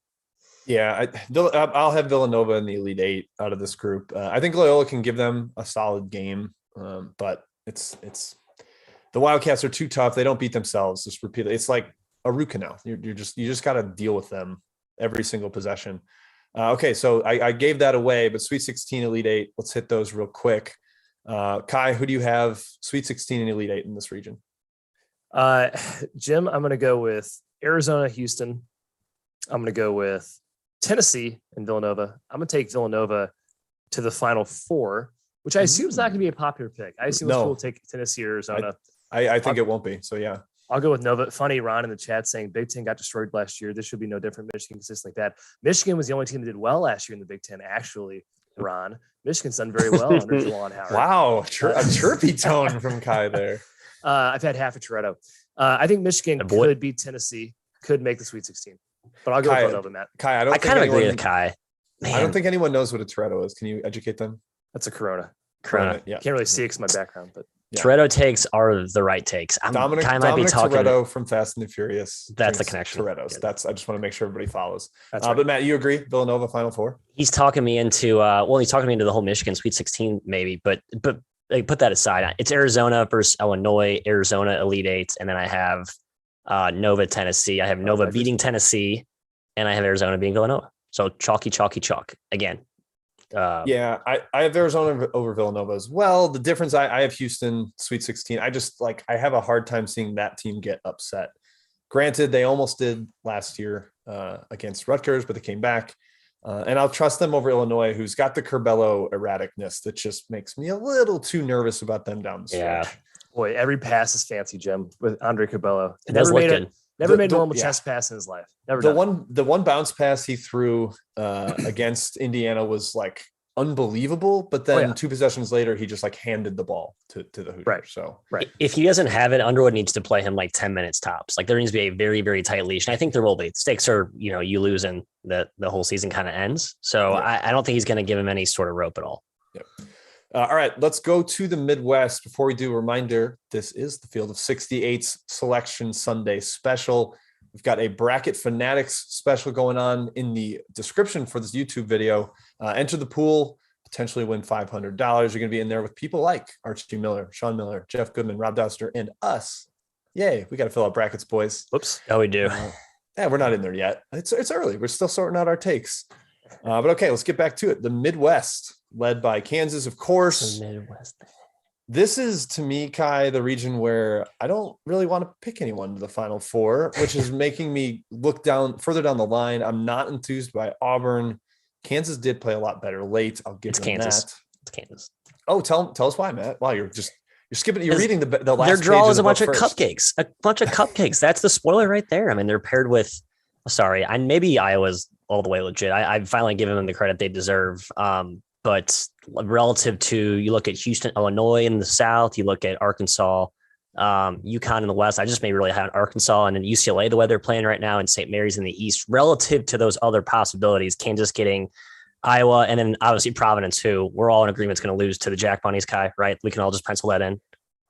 Yes. It's going to be such a heavy underdog. 80% people picking on it. Yep. I love it. Yes. It's going to happen. Doesn't make it wrong. South Dakota State. I don't think they've gotten past the first round ever.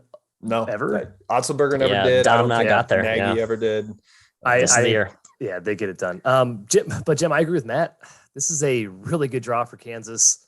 I think I don't know if San Diego State or Creighton puts up a fight.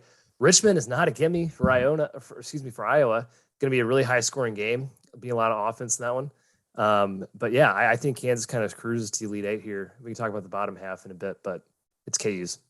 I mean, if we get the South Dakota State win, what's the total in Iowa, South Dakota State? Oh, baby, 165.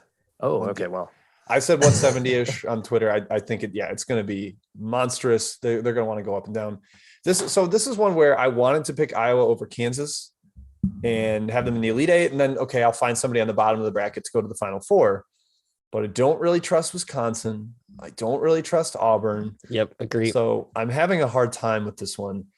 Matt, before we get too high level on this one, let me zoom into that 8-9 matchup quick. You think this is a soft path for Kansas? We've got San Diego State, we've got Creighton, two great defensive teams, two teams that are awesome at the rim. Mensa and Kalkbrenner are just going to like run into each other like two battering rams, smashing into each other at the rim. Lowest total. Who do you see coming out of that one between those two, Dutcher and McDermott? A great coaching matchup. I feel like I've disrespected Creighton recently too. I am looking to fade them coming off the 30-point demo. I know they just played against Villanova, but the 30-point demolition of Providence, they played immensely well in that Big East tournament. To me, this is like the immovable object meets the movable object. I just think San Diego State's object slightly more immovable, Kai. How's that for a very poetic, eloquent way to break down how I see this? I'll disagree. I think defense is really, really, really important in the NCAA tournament. Extremely important. I think San Diego State has a puncher's chance at Kansas. I like that take too. I like Toretto takes Kai. Yeah, I know. He's better than us, Matt. He's better than us. We got to get this man drinking Coronas. We have 1.5 regions to catch up, Jim. We got time. We'll be all right. Matt, here's what I'll say. You're saying like they're both immovable objects. This is like San Diego State was born in the dark. Like Creighton just adopted the dark. I was molded by it. Yeah, Creighton just decided to be a defensive team this year. That's a new identity for them. Whereas San Diego State has lived in this identity for years and years and years. I think they have the best shot maker late in the game too, with Matt Bradley. So I will likely have the Aztecs coming out of that one. Yeah, Kai, I agree. I think they could put up a fight with Kansas. It's just tough. Kansas playing so much better late in the year in the Big 12 tournament spooked me a little. I was like ready to have them out early, but they stepped up their game. All right, 5-12, 4-13. We mentioned the Jackrabbits. Matt, do you think you said you're kind of turning around on Iowa, that you think they're legit? You were loving the itsy bitsy Spiders run through the A10 tournament. Can they give Iowa a game? Yeah, I will be betting Richmond here. I am all in on the Arachnids right now. I don't think they win. I think Iowa wins. So just from a bracket perspective, I love Iowa advancing and then playing South Dakota State in what figures to be 110-95 shootout of just pure basketball bliss. Yeah, we could have an SDSU versus SDSU game if we get a couple upsets here. The real SDSU. Yeah, who's the real? I like that. Kai, Iowa to the Sweet 16 there? Or you going something bolder? Yeah, I'm taking Iowa to Sweet 16, but it would be Fran McCaffrey's very first Sweet 16. So we're going against precedents here, guys, twice. Number one, South Dakota State beating Providence. Number two, Iowa going to the Sweet 16. I don't like doing unprecedented things, but Jim, last year we did see Roy Williams lose his very first ever first round game. So things can happen in the NCAA tournament. I'll go just a quick devil's advocate on Providence, South Dakota State. Okay. Unless South Dakota State like puts them away, I just think Providence has that juice, man. Late in the game, they played so many close games. Bynum and Durham are great at the end. Nate Watson will grab a big offensive rebound late in this game and get a putback and probably an and one, and he will scream to the crowd and I'll be like, yep, here we go again. So I'm toying with really going against the grain there. There's a couple trends there of they're winning the close games in South Dakota State not getting out of the first round. Yeah, definitely. That I'm worried about the trendy pick. So I'll think longer and harder about that. But for now, I have the Jackrabbits out of there. Let's go bottom half. LSU, Iowa State, Wisconsin, Colgate. I said to you guys before the show, I think this is the softest group of four in the entire bracket. The 6 seed just fired their coach. The 11 seed has had like 3 of their program's worst offensive performances in the past 25 years over the past month and a half. That's how bad they've been. Wisconsin's underrated or I guess overseeded per predictive metrics and has potential ankle injury with their star. So Matt, talk me out of Colgate going to the Sweet 16. The Raiders, Jim, I think this is their year.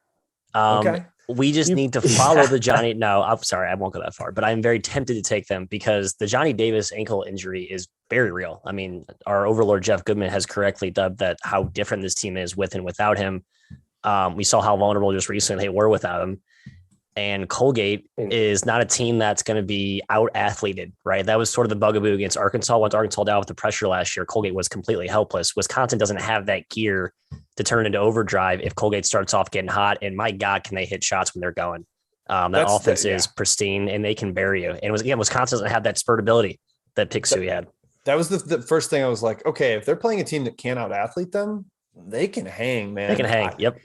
I will likely pick Colgate here, Kai. I think that'll be one of my little upset picks. But that means I have to pick either them to the Sweet 16 or LSU Iowa State, and I have no desire to do that with any of them. I feel backed into a corner by the bracket, and I don't like it. Tell me what to do, Toretto Takes. Well, I'm taking Wisconsin, guys. Johnny Davis is fine. He's gonna be fine. He played 34 minutes against Michigan State. I know he didn't have a great game. Bad though. Looked terrible. He had a bad game. Yeah, guys have bad games. 3 for 19, but is that a bad game or is that he had no lift in his ankle? Yeah. He's a star. Wisconsin is an experienced team with experienced guards. I think they'll be fine in this game against Colgate, guys. Now the next matchup. It's also in Milwaukee too. Packers fan 2004 pointing out. That is pretty big. Next matchup, I am not scared. I think Iowa State's gonna beat LSU because LSU is run by Nickelberry now, which he was at Howard for 10 years. Tell me how he did. I think Wisconsin's going to beat Iowa State in the second round. Can I quick devil's advocate that one, Kai, too, just for fun? See what you say. Yes, of course. Was it 3 years ago that Will Wade also did not coach in the NCAA tournament? And I think we all immediately faded them, and they went to the Sweet 16 with Tremont Waters. Yes. Like, oh, okay. Well, I guess some maybe guy it's named just... Steve Fisher, I think Jim took over at Michigan back in the early 90s and did the same thing. Yeah, yeah, it's true. But yeah, I think those are purely anecdotal examples, and they are not indicative of the fact that you just automatically have to assume they're going to get better without Wade. Mm-hmm. I'm not a Nickelberry truster as well. The Howard teams he coached were bad. Yes. So, all right. You know what? I'm going to pick Colgate to the Sweet 16. Why not? Let's get wild. Has a 14 ever made it? Davidson? Is that them? No, I don't know. I'm sure someone has. 15 has, but 14's. By the way, I think data. threes win Someone at like close to 90% of the time. So you got to be really sure if you want a 14 seed, guys. I'm super sure, Kai. No, you know what? Wisconsin's obviously the safe pick. We'll see if I come around. Well, now it's gonna happen, Jim. Gosh, that little group has me so curious, hunting for an upset. I probably will do it. Okay, I'm taking clones. I'm taking clones, Jimmy. Wow. Hey, kind of an Iowa State. Tell me why. Why are you not worried about their offense? I'm ignoring the last 3 games. I'm going to chalk it up to like Big 12 defenses. I'm going to selectively move the goalpost in my analysis to conveniently fit my narrative of why I think Iowa State's going to win this region. You know why that's fair? Look how well they did in the non-conference. Out of the Big 12 murderers row gauntlet. It's like, oh yeah, we'll start making shots again. But hey, Milwaukee, Jim, that will be a very strong. There will be a very strong Iowa State contingent in the neighborhood that went to. Yes, a lot of Milwaukee clone. That connection is very real. We're taking the under in this game, boys. LSU, Iowa State. Neither team plays offense. Yes. So I kind of agree with that. The tempo will be like a little high, but the amount of turnovers and bricks, I think, will certainly make up for it. The efficiency will bring it down. Yeah. Okay. Right. USC, Miami, Auburn, Jacksonville State, very bottom. Auburn, a team that I think a lot of people don't trust. Earlier in this Field of 68 show, Miami was getting some love to go on a run because I don't think anyone trusts USC either. Kai, is that crazy? Do you trust Auburn enough to get to the Sweet 16? What are you thinking about this little pod? Oh, I definitely trust Auburn, Jim. I love Auburn. Ooh. Yeah. I love Auburn. Wow. Guys, don't listen to the road Auburn narrative. Stop. This is a really good team. That's fair. It's a really good team. They're not playing road games. That's true. I think they can make the Final Four. I think Kansas will, but I think they go to the Elite Eight. USC is going to beat Miami. I've heard people say Miami's going to win. No, Matt, there's a huge advantage for USC inside in this game. Miami has nobody to battle USC on the boards. Look at those rebounding splits. USC. Matt, hit him with the Enfield data too. I hate USC, by the way. I'm taking USC. Toretto Takes is literally on fire right now. We call him Andy Covers, Jim, for a reason. Mr. Enfield, 7-1 in the NCAA tournament since 2016 with a cover margin of 6.9 points a game. So I don't know if that's just circumstantial, but mostly Florida Gulf Coast. It's spread over a few. No, it doesn't include Florida. That's just USC actually. So you exclude Florida Gulf Coast. That was probably 3 or 4 covers in there. Matt, he covered against our darlings SMU a few years back. 20-point comeback.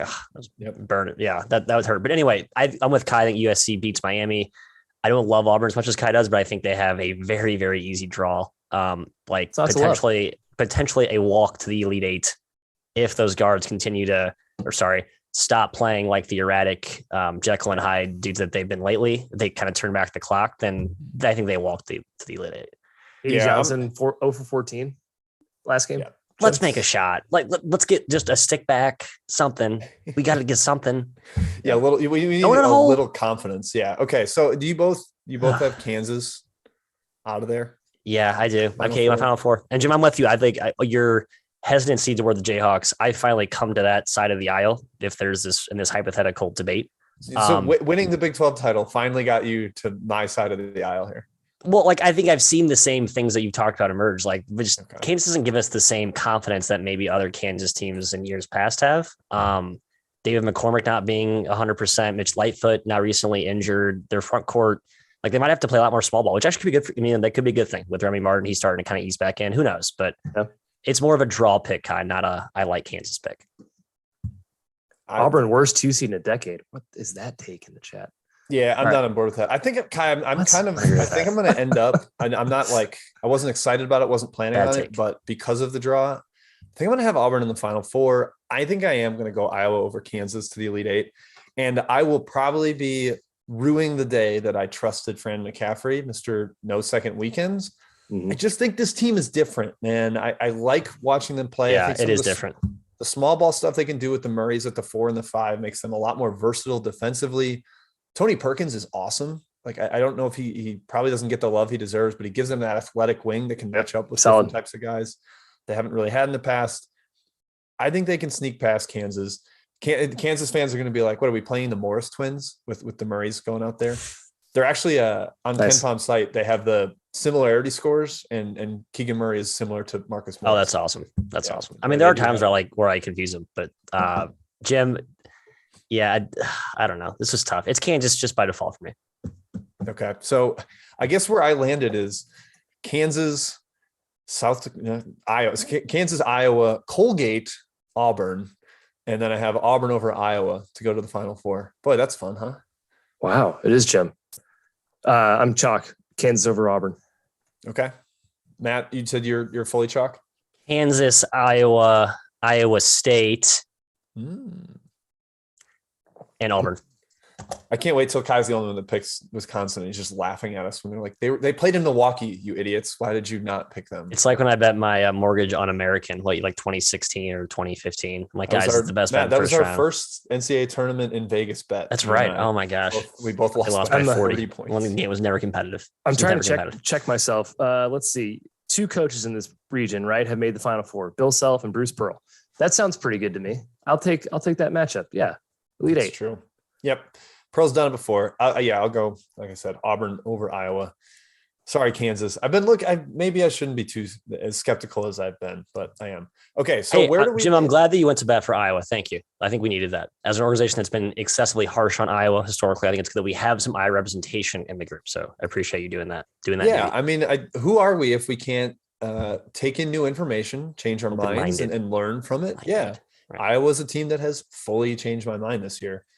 Okay, let's take a little more bigger picture look, and then to close out, we might dive into a couple extra matchups more. Oh well, let's go east. That's a better idea. How's that? East region, Baylor at the top, Kentucky down at the bottom of the 2 seed. Where do we start? We'll start, Matt. You know what? We almost started with your Hoosiers. Let's start with them. They're playing in the play-in game against Wyoming. A, are you surprised that your Hoosiers are in a play-in game? And B, do they win one? Yeah, I thought we should have avoided that, right? I guess the Richmond win was basically the nail in the. Were you brought on the last cut line, or what was the official confirmation? Maybe. I will also say Goodman floated the idea that they wanted a big name in the first 4. So. Indeed, yeah, of course. Well, I mean, look at some of these other slottings in the field. I can tell the committee was up to their puppeteering ways. Kai, I think Indiana takes care of Wyoming fairly, not easily, but I don't feel worried as an IU fan drawing Wyoming. And I can't put a good finger on it matchup wise. Why? I am very worried about the St. Mary's matchup that could be living next round though. Because I think the Gales' height is sort of negates how Indiana plays. And I think Randy Bennett has a very simple thing to do. It's like, how do you shut down Xavier Johnson and how do you collapse people on Trey Jackson Davis? You have 2 things to do. He'll solve those riddles, and St. Mary's will look like the better team if they play. So that's my thing about playing game making the Sweet 16. It's not going to be here because St. Mary's is not going to lose to. Stole my take. This freaking Toretto guy just can't stop. Jimmy's on fire. Absolutely on fire. This is ridiculous. Why are we on air if he's just got all the good takes? I'm going to rip my notes. Going to torch him. Yeah. Yeah, they're amazing. In Indiana, Wyoming, it's that'll be interesting, Matt. I think there's a coaching edge for Wyoming. I think that's less a pushover than you're making it. Obviously, the matchup's weird, but who's guarding Maldonado? Yeah, and EK on TJD, kind of love it. Yeah, I don't love it. TJD's been phenomenal. TJD lately has been great. Like, I think IU's actually done a little bit better job of creating some space around him. And when he has like the room to operate, he can slither, and his both hand finishes are delectable. Matt, do you put Race Thompson on Maldonado? Is that how you work this? Yeah, I think he's nimble enough to like step away and guard on the perimeter. Like, if you make him a jump shooter, that's fine with me. It's better than the whole back down thing. So you eliminate the back down component. Yep, I'm with you, Jim. And you have TJD to slot against EK. So I like the IU lean there. I do. I'm going to change my mind to Indiana, guys, because EK's going to get in foul trouble immediately, and he's going to get off the floor. He won't play very much in this game.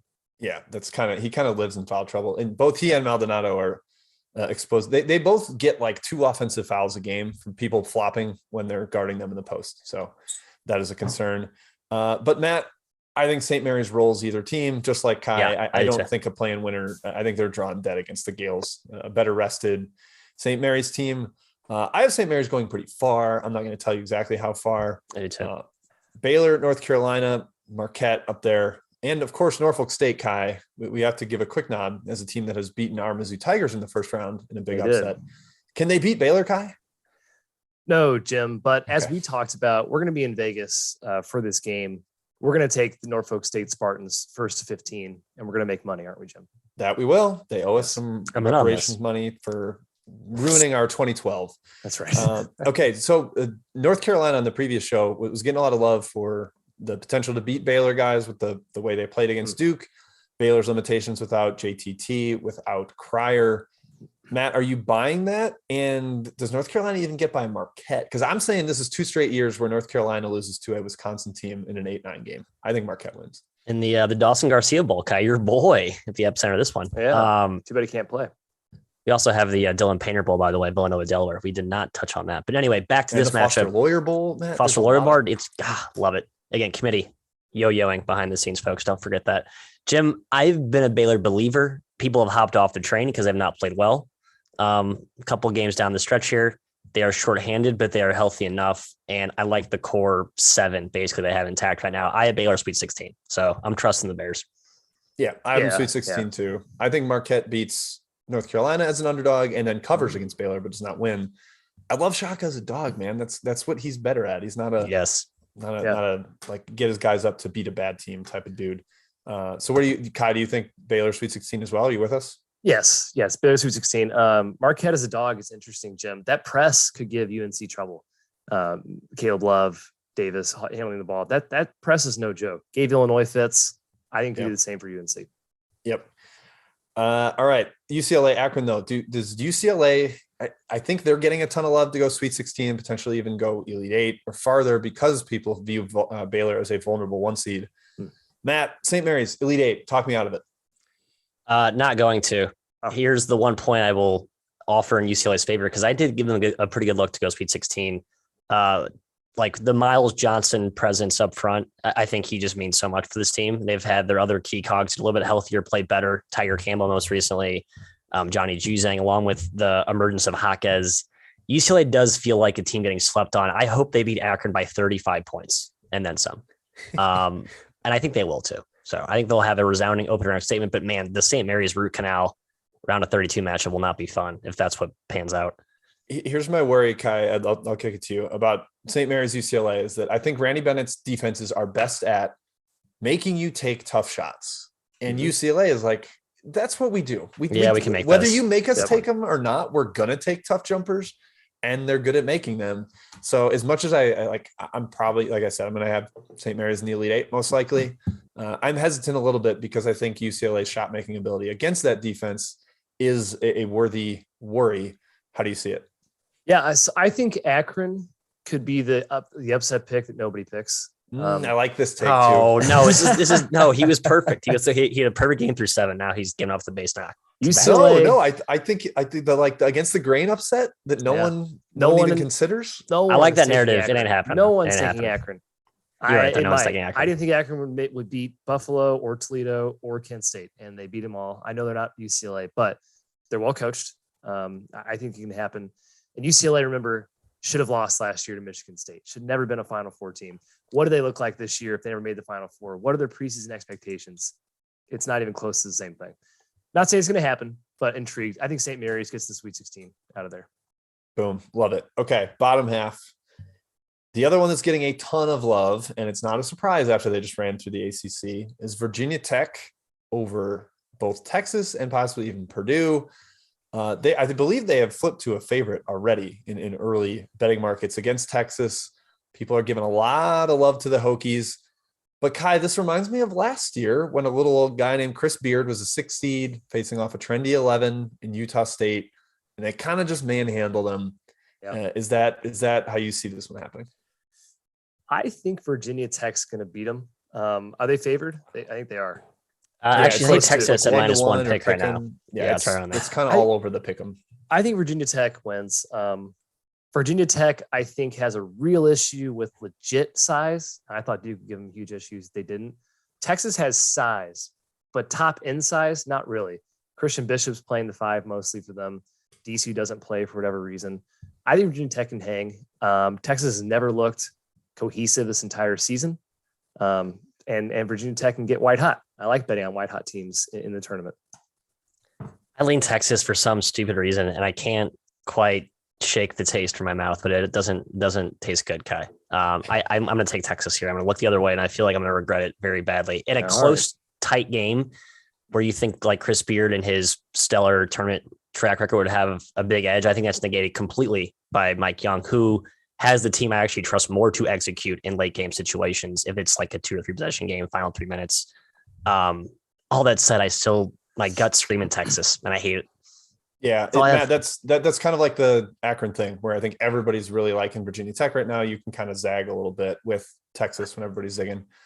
I think Purdue smashes Yale. I'm just gonna say that quick. We're running short on time, so I don't want to like belabor this. But real quick, we got to talk Murray State, San Francisco. Hose job. It's a shame Absolute they're playing. Hose job. Just flip San Francisco and Miami. Boom, everybody's happy. Like 7-10, much better matchup there. Decent path for Kentucky. They once again have the darling 7 seed, just like 2019 when they had to take down Wofford. I am thinking about whoever wins Kentucky Murray State.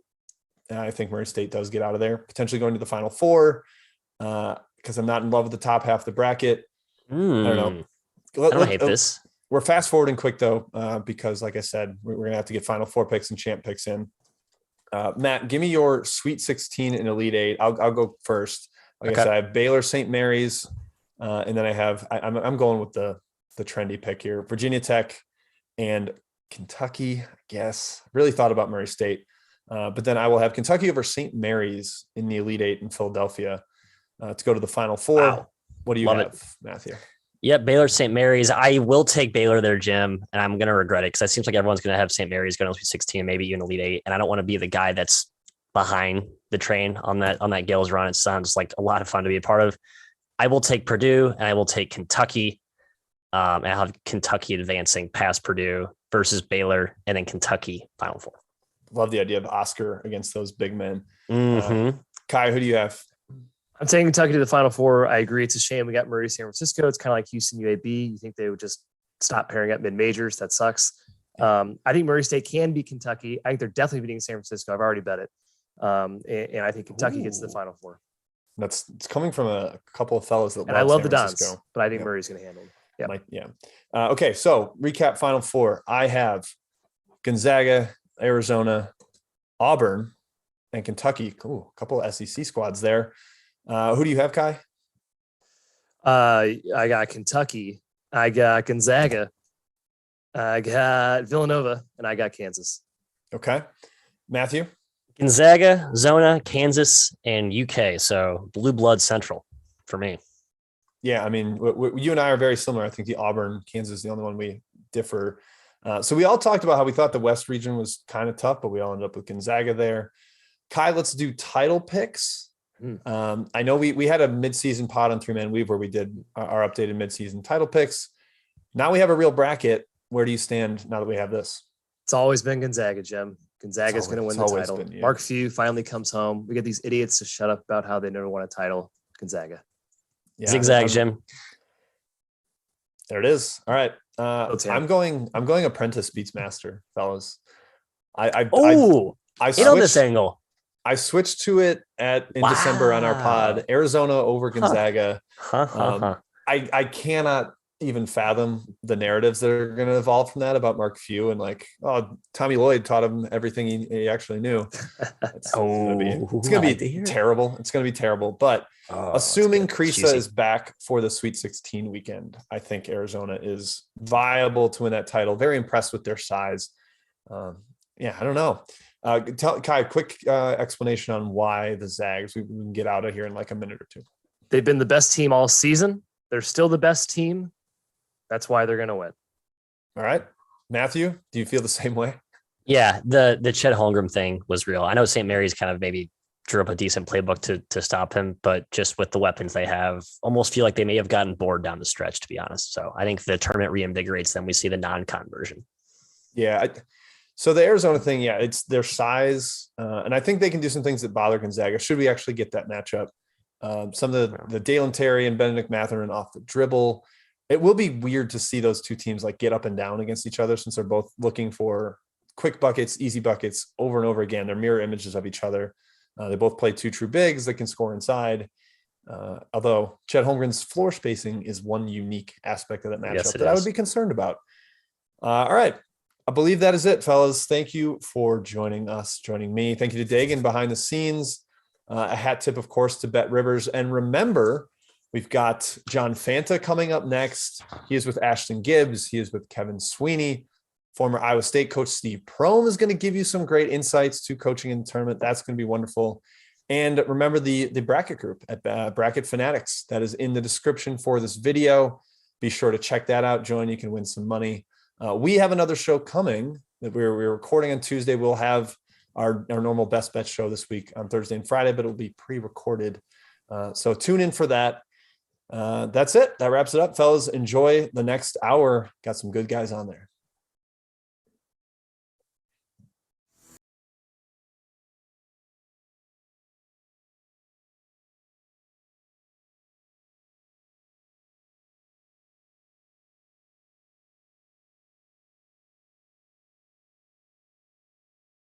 Selection Sunday Extravaganza will return in just a minute.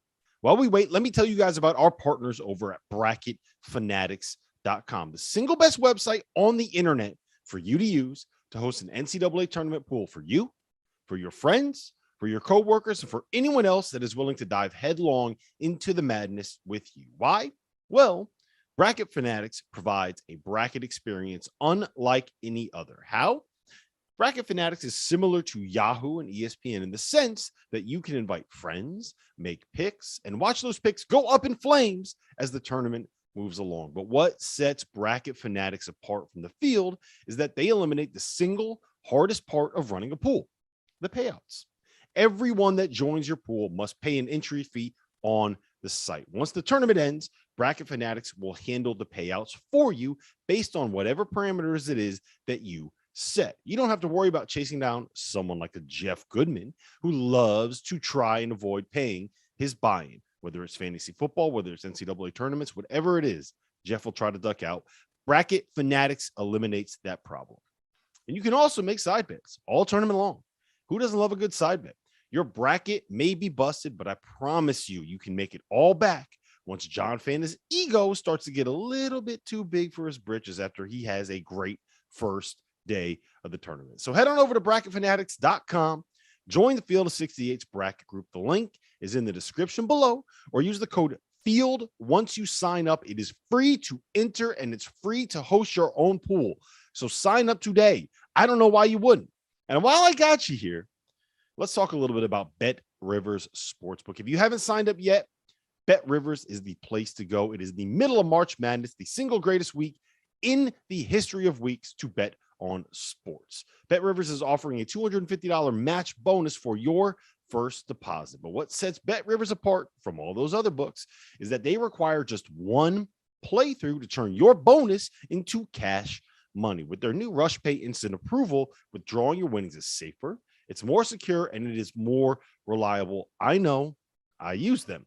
Bet Rivers is also running promotion all week long where you can earn as much as $10,000 in bonus prize money. Here is how it works. There are 10 tasks that you need to complete throughout the tournament. 4 the first weekend, 3 the second weekend, and 3 on Final Four weekend. To complete a task, all you need to do is place a $25 wager or $25 or more on various NCAA tournament bet types. For example, in the first weekend, these are the 4 things that you need to do. Place a bet of $25 or more on a 12 seed to upset a 5 seed, a 5-leg parlay, a future on any team to win the NCAA tournament, and win just one single bet on a first round game to advance to the second weekend. Easy enough, right? So with the NCAA tournament kicking off in just 3 days, get in on the action by going to betrivers.com today or by downloading the Bet Rivers iOS app. You must be 21 years or older. Gambling problem? Call 1-800-GAMBLER. Now, let's get back to that Selection Sunday extravaganza.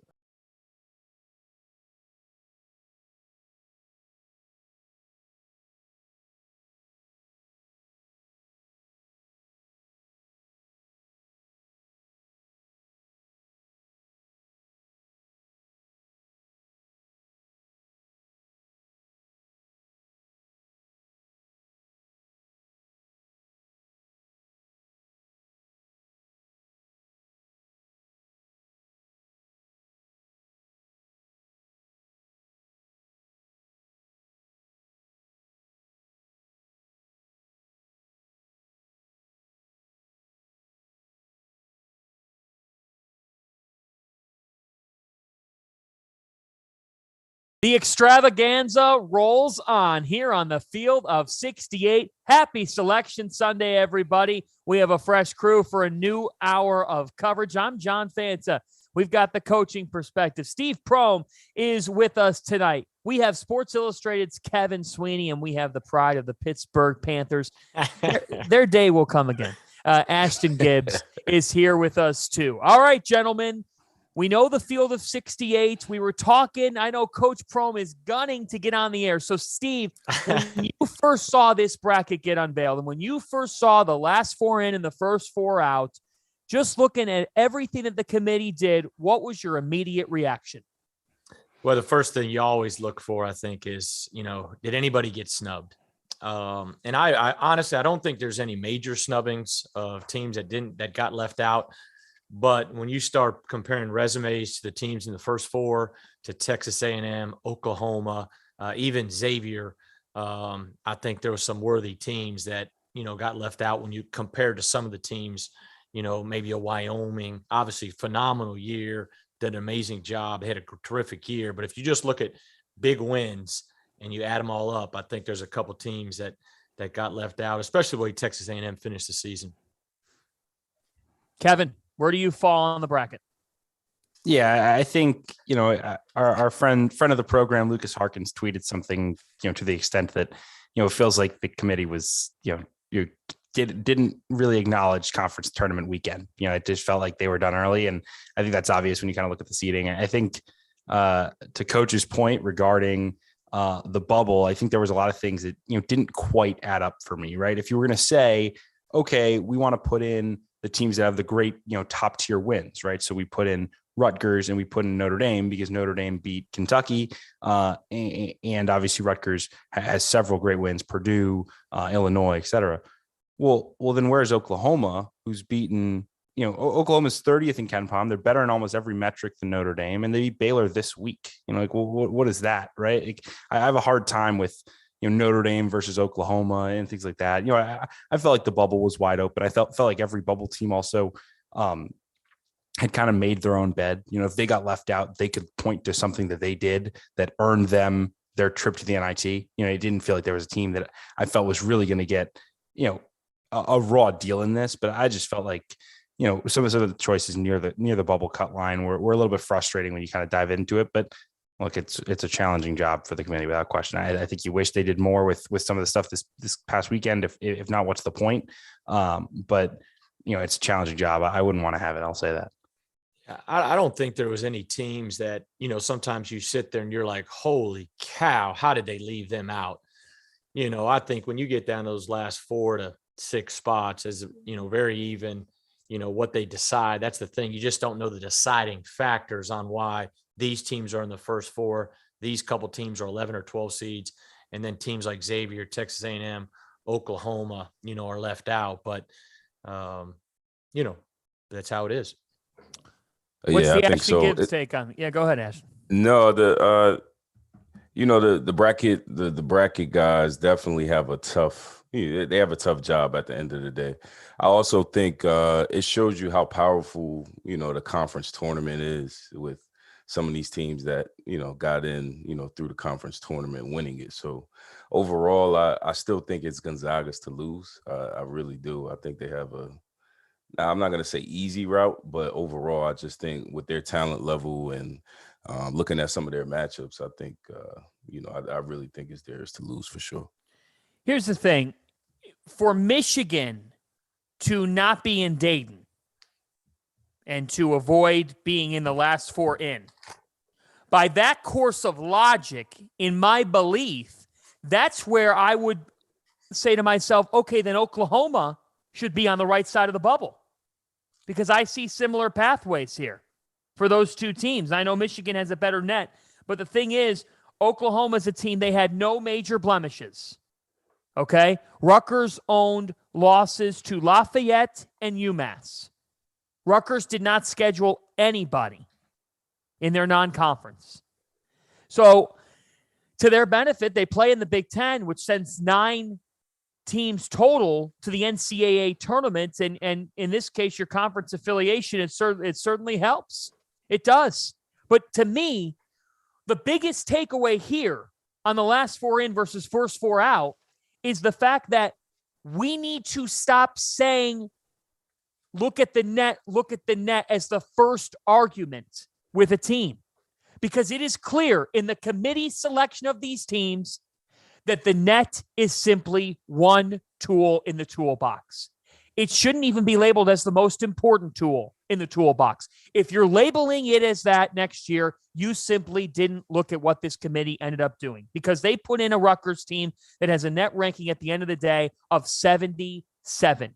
They put in a Notre Dame team with a net ranking of 53. They put in a Wyoming team with a net of 50. And I think Wyoming belonged in the field, guys. But by the same token, you're telling me that in your last 4 in, you have 3 teams that fall with a worse net than 3 teams who were in your first 4 out? That right there sums up the fact that, yeah, the net is better than the RPI. But it shouldn't be something that we worship to a point that we say, this is why this team's in, because the committee just showed us that there are several tools in their toolbox, and that, folks, when you're selecting a field of 68 teams, and Kevin, I think you'd have to agree with this, at the end of the day, there's a subjective aspect to this whole process. You can't tell me there isn't when you look at the 4 teams that were on the right side and the 4 teams that were on the wrong side.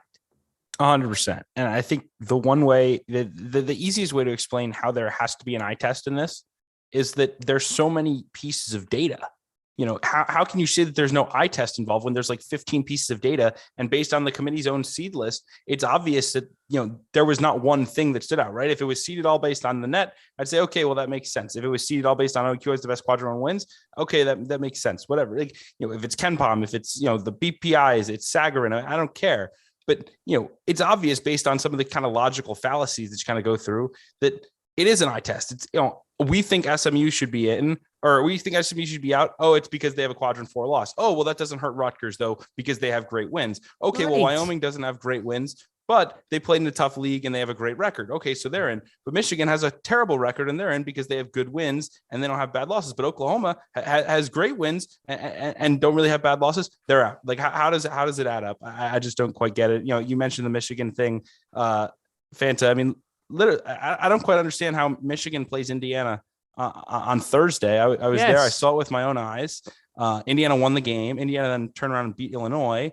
Both teams' best win is against Purdue on their home court. One team goes to the first 4, one team doesn't, and it's Michigan that gets out of the first 4. Indiana has to go to Dayton. how does that make any sense? Like, explain that one to me. Michigan has had 3 more losses than Indiana. Like, none of this quite adds up to me. So I again, it's frustrating. If I'm of all the schools that I feel like in this case could have an argument, the one that I'd probably be willing to listen to the most, Coach Prohm, is Texas A&M. You know, Texas A&M here. You look at their window of recent play. You look at what they did in their conference tournament and making the championship game, a great league in the SEC with multiple national title contenders.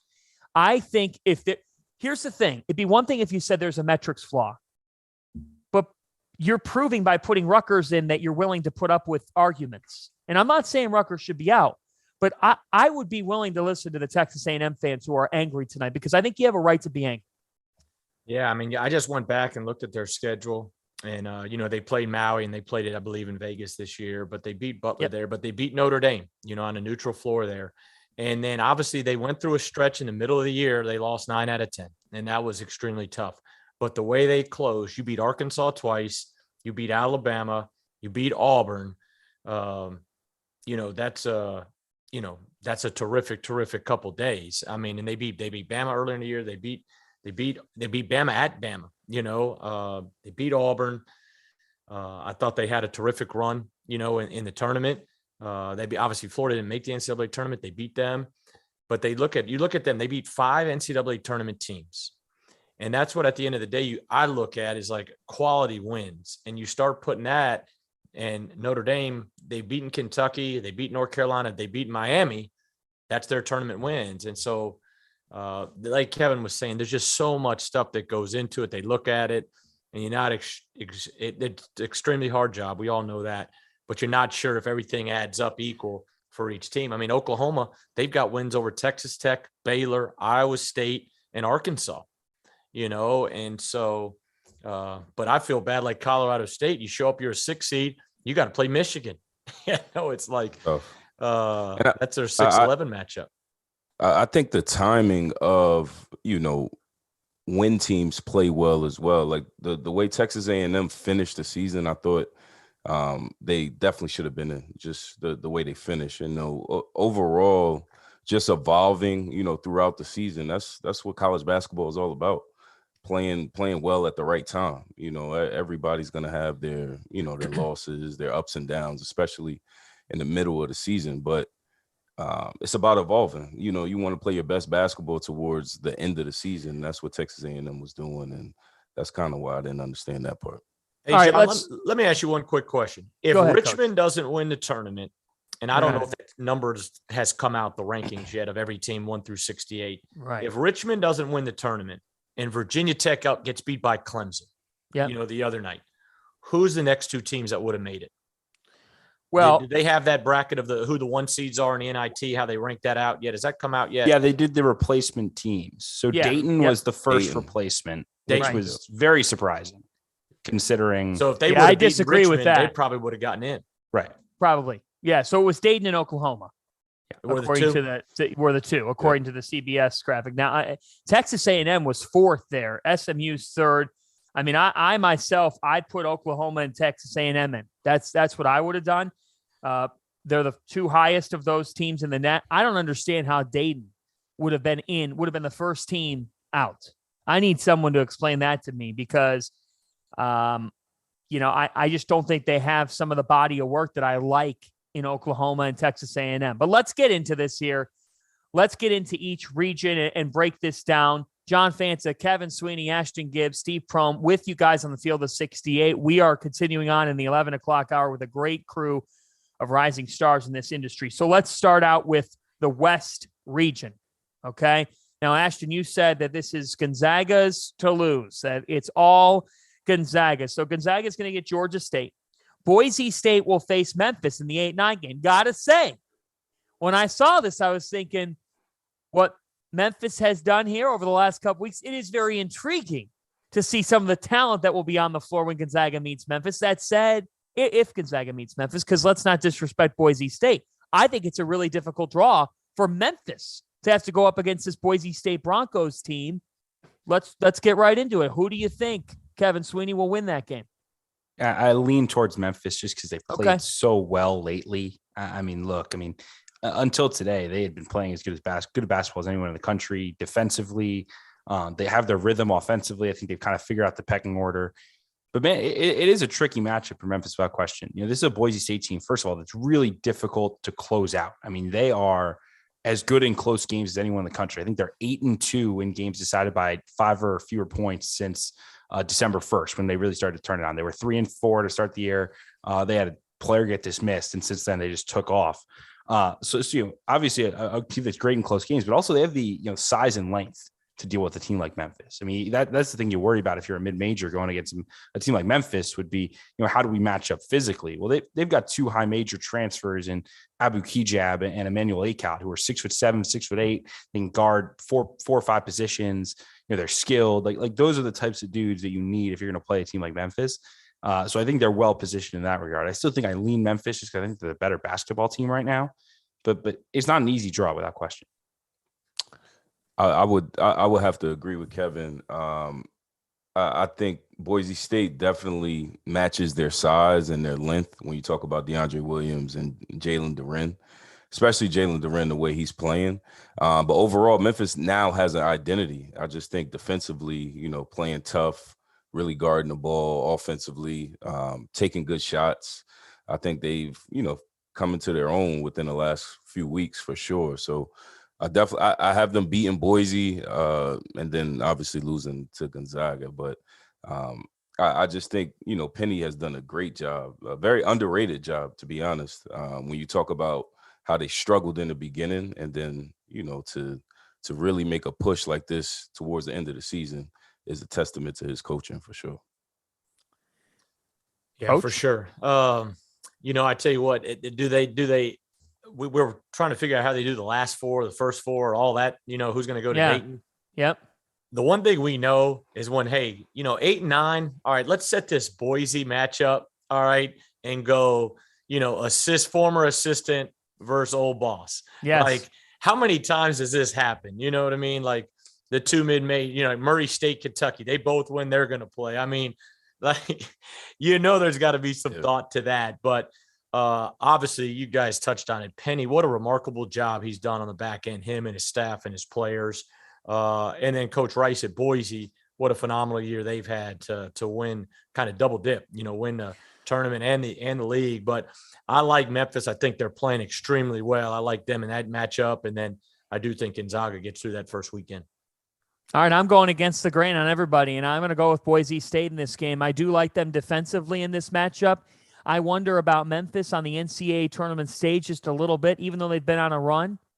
I think Boise State presents some unique matchup problems, and sometimes the West doesn't get as much love.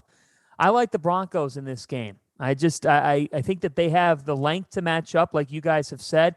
I think they can guard Landers Nolley well enough. If you get Nolley off his rhythm, then Memphis has some offensive issues. We'll see if that transpires. Let's stay in the West, okay? What did you make when you saw Duke here in the West and the fact that Michigan State, Duke could be a round of 32 game? And even for that matter, Davidson's a tough draw for Michigan State. I love this pod, and I'm curious to hear what you guys think about Duke being a 2. Agree or disagree? Where'd you want to put him, a 1? No. No, I didn't want him to be on the 1 line. No, I think 2. I mean, I think that's, the ACC champions, they had a terrific year. They made it to the ACC finals. They deserve a 2 seed, in my opinion. Davidson's had an exceptional year. I know they got upset today by Richmond. I just think this draw, for me, when I first looked at it, I said, man, Tom Izzo may mess around and get to the Sweet 16. That means he would end Coach K's career. Yeah. Coach. And I get it. I look at them. They're older. They're experienced.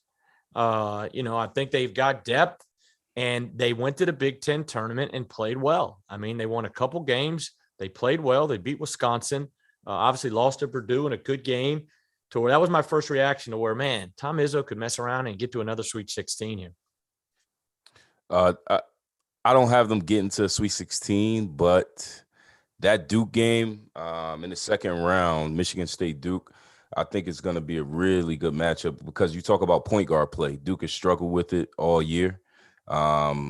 Struggling just with their point guard being up and down, Jeremy Roach. And then Michigan State, Tyson Walker, I think, has done a really good job, AJ Hoggart. And I thought, the way Michigan State just pushes the ball, they defend, playing well at the right time, they can definitely, send the ending to Coach K's final season. So it's going to be fun, man. This NCAA tournament, man, I can't wait for it. I was surprised, honestly, about the number 2 seed for Duke. I thought it should have been. I Tennessee. agree. I thought Tennessee earned that spot with winning the SEC tournament, with the win over Kentucky, a second win over Kentucky this season.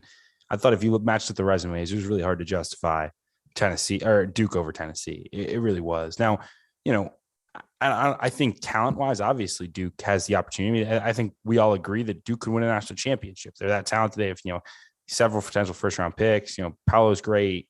Griffin's great. Like when they play their best, they're gonna be tough. But I do think that they have a second-round challenge looming. Obviously, the Izzo situation would be amazing. I mean, I'm sure the television networks are rooting hard for Michigan State in the first round against Davidson. You think? Yeah, you would think. It's a round of 32 dream for CBS. Oh my goodness. And remember, who was it that ended Duke's last best chance to go win a national championship again with Zion Williamson? Michigan State Spartans. In DC, baby. Yeah. Here's the thing, though. Do not forget about Davidson. I was just about to say. I'm picking Davidson to win that game. Davidson's the opposite of Michigan State stylistically. They're going to try to be deliberate and stick Michigan State in the half court. Michigan State needs transition to be able to flourish. And Bob McKillop's going to say, we are taking that away. Here's the question, though. Who in the West serves as the biggest opposition to Gonzaga? Because Duke's the 2, Texas Tech's the 3, Bus and Arkansas, JD Note are the 4, UConn is the 5 here. Who serves as the biggest opposition to Gonzaga? Man, I think I would just take Duke because they've already beaten them, right? I think we already saw on tape what Duke can do to them athletically. We've seen in the past that Gonzaga has struggled with some of the teams that are, supremely athletic, and certainly Duke qualifies there. They already also, Gonzaga already beat Texas Tech relatively comfortably. Again, obviously Texas Tech is playing better basketball now than they were at that point, but I think that the biggest threat is Duke. I just have a hard time seeing a UConn or an Arkansas beating this Gonzaga team because I think, they're so skilled. The front court is so powerful. It's just hard for me to get over the hump that a team that doesn't have, truly elite level talent beats this Gonzaga team. Like, I think they're relatively upset proof because of that. All right. Do either of you two have a different answer than Duke? No, I would say Duke just because of the talent is talent at the end of the day. You got 4 guys that could be first round picks. It's hard to pick against them. Coach? I agree that Duke in a matchup, I just don't know if Duke can get to the Elite 8. Great. I mean, they've got terrific talent. Obviously, they had the best to ever do it, but they're young, and those young teams, are obviously, susceptible to early upsets in the tournament. And so I would want to say Texas Tech. I just don't, because they've played them already. I just don't know if they can, even if they defend Gonzaga well, if they can score enough to beat Gonzaga, from that standpoint. So, but they would be my other one sleeper team to beat Gonzaga out of that if I had to pick somebody outside of Duke. All right. From the West to the South, Arizona is the number 1 seed in the South region. And the Wildcats will face the winner of Wright State and Bryant this week. Seton Hall will take on TCU in the 8-9 game. Interesting 8-9 matchup. TCU with some flashes and some major wins. They've lost 3 of their last 4 games. Seton Hall's won 9-12. Had a rough performance against UConn in the Big East tournament. Still an interesting 8-9 game. In this bracket, you have UAB, who's a major threat. I'm going to call it now. I like Jelly Walker and the Blazers to shock Houston in the first round. And guess what? I'm going bold here in the South.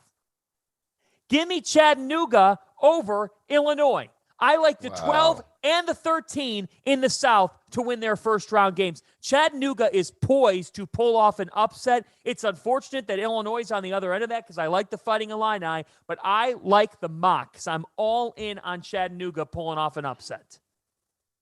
Chattanooga is an excellent team. I will say this. I think if there's a team that matches up well with Illinois from a perspective of having someone who has a chance to handle Kofi Coburn, it's at that seed line, obviously. It's Chattanooga because they have Silvio De Sousa. I mean, he's a guy who is just so physically prepared for that matchup. Obviously, an elite recruit. Everyone knows the pedigree, was at Kansas, can really move his feet. Is he as strong as Kofi? No, but is that going to be a better matchup than, go through the other 13 lines, right? The starting center at Akron is 6'7" and 210 pounds. I was looking at it earlier. Right. How would that have worked? South Dakota State doesn't have a player over 6'8". Right. Doug Wilson, 6'7". I say same deal, right? You have no shot. Wait a minute. Hold on a minute. Are you committing? Are you hopping on the Mox train with me, or aren't you? I am not. I do like Chattanooga, and I do think it's a decent matchup. But I think Illinois will have a different level of intensity for this. They will not look past the mid-major after what they did. What happened to them last year against Loyola. I think their guards are really tremendous shooting the basketball. I just think it's a tricky matchup, obviously, but I just think Illinois is the better team and finds a way to win it. Coach Prohm, I got to ask you this, because in this South region, Colorado State, good team. They get a 6 seed. Do they have the worst draw you could imagine with Michigan as an 11 and they have to play them in Indianapolis? Yeah, well, I didn't know it was in Indianapolis, so that's even worse. But I'm like, 6 seed, you got to be fired up. You're a 6 seed. You've had an unbelievable year. Nico's done a phenomenal job at Colorado State, and it's terrific. The Mountain West, they got to be ecstatic. They got 4 teams in. But it's like, all right, we got Michigan. I mean, come on. In the 6-11 game.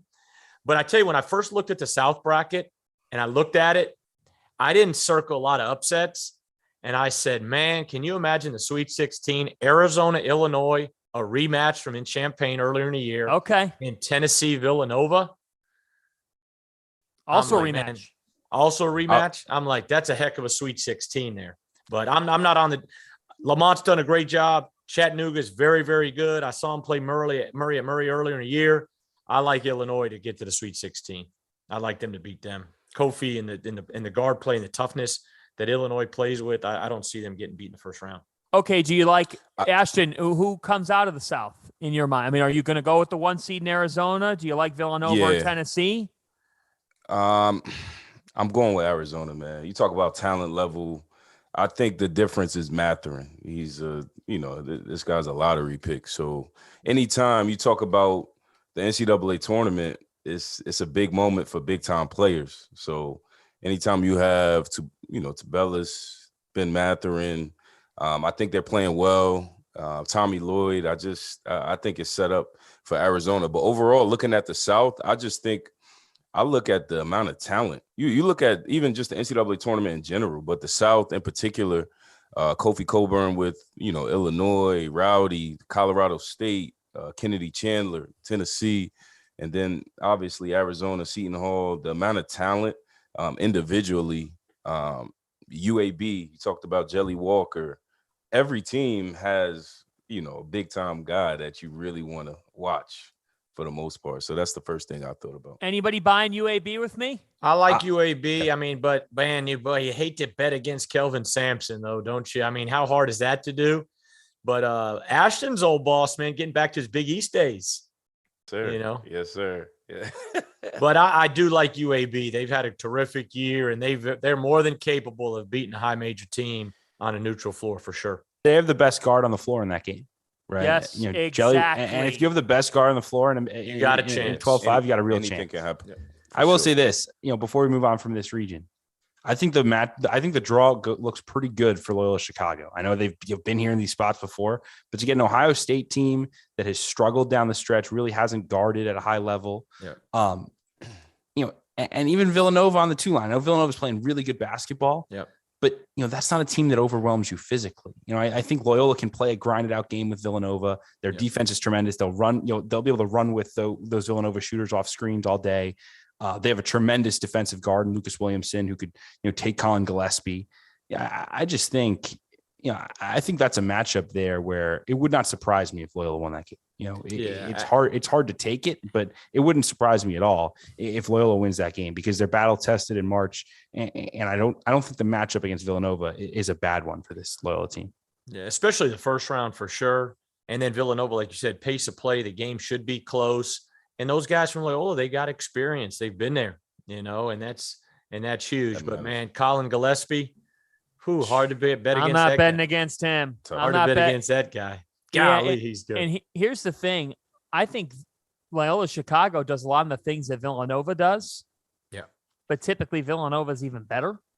So can you get Gillespie a little bit off kilter? Can you get Justin Moore and just get him at bay? The biggest thing for me with Villanova is that Brandon Slater was outstanding this past week at the Big East tournament. And if Brandon Slater gives Villanova what he gave him at the Big East tournament, then Villanova is going to make the second weekend of the NCAAs. That's an if. That's an if statement. Jermaine Samuels had 21-12 in the semifinal win over UConn. He was great in that game.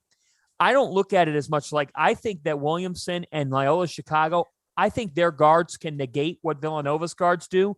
For me, I think Villanova's actually a little bit underrated physically. We talked about this last night. Rob and Terrence and I were talking about it. Villanova last year was outside the top 60 in KenPom defense. They were not a good defensive team. This year, they've climbed just outside the top 30.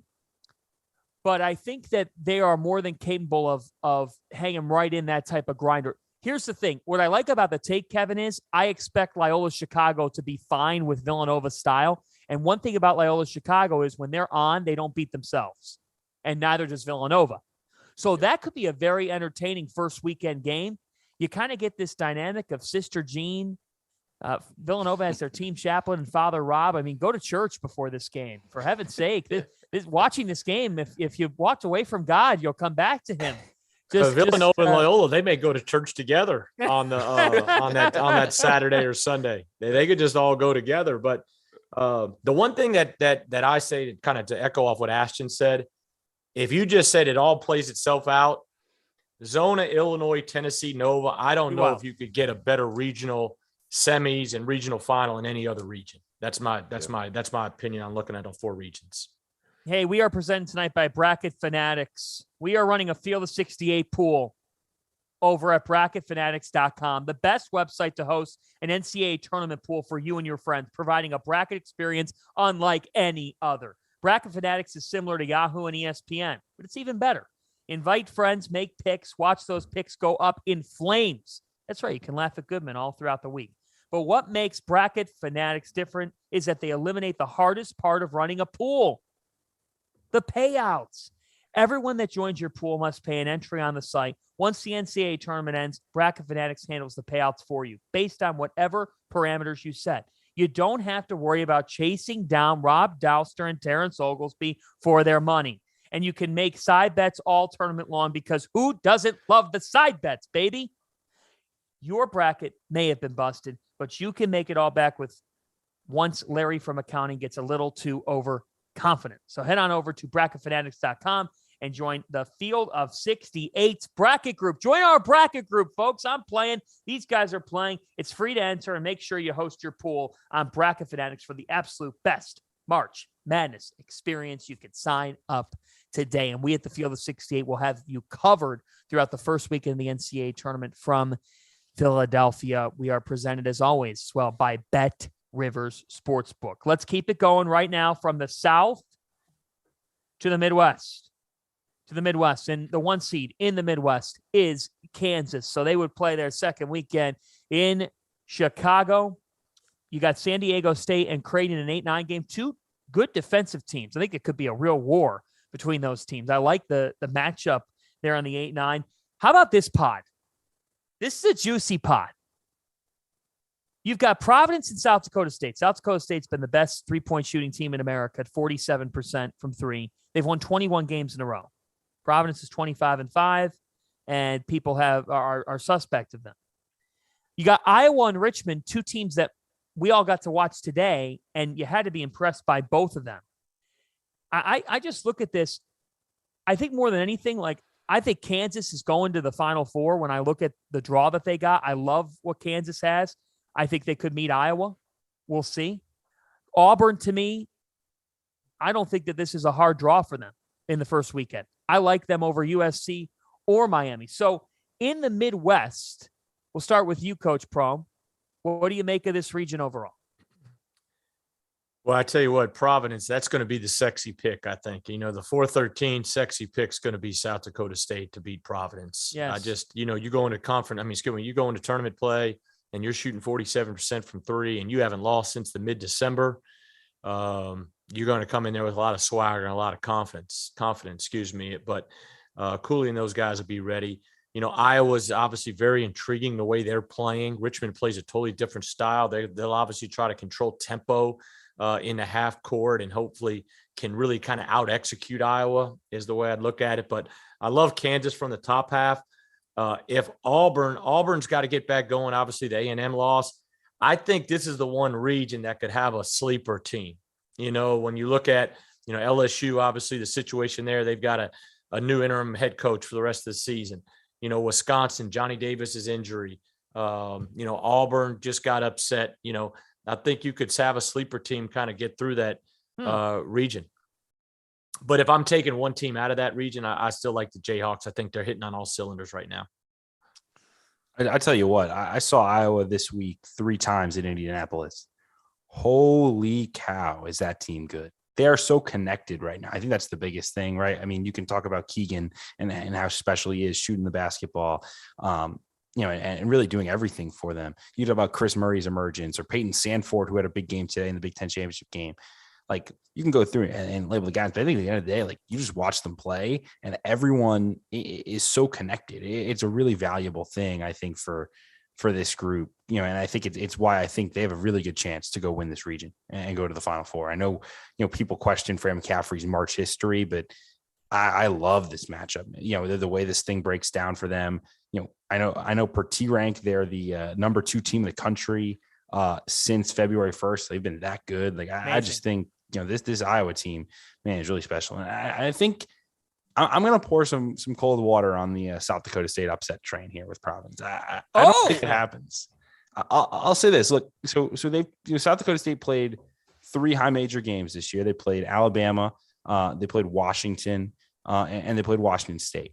They gave up 104 points to Alabama, and they give up 87 points to a Washington team that is not that good offensively. They held Washington State to 74. But that was because Washington State shot 9 for 35 from 3. Yeah. They just didn't make shots. Like this is a South Dakota State team that is really porous defensively. As good as they are on offense, and they're going to make you work because they have guys who can shoot at every spot, and they're really, really skilled and they cut. They're a tremendous offense. I just think Providence is going to have their way. On the interior with Nate Watson, they're going to have their way. I think Al Durham's going to be able to get to the rim. To me, I don't see it with the South Dakota State team quite as much. Again, I think, if you were looking for a team for South Dakota State to play, you're probably saying, okay, Providence, coming off the really bad loss to Creighton, maybe the quality metrics say they're a little bit overseeded, even though they've obviously earned their seed with the wins that they have. I just think, at the end of the day, I'm not sold to the South Dakota State teams winning a game in the NCAA tournament. No, it's hard to win when you're a sub-top 200 defense. When you're outside 200 in KenPom defense, they don't defend. And Providence is typically the team that if they're having problems, it's because they're limited on the offensive end of the floor. I think they're going to be able to get dribble penetration with both Al Durham and Jared Bynum. I think that will create open looks. They weren't able to hit open looks against Creighton. And maybe that loss is the best thing that could have happened for them because it gets them. Sometimes when you lose shy of your conference tournament title game, it gets you in a better mental space. When you win your conference tournament, sometimes you ride that high, but it takes a lot to win it. I'm not as worried about that with Iowa. I actually like the draw against Richmond, and I think that game almost allows them to then settle into the new space of the NCAA tournament. I think they're very, very dangerous here. I think they're capable of beating Kansas as well. That's how much I think of them. But I do think that a lot of people are going to have the hot pick all week. And let me tell you something. The hotter the South Dakota State pick gets, the more Ed Cooley's going to put it up on his whiteboard. Like, that is literally the story arc of Providence's season. Nobody has bought them. A lot of people think that they're lucky. Well, guess what, folks? Providence is playing on St. Patrick's Day. They're game 2 of the tournament on the loaded Thursday. Get a Guinness, put your Shamrocks on if you're a Friar fan, and embrace the luck, baby. No, I like this. I like this Midwest region for sure. The first thing I thought about was the offensive flow from a lot of the teams in this region. You talk about Kansas. Obviously, we talked about Iowa. Then you go Wisconsin, Creighton, even Richmond in terms of the way the different styles of play offensively. I think it's going to be really fun to watch. But overall, I have Kansas coming out. But, yeah, don't sleep on Iowa. I love how they push the pace. A lot of skilled guys that can shoot the ball. They can handle. They can make plays. But anytime you can shoot the ball like South Dakota State, you know, the sky's the limit, especially when you talk about the NCAA tournament. The atmosphere is unbelievable. Obviously, the crowd is going to be crazy, but I love that first 5-12 matchup between Iowa and Richmond, between the both of the offensive styles. It'll be interesting just to watch that in terms of the pushing the pace for Iowa and Richmond slowing it down. Now, let me say this. One team we have not brought up in the Midwest, and I have a hot take tonight that I'm interested to hear your reaction to. Wisconsin to the regional final in this region, and I think Wisconsin could win this region. I really do believe that. I still like the Badgers, and I think they got a good draw. LSU Iowa State is a weird game. I mean, set that in the Twilight Zone. I don't know if it's on True TV, but it might as well be because I have no freaking idea what's going to happen in that game. What is LSU's frame of mind? And is Iowa State any good? I mean, it's hard to know. They've fallen. They had such a fall off from what they were. I'm happy they made it. I think TJ's done a great job this year, but they've been schizophrenic overall, and LSU doesn't have their head coach. I think Wisconsin got a trip to the Sweet 16. I actually think Wisconsin gives Auburn matchup issues if those two teams meet. Like, that's the anti-Auburn if Wisconsin meets them. And attention to detail typically wins in the tournament. It would not surprise me at all if Wisconsin emerges in the Midwest. And keep in mind, Midwest is Chicago. And Wisconsin's they get to play their first weekend in Milwaukee and their second weekend in Chicago. I think Wisconsin's in position here.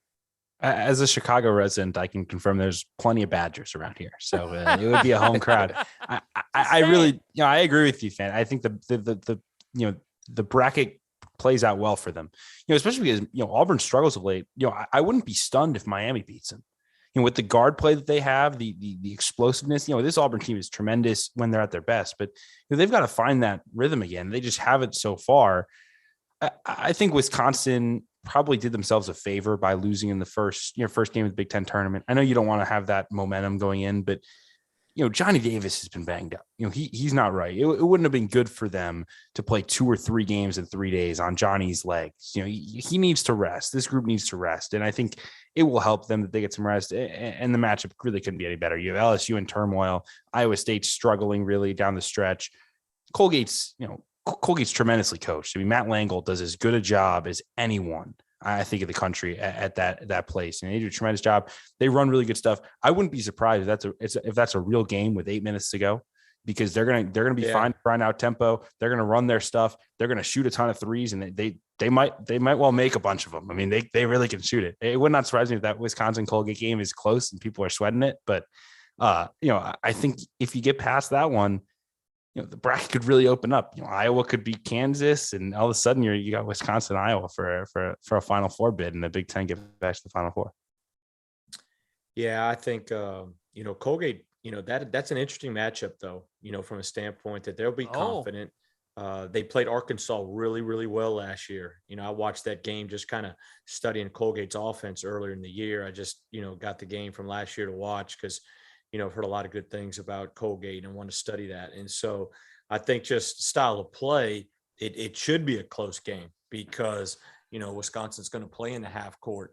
Iowa State, it's a benefit to be in Milwaukee. It's not far. It's a place that Iowa State's always had great players from that state and that city. And so they'll have a home crowd for sure in that first game, in that first matchup. And so they may be able to have an opportunity to face Wisconsin if both, in that second round. But I still like Auburn. I know Wendell Green, everybody wants to give him heck, but man, Bruce Pearl, especially I think after losing to Texas A&M, I think Auburn will come into an edge, in the NCAA tournament. But there it is again, Auburn, Jacksonville State, they're about at 2 hours apart, just right up the road. Yep. Ray Harper's had a heck of a year though at Jacksonville State. I know they were fortunate with the way they got in, but they're in, and they're going to enjoy the heck out of it. All right. So who do we got coming out of this region? Quickly. I've got Iowa. Okay. Oh, Coach? I'm going to go Kansas just because I think they're just playing and they're hitting on all cylinders right now. I loved Auburn all year, but I do think this is the one region I looked at and I said, man, there could be a sleeper team come out, and I think not one of the favorites in this region will come out. This would be the one I would circle, but I would go with Kansas until they prove me wrong. AG. I'm gonna go Auburn. And anytime you have Jabari Smith, he's the best. He's gonna be the best player on the court almost any game he plays for the most part. You talk about Walker Kessler, but they've been having turnover issues, but they need to shoot the ball well. If they shoot the ball a little better, anything can happen. But I just ride with my guns, and anytime you have a guy like Jabari Smith that can go off at any point, anytime, I would take him for sure.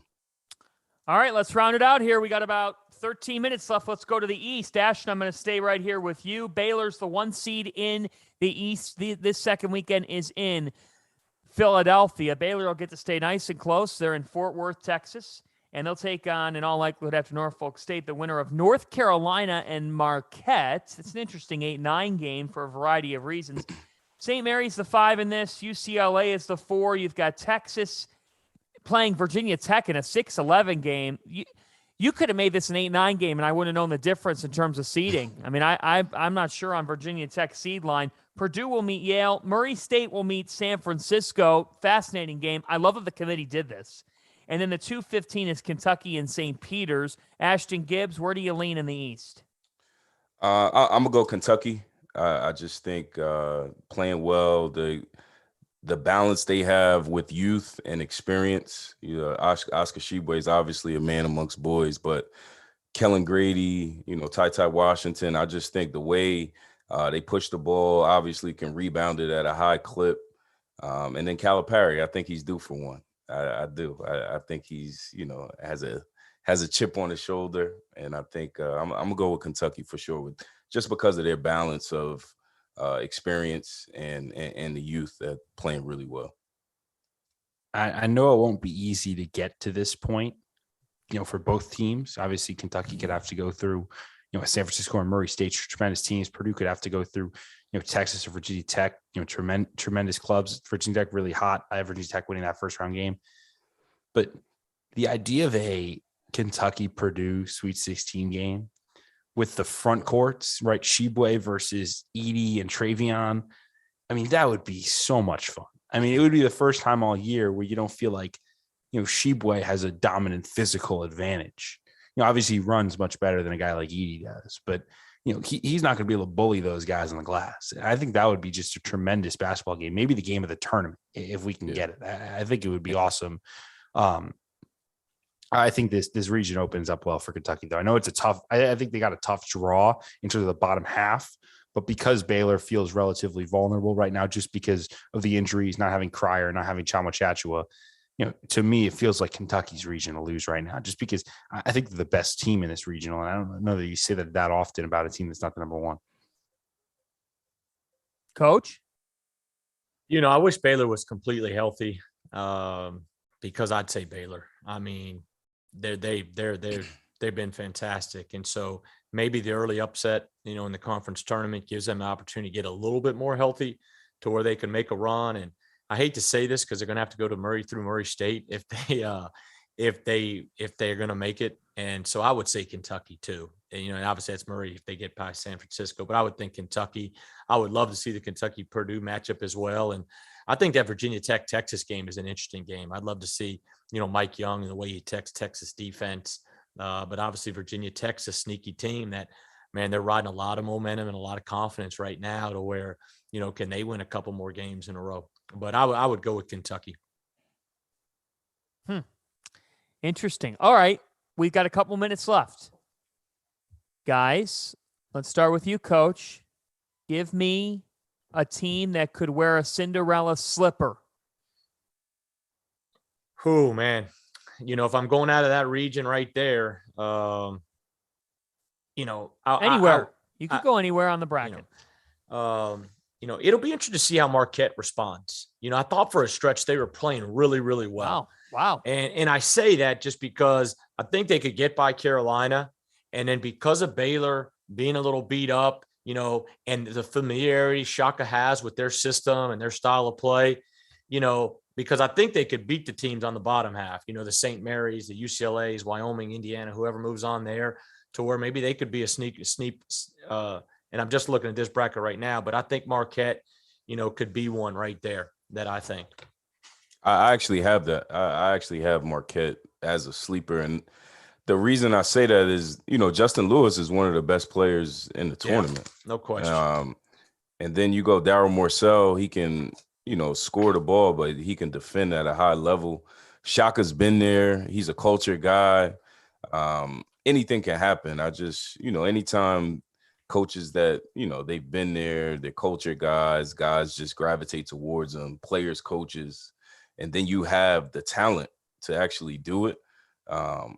Anything can happen. So this Marquette team, they've shown glimpses as well throughout the season where they've been, obviously one of the best teams in the Big East. So anything can happen when, you have Shaka at the helm as well. I've already mentioned some of the mid-majors I like. UAB, I think, has a chance to potentially win a game or two. I think Loyola Chicago has a real chance to get to the Sweet 16.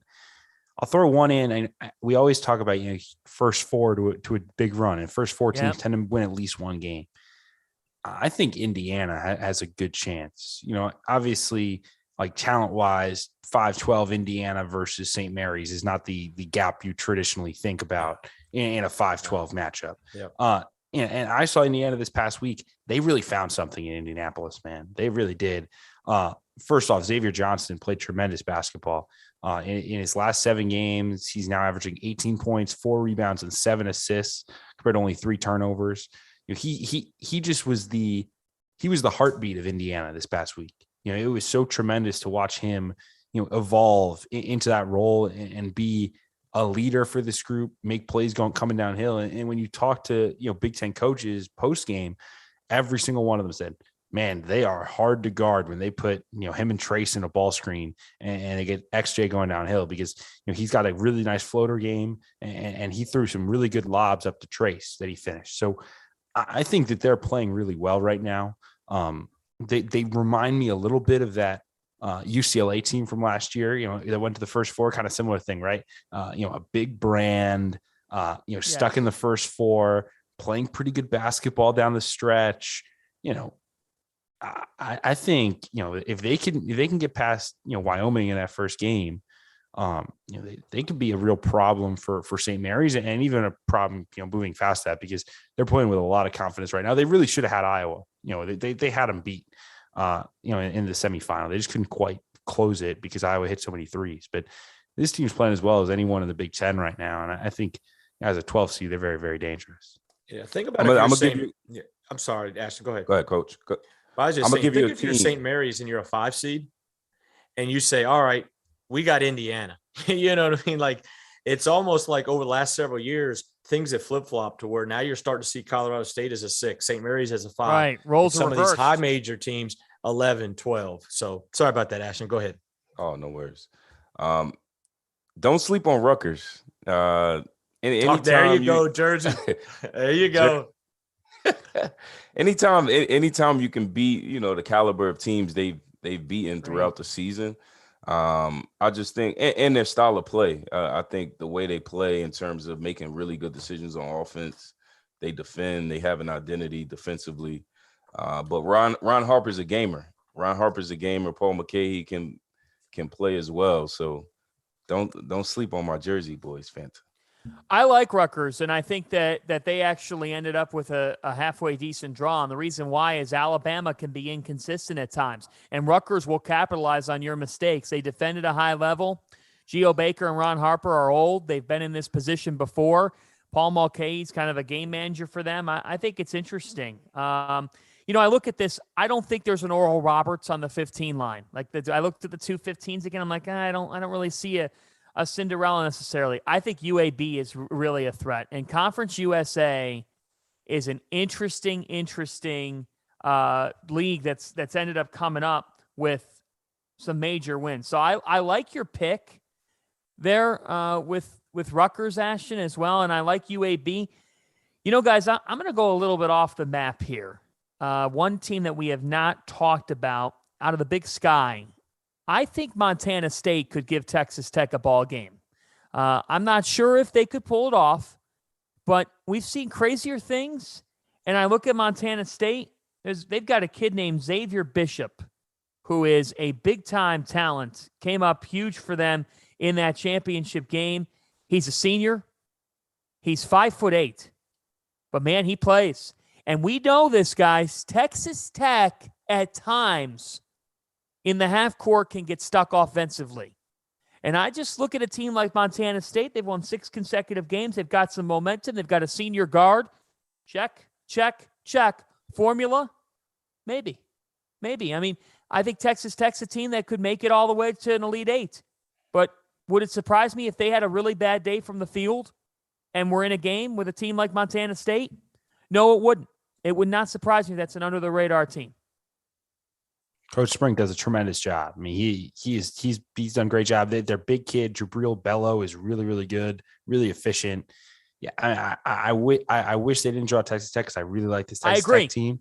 Agreed. But man, I mean, that is the one team you look at on the 14 line that you say, holy cow, like that is a heck of a ball club. The other one team I'll point out, and I'm so upset about the draw for them because I think the committee did them a huge disservice.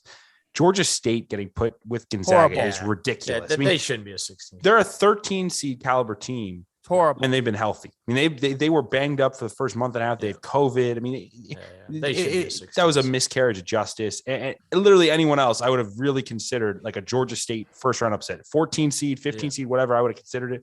Gonzaga.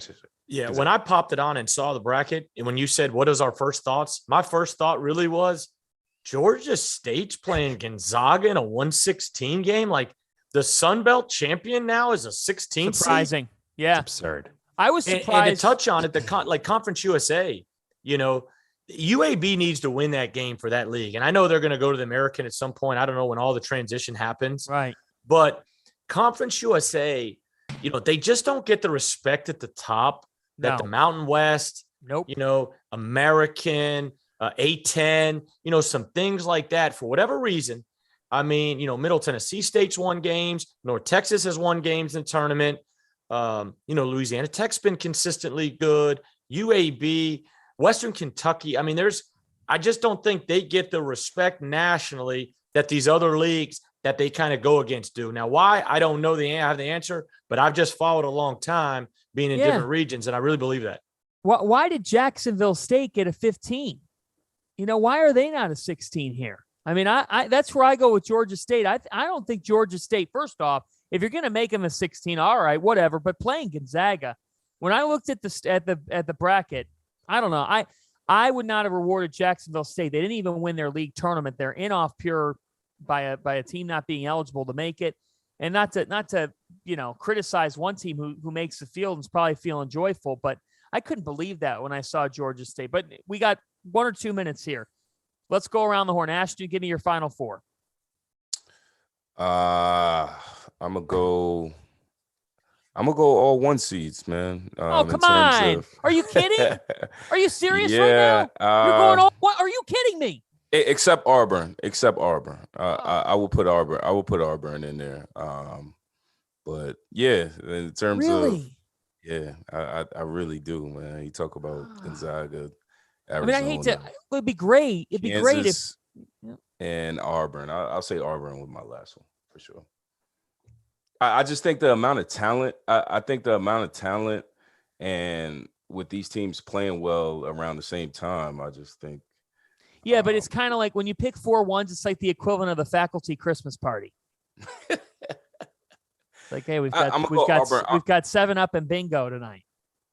I'm gonna go Auburn in my last. All right, we got to wrap. Coach Prohm, give me your final four. Go. I wish I could say in spades, like, them and a possible. Right, Hey, how right. many? I know you can't do it though. Gonzaga, Arizona, Kansas, and Kentucky. Gonzaga, Arizona, Iowa, and Kentucky. Wow. Gonzaga. The Hawkeyes. Hawkeyes, baby. Gonzaga, Tennessee, Really? Wisconsin, Kentucky. Badgers, baby. Wow. Two SEC teams in my final four. I'm going all in on the Southeastern Conference. Hopefully I don't end up losing out with the conference that just means more there. I'm going off the map. You have to. I don't trust Arizona when we get down to a regional semifinal, a regional final. I think they turn the ball over too much. So I don't know if I trust them deeper in the tournament, and I love the way Tennessee's playing right now. I think Villanova, Tennessee, the winner of that game is going to make the Final Four. That does it for Coach Prohm, Ashton, and Kevin Sweeney. I'm John Fanta. Thank you for taking the time with us over the last hour. Now we toss it to some of the best rising stars in college basketball media with what should be a very entertaining hour.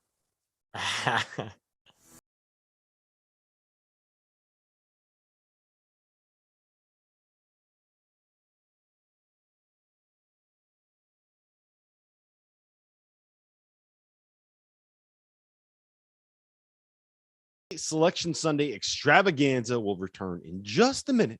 While we wait, let me tell you guys about our partners over at bracketfanatics.com, the single best website on the internet for you to use to host an NCAA tournament pool for you, for your friends, for your coworkers, and for anyone else that is willing to dive headlong into the madness with you. Why? Well, Bracket Fanatics provides a bracket experience unlike any other. How? Bracket Fanatics is similar to Yahoo and ESPN in the sense that you can invite friends, make picks, and watch those picks go up in flames as the tournament moves along. But what sets Bracket Fanatics apart from the field is that they eliminate the single hardest part of running a pool, the payouts. Everyone that joins your pool must pay an entry fee on the site. Once the tournament ends, Bracket Fanatics will handle the payouts for you based on whatever parameters it is that you set. You don't have to worry about chasing down someone like a Jeff Goodman who loves to try and avoid paying his buy-in, whether it's fantasy football, whether it's NCAA tournaments, whatever it is. Jeff will try to duck out. Bracket Fanatics eliminates that problem. And you can also make side bets all tournament long. Who doesn't love a good side bet? Your bracket may be busted, but I promise you can make it all back once John Fanta's ego starts to get a little bit too big for his britches after he has a great first day of the tournament. So head on over to bracketfanatics.com, join the Field of 68's bracket group. The link is in the description below, or use the code FIELD once you sign up. It is free to enter and it's free to host your own pool. So sign up today. I don't know why you wouldn't. And while I got you here, let's talk a little bit about Bet Rivers Sportsbook. If you haven't signed up yet, Bet Rivers is the place to go. It is the middle of March Madness, the single greatest week in the history of weeks to bet on sports. Bet Rivers is offering a $250 match bonus for your first deposit. But what sets Bet Rivers apart from all those other books is that they require just one playthrough to turn your bonus into cash money. With their new Rush Pay instant approval, withdrawing your winnings is safer, it's more secure, and it is more reliable. I know, I use them. Bet Rivers is also running a promotion all week long where you can earn as much as $10,000 in bonus prize money. Here is how it works. There are 10 tasks that you need to complete throughout the tournament. For the first weekend, 3 the second weekend, and 3 on Final Four weekend. To complete a task, all you need to do is place a $25 wager or $25 or more on various NCAA tournament bet types. For example, in the first weekend, these are the 4 things that you need to do. Place a bet of $25 or more on a 12 seed to upset a 5 seed, a 5-leg parlay, a future on any team to win the NCAA tournament, and win just one single bet on a first round game to advance to the second weekend. Easy enough, right? So with the NCAA tournament kicking off in just 3 days, Get in on the action by going to betrivers.com today or by downloading the BetRivers iOS app. You must be 21 years or older. Gambling problem? Call 1-800-GAMBLER. Now, let's get back to that Selection Sunday extravaganza.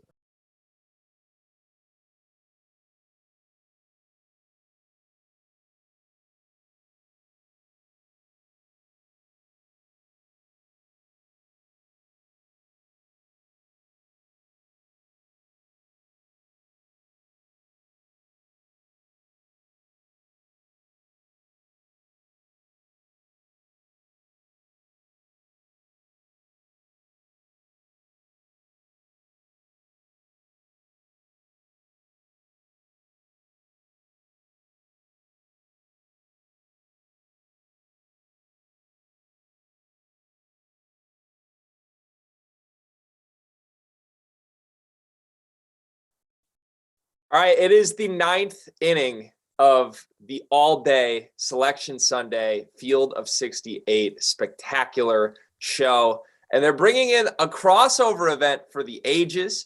We've got Sleepers Media, myself, my co-host Carter Elliott. We've got All Facts Media, Ace Robinson. And we've got Heat Check, Eli Betger.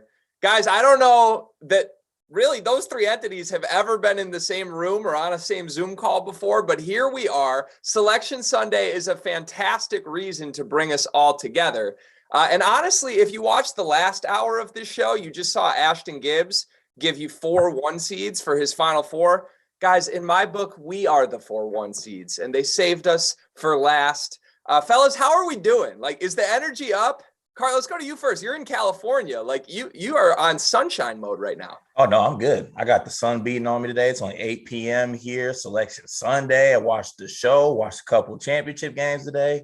I mean, you just can't beat it. The madness is just starting for me, so I'm in a great mood. Eli, how you feeling? I'm good. It's good to hear that Carter's been on the West Coast. I know that Goodman was out in my neck of the woods lately, and I always feel like I have to put on for the Pacific time zone folks. So I'm glad I get a little bit more representation in that. So this is good. Ace, I know you probably got a fine glass of bubbly poured right now. Maybe kick back, had a nice warm bath before this. You feeling good?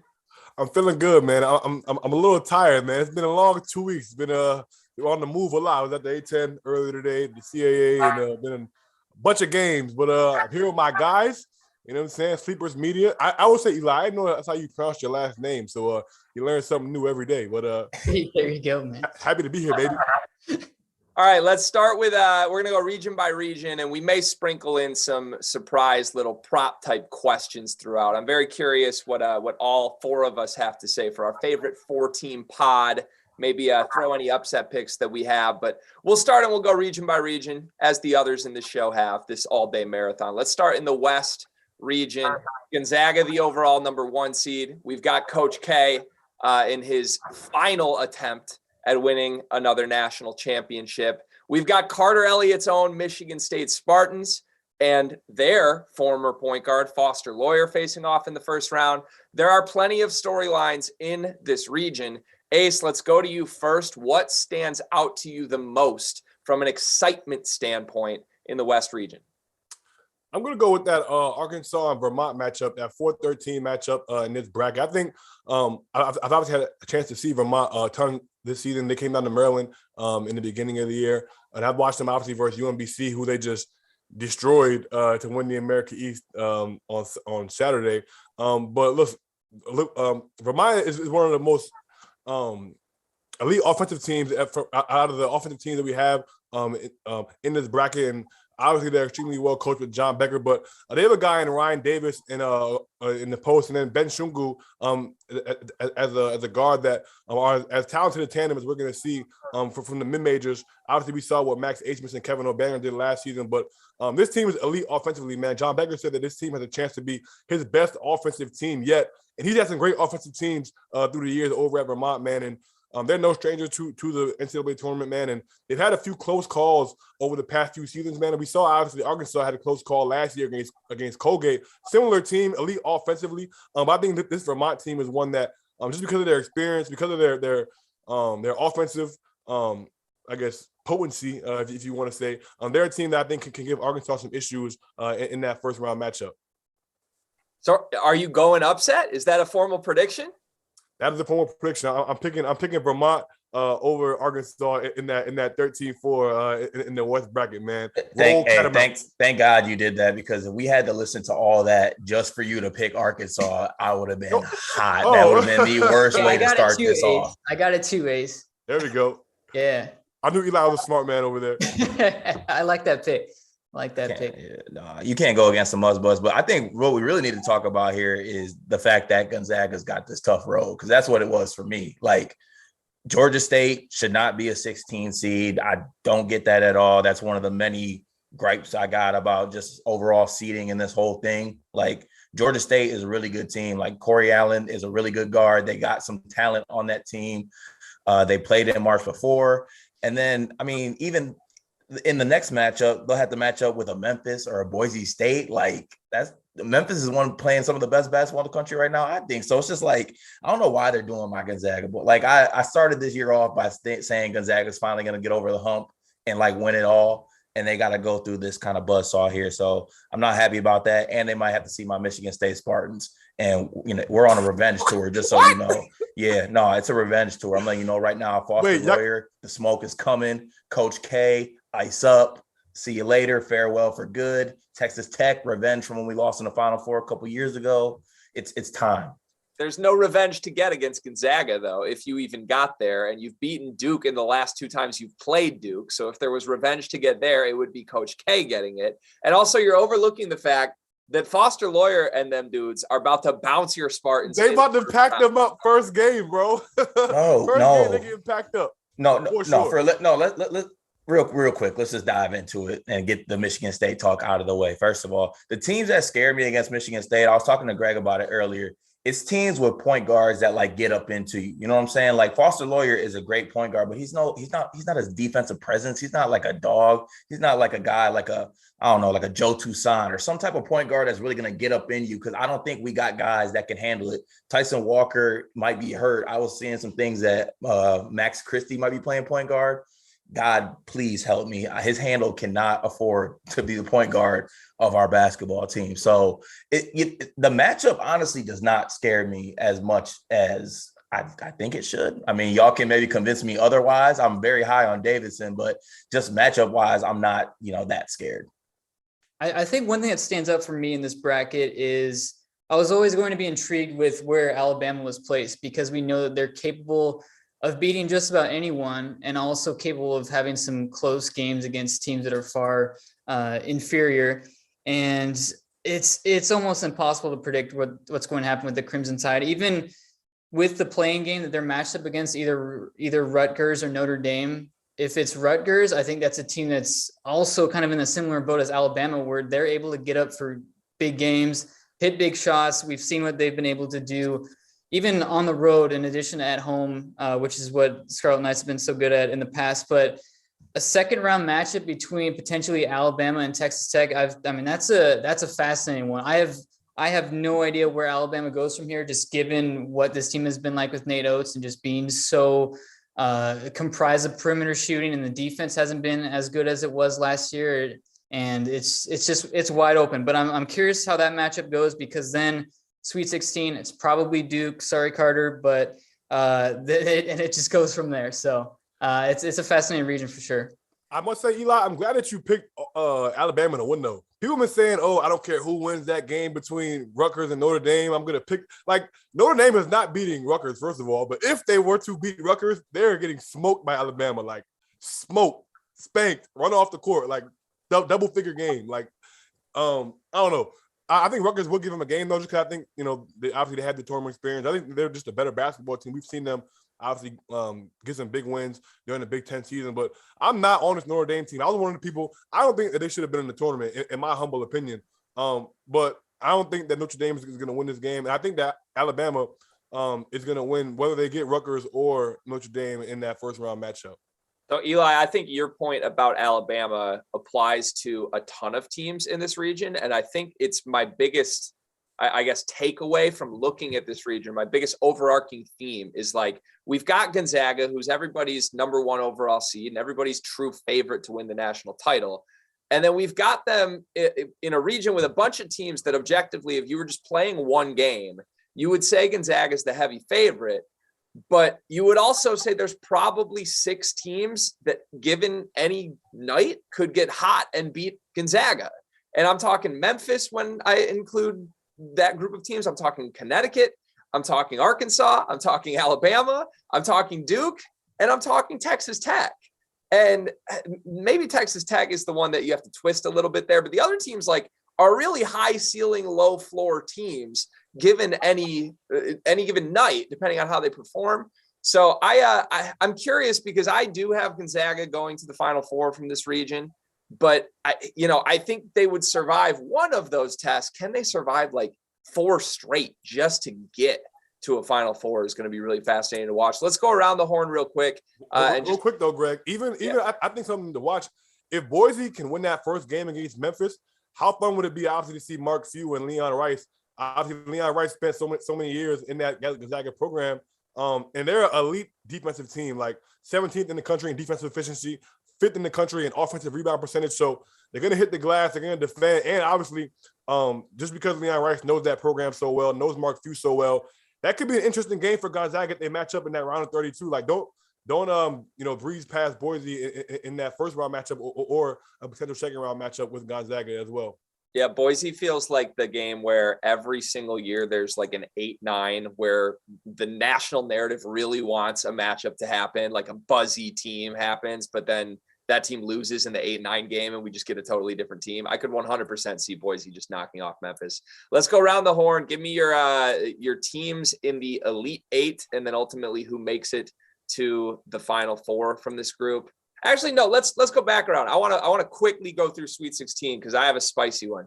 I have Gonzaga beating Arkansas, and then I have Texas Tech beating Davidson in my Sweet 16. Yes, I have Davidson knocking off Duke, and then I have Gonzaga beating Texas Tech to go to the Final Four. Cart, we'll go to you next. All right. Of course, you had to put Davidson in there. All right, I got Gonzaga versus UConn in the Sweet 16, and that's not just because Dauster's going to give me shit for it. I kind of do believe that this team's got a run in them.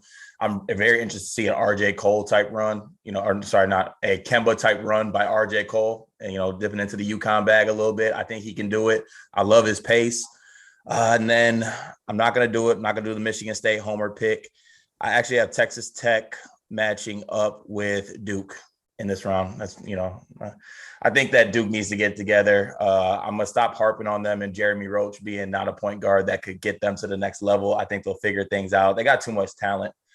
So I'm going to go ahead and go with that for my Sweet 16, as much as it kills me. I still love you, Sparty. Eli, what do you got? Yeah, I've got the same as Cart here. I think with Vermont beating Arkansas in the first round is one that I have locked in. I think that opens the door for a UConn team that have been kind of hot and cold with through this season. And I wouldn't be shocked if UConn gives Gonzaga a good game in the Sweet 16. I would not be shocked at all by that. I think that is going to be a very legitimate test for Gonzaga. But I think kind of, as you said, Greg, with a region that has so many kind of peaks and troughs with a lot of these teams, I'm just going to go with my gut and say Gonzaga comes out of this region. I think they match up pretty well against a team like Duke or Texas Tech. I think those are the teams that I have in my Sweet 16. I think Texas Tech and Duke is another challenging matchup. But again, with some of these teams in this region, I think it could come down to guard play and what you get out of those types of teams. And Texas Tech and Duke, I don't know if they have the traditional guard that's going to get you into the Final Four. I think Gonzaga more so fits that status quo, and that's why I'm rolling with Gonzaga over Duke in the Elite 8 to get to the Final Four. Ace? Yeah, I'm agreeing with Eli and Carter. My Sweet 16 picks in this bracket are the same: Gonzaga and UConn and Texas Tech and Duke. And I agree with Eli. Obviously, I had the UConn Vermont in the round of 32. And then I think UConn's front line is going to be something that is going to be something that Gonzaga can have to deal with, obviously, with Sanogo, with Isaiah Whaley, Andre Jackson, and Tyrese Martin. Those 4 guys. The thing with UConn that concerns me is that they don't really have that second ball handler. Obviously, last year you had Cole with Bouknight. This year, I don't really know who that second guard is. Tyrese Martin is more of a I won't call him a 3-and-D guy, but he's somebody that's going to do more of your catch and shooting, maybe 1-2 dribble, straight line drive, defend, rebound. But in the tournament, obviously, we know that great guards are what usually gets you deep into the tournament. So I think that's where it would stop when they play Gonzaga. But I definitely think that just because of their physicality, because they're going to be able to pound you on the glass and defend, they're their team that could give Gonzaga a fight in Sweet 16. Hey, hold on. If it's based off great guard play, then we're not getting a good tournament this year because there's no great guards in college basketball. And You're not wrong. You're not wrong.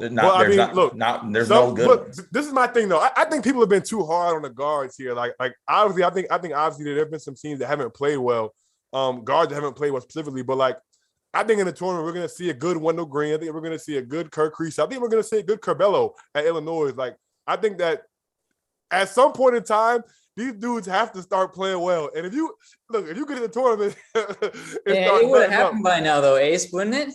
You said what? It would have happened by now, though, wouldn't it?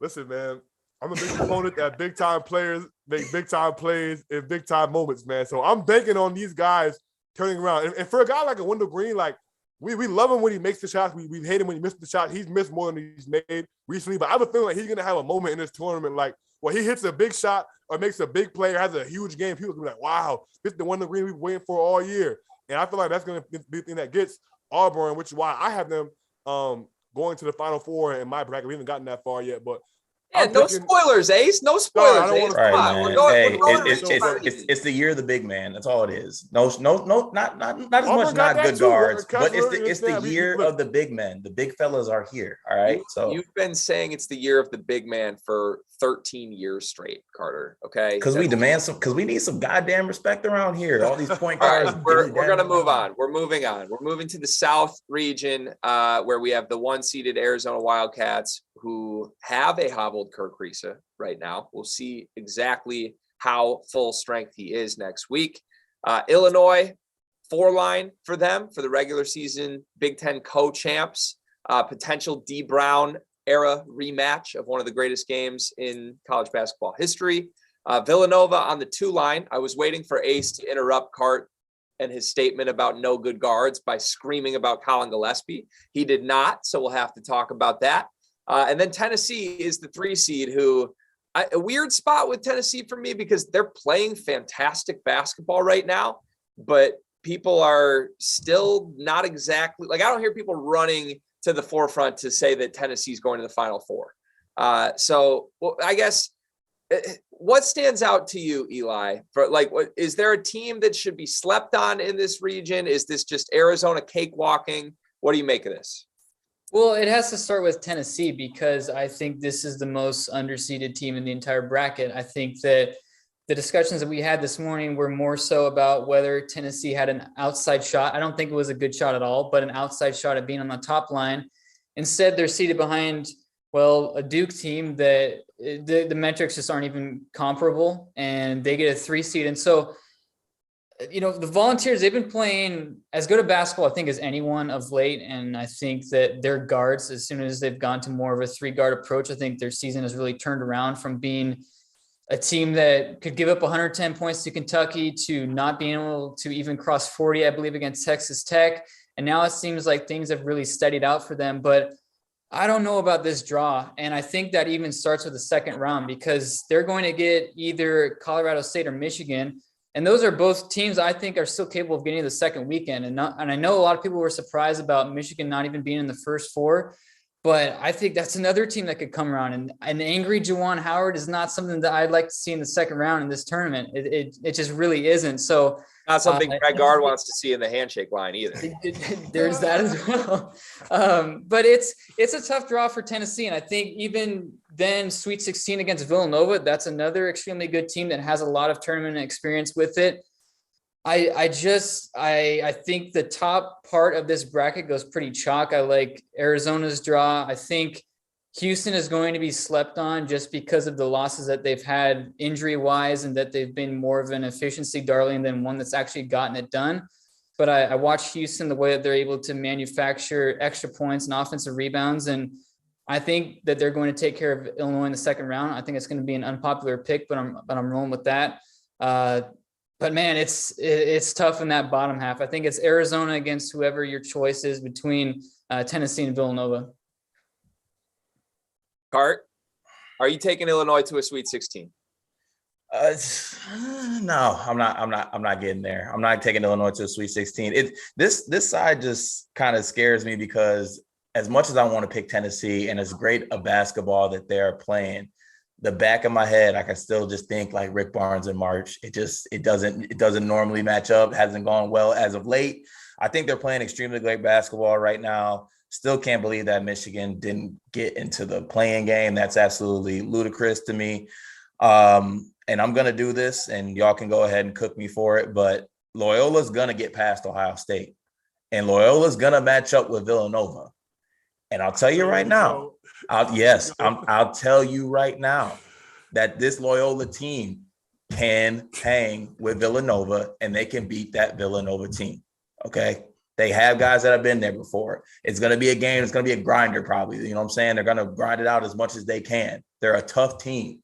You know, Drew, up-and-coming coach, showing some great things. This could be the signature, beating Jay Wright in the tournament. Like that just takes it to a whole nother level. I think this Loyola team has the talent to do it, and nothing would make me happier than to see Braden Norris pack up Colin Gillespie. I'll tell you that right now. We'll have to see about that card. I'm going to surprise you when we get to my picks in the Elite Eight and on here. I've been with you for much of the season as an anti-Villanova antagonist, but I've kind of come around. The Big East tournament champs have been playing pretty good ball lately. They survived against Creighton. Gillespie hit 2 massive shots late in that game. I agree with you. I'm in on Loyola over Ohio State. I'm disappointed that it's Loyola because I wanted to pick Ohio State losing to a worse team than Loyola just to prove that I really don't believe in Ohio State. And I've been screaming that for a month, but like Loyola, I think is going to open up as the favorite in this game as they should. And I think they take care of business. I have Illinois losing in the first round to Chattanooga. Greg. Part of this is the mental block, but also part of this is that Kofi Coburn's going to go up against someone his own size. Yes, sir. Game. And look, fellas, I was at the Big Ten tournament this weekend, and I went into this thinking, I was questioning how much motivation Illinois would have in this tournament. They just cut down the nets in the regular season. Sometimes as the 1 seed, you don't show up for the conference tournament. You just want to be healthy, whatever. But like Illinois was intending to play through Andre Curbelo for that entire game. And that's not something they've done at their best this season. They played through Trent Frazier and Alfonso Plummer in the backcourt around Kofi Coburn. And that is a much more successful formula. I don't understand why they were insisting on running everything through Curbelo. Jacob Grandison was out. Maybe that's part of it, but maybe Curbelo just can't even be on the floor and not be the primary focal point. I think it's a recipe for disaster for this team, a program that has had chance after chance after chance in March to break through to the second weekend, hasn't done it. I think they had to have been hoping they went up against a team that didn't have answers inside. And to me, Chattanooga does. So that's my upset pick in this region. Ace, you're nodding like you like that. No, that's what I was gonna say, man. I love Chattanooga, man. Like you mentioned, obviously Silvio the Sousa started his career at Kansas. Kofi's not bullying him. Like he's not gonna be all that bully ball stuff is not going on versus the Sousa, man. And obviously they have great guards, man. David John Baptiste, who probably the shot of this whole week in college basketball. I don't know if I've seen a shot that was more Cinderella-esque than that shot he hit to win the SoCon championship against Furman, man. And him and Malachi Smith are probably, I don't say the best backcourt because I love Trent Frazier. But bad Curbelo, it almost cancels out Trent Frazier in that game. And John Baptiste and Malachi Smith, man, are outstanding players. Also, you have my guy Josh Hyani. I'm going to give him a shout-out. I grew up playing AAU with him, and he's backing up the Susan, man. He started his career at St. Bonaventure. Big, 6'9", strong in the post, man. So, again, man, Chattanooga is a team that they have size down low. They have good guard play. And they're a team that I think is going to be dangerous, man. The one thing that I will say is conversely, Chattanooga kind of won a lot of their games because they were able to out-talent, outsize, out-physical teams, and they're not going to be able to out-physical or out-tough Illinois because they're obviously just as big and just as strong and just as physical. So I think it's gonna come down to the 3-point shooting, man, and whoever makes the most shots. And Chattanooga is a team who can do it, but Illinois is also, we know, can make shots to the high level as well. So it comes down to Curbelo, man. If we get good Curbelo, then Illinois Not is going to getting the Final good Four. I was just gonna say, if it's coming down to Curbelo, then go ahead and pick Chattanooga. But also, I think you need to look up the rosters, because I think you need to put some respect on my dog Kofi. Kofi is like 7 feet 290. What is Sosa? What's the Sosa? Like 6'8", maybe 250. Like it's not like he's just a mammoth. I mean, he's a big dude. Don't pronounce his name as if he's like a new nickname for Chief Keef. Okay, it's Silvio De Sousa, is it not? Sorry, my fault, Greg. God damn, man. Just let me rock. Anyway, you know the point I'm saying. I'm not gonna fall for it. I'm not pulling the trigger on Illinois losing this game. They're gonna get past this game. I think it's gonna be a darling pick. I think a lot of people are gonna pick Illinois to lose, but this team still has enough. Like, they'll get it done. I'll add this as well about this region. We talked so much last year with the entire tournament being in Indianapolis in the Big Ten's own backyard and the lapses that this conference had. And they've got 9 teams in again this season or for this season. I think the entire respect or just the overall talk about the Big Ten is going to either be made or broken in this region, because I think each of these 3 Big Ten teams, with Illinois playing Chattanooga, with Ohio State playing Loyola Chicago, and with Michigan taking on Colorado State, I think each of those 3 teams could legitimately lose in the first round. And I think each of those 3 teams could legitimately get to the Sweet 16. So you've got about 6 wins that are in the balance for the entire conference in this one region alone. And I think there's a lot that's hanging on this region, and the matchups, as you guys mentioned, there's a lot of questionable matches for this conference. I don't think the Big Ten got a great draw overall, and I think this region is one of the reasons why. Yeah, my overarching thing with this region is that you go across the top 4 seeds: Arizona, Villanova, Tennessee, Illinois. I think there are glaring reasons why I personally would say this team can't win a national championship, or this team can't make a Final Four. Like, I'm looking for reasons to not pick any of these 4 teams. Arizona, all season long, I've said Kirk Risa can't lead a team to the Final Four. I know I'm in the minority on that, and now he's hurt. I'm with you. So we'll see. Arizona was impressive last night, though, bro. They look great. Other guys were impressive. Other guys are stepping up. So honestly, maybe my take still stands, even if they do make a Final Four. Maybe it was Kirk Risa going down that maybe things look good. I don't know. Villanova, though, like, we've doubted this roster all season long. I don't think they're that talented. I question their internal presence, especially defensively. Tennessee, Rick Barnes, 2 words, that simple. And Illinois, 1 Sweet 16 since 2004. Like, I don't want to pick any of these 4 teams to make a Final Four. And yet we kind of have to, unless you're going to go totally off the radar. I'm going to give you guys one thing that is totally off the radar. I have Seton Hall beating Arizona. Second round. G, we're here. We're here. We're here. I'm all in. I've wanted the Pirates all season long. Without Bryce Aiken? I've been on this bandwagon all season long. I said, unless they run into Kentucky or Gonzaga, I'm picking these guys to make a run. I think they're tough as hell. I think they guard. I think Jared Rhoden has a clutch March moment in him. I think they have advantages in the backcourt against this Arizona team. And I think they're strong enough and physical enough in the front court to not get bullied off the floor by Koloko and Tubelis. So I have Seton Hall upsetting Arizona. I have Seton Hall, folks, in the Elite 8 of this region against Villanova in a Big East battle, where I ultimately have Villanova beating Seton Hall, which I feel really gross about, but that's my matchup. Let's go around the horn. Cart, you were nodding. Do you also have Seton Hall beating Arizona? You are damn skippy. I got them beating Arizona, and it would be even easier if Bryce Aiken and Kadari Richmond were fully healthy. I mean, I know we're not getting Bryce Aiken back, but if Kadari Richmond didn't have that thumb issue, it would be even easier that he would pack Kirk Risa up. I'm telling you that right now. I'm not buying into it, especially because I can. Though. Like, if it was a 5th, we'd all be drunk. They're not healthy. Okay. All right. Relax, bro. We're going to get to you. That's why we go around in a circle. So let me speak real quick here. All right. Especially if Kirk Risa tries to play this game on that bum ankle. First of all, he tries to do too much in general, right? Especially if he tries to do too much when he's hurt, it's going to look even worse. It's going to end up hurting his team by him not just, sucking it up and saying that he can't play to his full ability. All right. So, like I said, Arizona's not going to make it there. So you want Sweet 16, right, G? Yeah, give us from Sweet 16 down to who makes Final Four. All right. I got Seton Hall matching up with Houston. And then I have Tennessee matching up with Loyola. And then in my Elite Eight, I have Loyola Chicago matching up with Seton Hall. The 8 seed versus the 10 seed. Who do you have making the Final Four? Did I write that right? Oh, my fault. Sorry about that. I have Seton Hall making a Final Four. Wow. I'm telling you, we're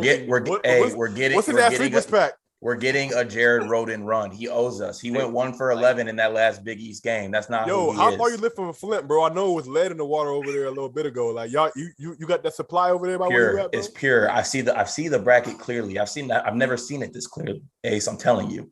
Ace, give him the cheat sheet. What's the Sweet 16 on in your bracket? I can't believe he just said that. Oh man, 316 in my bracket. I got in this bracket. I'm going chalk. I got Arizona, Illinois. I got Tennessee, Villanova. I have Villanova beating Tennessee again. I have Arizona beating Illinois again. I have Gonzaga and UConn with Gonzaga advancing, and I have Texas Tech and Duke. Wait, stay in the South, Ace. We're in the South. Okay. My bad. All right. So Arizona, Illinois. I got Arizona. Arizona and Villanova is an interesting game because I think the thing that Villanova can do that a lot of teams haven't been able to do against Arizona is that if you can bring Koloko away from the basket and kind of get him in some switches. Obviously, he's very athletic and he can guard guards, but like I think Villanova is good at kind of exploiting certain matchups. Like they're going to post Gillespie, and if we get Gillespie versus Kirk Kriisa, you know who I'm rocking with. You know I'm rocking with Gillespie in that matchup. But Justin Moore, Brandon Slater, Jermaine Samuels, if he can get healthy. I trust the culture. I trust Jay Wright more than anything. With all that being said, I think the one thing that Villanova doesn't have this year that they had in past years is depth. Like if you look back at those teams that won championships, they could go 8, 9 deep, 10 deep even. They've had 5, 6 guys that average double figures, 4 or 5 NBA guys, like Josh Hart, DiVincenzo, Jalen Brunson, Archie Giacono. The list goes on and on, honestly. But this year they're not deep. So I think the one thing that Arizona can do is that they're going to be able to kind of wear them down throughout the course of the game. I think Arizona is going to get past. I think it'll be a great game, but I think I would pick Arizona in a close game to beat Villanova and get to the Final Four in that bracket. All right, Eli, we saved the best for last year because we all went pretty irrational other than Ace here. But Ace went chalk, so that's almost as irrational as going irrational. What do you have? Well, I'm still reeling from the Seton Hall love that just sprung out of nowhere. So I'm still gathering myself from that. I've got Arizona beating Houston. I think Houston still slept on overall. I think that they're limited. Their ceiling is limited without Marcus Sasser. But I've got Arizona to the Elite Eight. And as I said, the bottom bracket is tough because I still think that Michigan or Ohio State, I know Ohio State's not liked right now. They've lost 4 or 5. But the way that Malachi Branham has been playing of late, I think he can take over particular games. I think the health of Kyle Young is pretty important here. I'm not sure of his status right now. But I do think that the monkey comes off the back of Rick Barnes. I think Tennessee is going to come out of this region. I think this team is really good. They're playing excellent basketball. I've been so skeptical of this team throughout the season because of their ups and downs, but at this point, I've watched them enough of late, and it just seems like a team that is hitting their strides at the right time. I think Tennessee is going to beat Arizona in the Elite Eight and get to the Final Four. Wow. Respect to you. I haven't heard a lot of Vols love on any channel yet so far. So, Eli, credit to you. And you're honestly consistently smarter than everyone else at this stuff. So you might have me reconsidering my bracket and the Vols. Carter, as we move to the East region here, I just want you to know, the only team we didn't talk in depth about from that region was the Michigan Wolverines. Are you proud of me, my friend? I am proud. There's nothing to talk about with that team. Like, yeah, we'll see. We'll save that for our own episode on the side here. Let's move to the East. Baylor, the 1 seed, Kentucky, the 2 seed, although I feel like everyone and their mamas have Kentucky as the favorite in this region. Purdue is the 3 seed, UCLA is the 4. Bunch of teams that sort of had their time in the spotlight this season at a certain point. Purdue was number 1 overall in the country. Kentucky, I don't know that they ever got all the way up to number one. Maybe they didn't. I'm forgetting it, but they've been in that top 4 consistently all season. UCLA preseason, a favorite to win the national title from a lot of folks. Baylor was the number 1 team in the country at a certain point this season. And then all those teams sort of fell out of favor for various reasons. Baylor got the injury bug. People realize Purdue doesn't guard anybody, let alone the local YMCA in whatever city in Indiana that they're in. Kentucky, like Kellen Grady's in a massive slump right now. I know that because I personally went to Bet Rivers and sprinkled his points prop this weekend. That didn't go well for me. And UCLA, who knows? Do they care about basketball? Honestly, I'm not sure. Like they just seem like they're mentally checked out of a lot of games. What do you guys make of this region? Is Kentucky the overwhelming favorite? Like I think they are. Carter, let's go to you first on this one. Yeah, I honestly, this lined up great for Kentucky. I think they're just like kind of the class of this air, all the teams in here. I mean, I could see all these teams. I mean, Texas at the 6, Purdue, we don't really know what we're going to get with that team. So talented, but just hasn't seemed to kind of put it together, kind of stumbling down the stretch. I was really hoping that Purdue would make a run and actually win the Big Ten title. I thought that would have made me feel a little bit more confident in them in March. I didn't really like the things that I saw from them in the Big Ten tournament. I think that Kentucky is honestly going to cakewalk to the Final Four. I really don't see much resistance, to be honest. Murray State, little resistance? Anybody? Ace? Murray State's good, but I just think that the class in that game will just, Murray State's good. Credit to them with a great season, but also Kentucky's Kentucky. Ace, what do you think? I agree. I mean, I like Kentucky to beat Murray State. I think Murray's going to make it a lot better of a game than people expect. I mean, people forget that we started against Auburn early in the year, man. They gave Auburn a good run for their money for the first 25, 26, 30 minutes of that basketball game, and then Auburn kind of ran away with it in the last 12 or so minutes of that basketball game. But Murray's a great basketball team, and I think they're going to have a lot of success until they run to Kentucky. But I have some unpopular opinions from the top half of this bracket, man. I think Marquette's going to beat Carolina in that first game. I think Marquette is going to beat Baylor in the round of 32. And I think that UCLA is going to advance to the Sweet 16, and we're going to get a UCLA-Marquette Sweet 16 matchup. I'm really liking this UCLA team right now. I know they lost to Arizona, but that was a game where they shot 5 of 22 from the three-point line, so I'm not really too worried about them going forward. I think one key stat was they only turned the ball over 7 times against Arizona, man. So I think guard play for them. We mentioned all the bad guards in this NCAA tournament, man. But UCLA is not one of those teams that has to worry about that. Tiger Campbell is awesome. Then you got Jules Bernard as well. We know Johnny Juzang and Jaime Jaquez, what they can do in March. We saw them go on that run last year. So I'm buying the UCLA stock right now. But I really love Marquette, man. We talked about in the beginning of the year what they were able to do the non-conference, and then in the beginning of the Big East where they swept Villanova, the only team to sweep Villanova this year in the Big East. But I'm buying Shaka, man. I'm buying Shaka at Marquette. I'm buying Daryl Morcell, the defensive player of the year from the Big Ten and transferred to Marquette. And that dude is a winner, man. Obviously, you saw what he's able to do in 4 years at Maryland and how he's been able to transform that team this season. I love Tyler Kolek handling the ball for them. Justin Lewis, obviously, is a star as well, man. But something about Shaka Smart in March, obviously, he's gone from Texas now. Marquette is tough.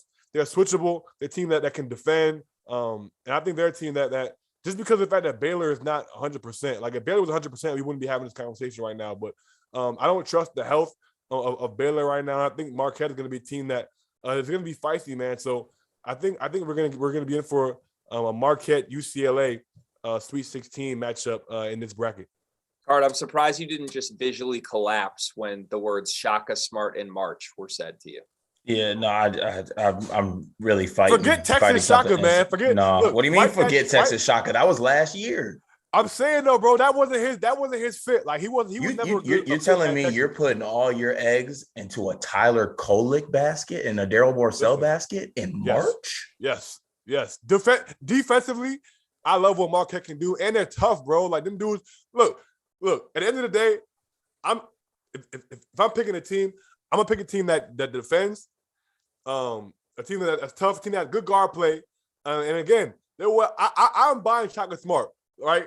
Like we saw what he did at Texas, man. But let's talk about what he did at VCU too, man. Don't leave that one out, man. Don't leave VCU Shaka out of the equation here. I mean, shit. God, we're just going back decades now. Like, come on, man. Like, you talk about guard play. The guard play is not there, bro. The guard play is not. It's more about Baylor than it is about Marquette. They're not healthy. All right, and I think, like, if Baylor was 100% healthy, we wouldn't be having this conversation. But I think, like we've seen Shaka as an underdog performs way better than Shaka when his team is favored, man. So. Obviously, they're gonna be underdogs in that matchup against Baylor. I think that there's something about kind of that narrative of Shaka as an underdog that I'm in love with right now. Yeah, I'm not picking any coach that wears a 3XL long sleeve under their 4XL polo when they're only 150 pounds. Yeah. So never trust a man who willingly shaves their head for years. And like that just can't happen. That's not a smart move. Are we talking only coaches? Because like Michael Jordan, was best basketball player of all time. You know what I mean? Can you really? Again, there's a lot of trust issues with Michael Jordan. How you go from bald to a fade in like 6 months? Like that means that he made a choice that he wanted to be bald. So Baylor is the team to me. Like I originally had North Carolina beating Baylor, and then I watched 2 sessions of this show, and everybody had either North Carolina or Marquette beating Baylor. So like I flipped around on this. I think Baylor's good. Like we know they're good. I know they're hurt, but they're still good. They're still Baylor. This is Scott Drew we're talking about. I think that they're going to be fine. And honestly, I don't think North Carolina or Marquette are that good. So I do have Baylor meeting up with UCLA. I do have UCLA beating them. That's still a bet on Johnny Juzang. I can't shake the images of last year and how good he was. Eli, we have not even let you get a word in edgewise. I think a lot of people bet on that happening prior to the show. So let's make sure you get the microphone here. What do you have in the East region? Well, it's a fascinating one for me because a lot of these teams are seated lower than what their advanced metrics would suggest. I'm looking at Virginia Tech. They're 23rd in KenPom. They're an 11 seed. They should be in the 40s if we're doing 4 per each seed. I'm looking at San Francisco. They're a 10 seed. They're 21st in KenPom. I'm looking at Texas. They are 15th in KenPom. They're a 6 seed. UCLA is the strongest 4 seed by a wide margin. Texas is 15th in KenPom. Texas? Yeah. Yes. What? Yes. And UCLA is a 4 seed. They're 8th in KenPom. So I think Kentucky comes out of this region, but I do not think this is going to be a cakewalk by any means. There are some really, really strong teams in this bracket. I think I'd like Baylor's odds if they were a little less banged up. I think they've kind of shown their wounds a little bit. I think UCLA is kind of the team to pick here. And the reason for that is because they've got a lot of dudes who have a lot of NCAA tournament experience. They played a pretty short bench last year. So, the guys like Jaime Jaquez, Tiger Campbell, Johnny Juzang, they know what it takes to get through this tournament. And I think they've got a pretty good draw too. I think St. Mary's as a 5 seed is probably where they belonged. But I still don't know if that's a team that's going to advance very far in this tournament. And I think whether it's Wyoming or Indiana, I think they've got a decent shot of beating St. Mary's. And then you're into the Sweet 16. So I think UCLA and Purdue honestly have pretty decent draws here. I've got Kentucky overall winning it, but it would not surprise me at all if UCLA makes this thing close and gets to the Final Four once again. Somebody earlier said has St. Mary's going like the Elite 8 or so. I forgot who it was, but I was like, I don't know. It was on one of these previous shows. I forgot. I can't remember who it was. I want to say it was T.O., but I could be wrong on that. That sounds wrong because last I checked, St. Mary's isn't in the ACC, and T.O. had like 9 ACC teams that didn't even make the tournament. T.O. had in his Elite 8. I just for the record, I have Virginia Tech beating Purdue. I really wanted to pick Purdue to lose in the first round. That was one of my agendas coming into this tournament. I just don't think Yale has the firepower. Purdue doesn't guard at all. Like it took Michigan State's offense to make Purdue's defense look good this week. I don't think there's a want to on that side of the ball. Jaden Ivey is so talented, but he's just not, in my opinion, as productive as he should be. And I could honestly feel that in person this week at the Big Ten tournament. So I have Virginia Tech in the Sweet 16 where they will lose to Kentucky. I have UCLA beating Baylor. I have Kentucky beating UCLA. Let's just quick rapid fire through yours so we can get to the last region. Ace, what do you got? Yeah, so I told you I had Marquette and UCLA in the Sweet 16. I have UCLA winning that game. I have Purdue, Kentucky. In the other bottom half of the bracket, I have Kentucky winning that one. I have Virginia Tech beating Texas, but then I had them losing to Purdue in round 32, Kentucky over Murray. And then I have Kentucky beating UCLA and get back to the Final Four in that bracket. This could be a clean sweep for Kentucky. Eli, what's your Sweet 16 on? Yeah, I have Baylor and UCLA. I have UCLA beating Baylor and also Kentucky getting past Purdue. But I do have San Francisco beating Murray State. I don't think it's popular, but I think that San Francisco can beat Murray State. Art? All right. That West Coast stuff right there. All right. So I got Baylor. Honestly, it's kind of the same as Ace. I got Baylor matching up with UCLA. I got UCLA winning that game. And then I had Purdue. Yes, I know it's not going to be a popular pick, but I got Purdue matching up with Kentucky beating Purdue, and then I got Kentucky beating UCLA. So just for the record, Ace and Eli both had that exact same Sweet 16 on, and Carter chose to say it's pretty similar to Ace, but not Eli. I'm just making notes here, Cart. Not exactly the most court awareness. West Coast thing. Yeah, I'm sorry. It is what it is. I'm trying my best. I promise I am. We all have UCLA making it to the Elite Eight, by the way. Kentucky over UCLA. That's interesting. All right, we've got 9 minutes left in the show, and then we're going to let our producer Dagan go to sleep. So we got to get through the Midwest quickly. Again, another region where I am just trying to scream at myself why these teams cannot make a Final Four. I don't like Kansas's point guard play or their center spot. Auburn is erratic, and as much as I've defended Wendell Green this year, I'm starting to lose my mind watching that team struggle in games against teams with way less talent than them. Wisconsin looks horrible right now, and if Johnny Davis is hurt, prayers to that team. I still want to believe in them, but he looked so bad in the Big Ten tournament this week. And then Providence and Iowa are my two darlings. Like, I'm ready to stand for both of those teams. I don't care what the metrics tell me. I love these teams, and they have to play before the Sweet 16. It kills me. So someone talked me off the ledge here. Ace, what's that face you're making? No, because Providence isn't going to play Iowa actually, because they're going to lose to South Dakota State actually in the first round.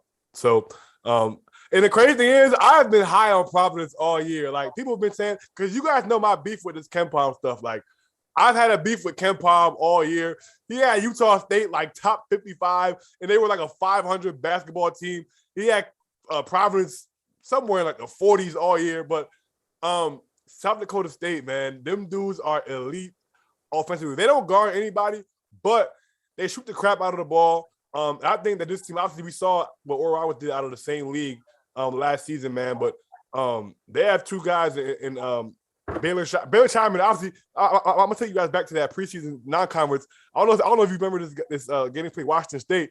Dude dropped. I don't even know who.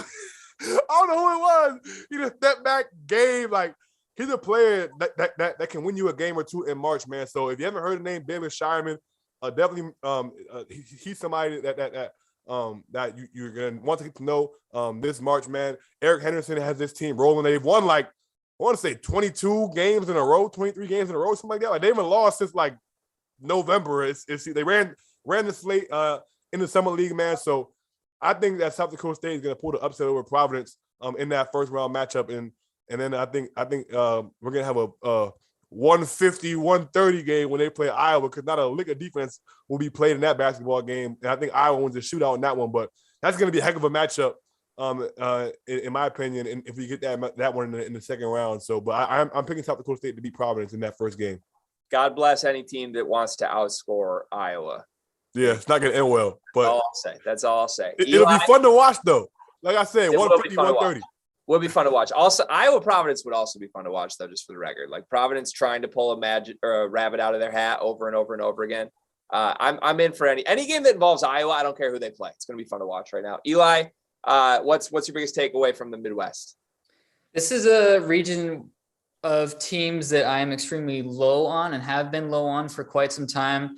I've made Fran McCaffrey has never been to the Sweet 16 in his life. Very well known. And I also have made well known that I think Providence and Wisconsin are going to be grossly overseeded, and they have the wins to back up what they've done this season. But I just don't think that they're great, consistent basketball teams. And I think that they've got tough matchups. Colgate is an extremely talented team that can shoot absolutely crazy. South Dakota State, it's the same exact thing with them. They're basically the same types of teams and their calibers of what they can do.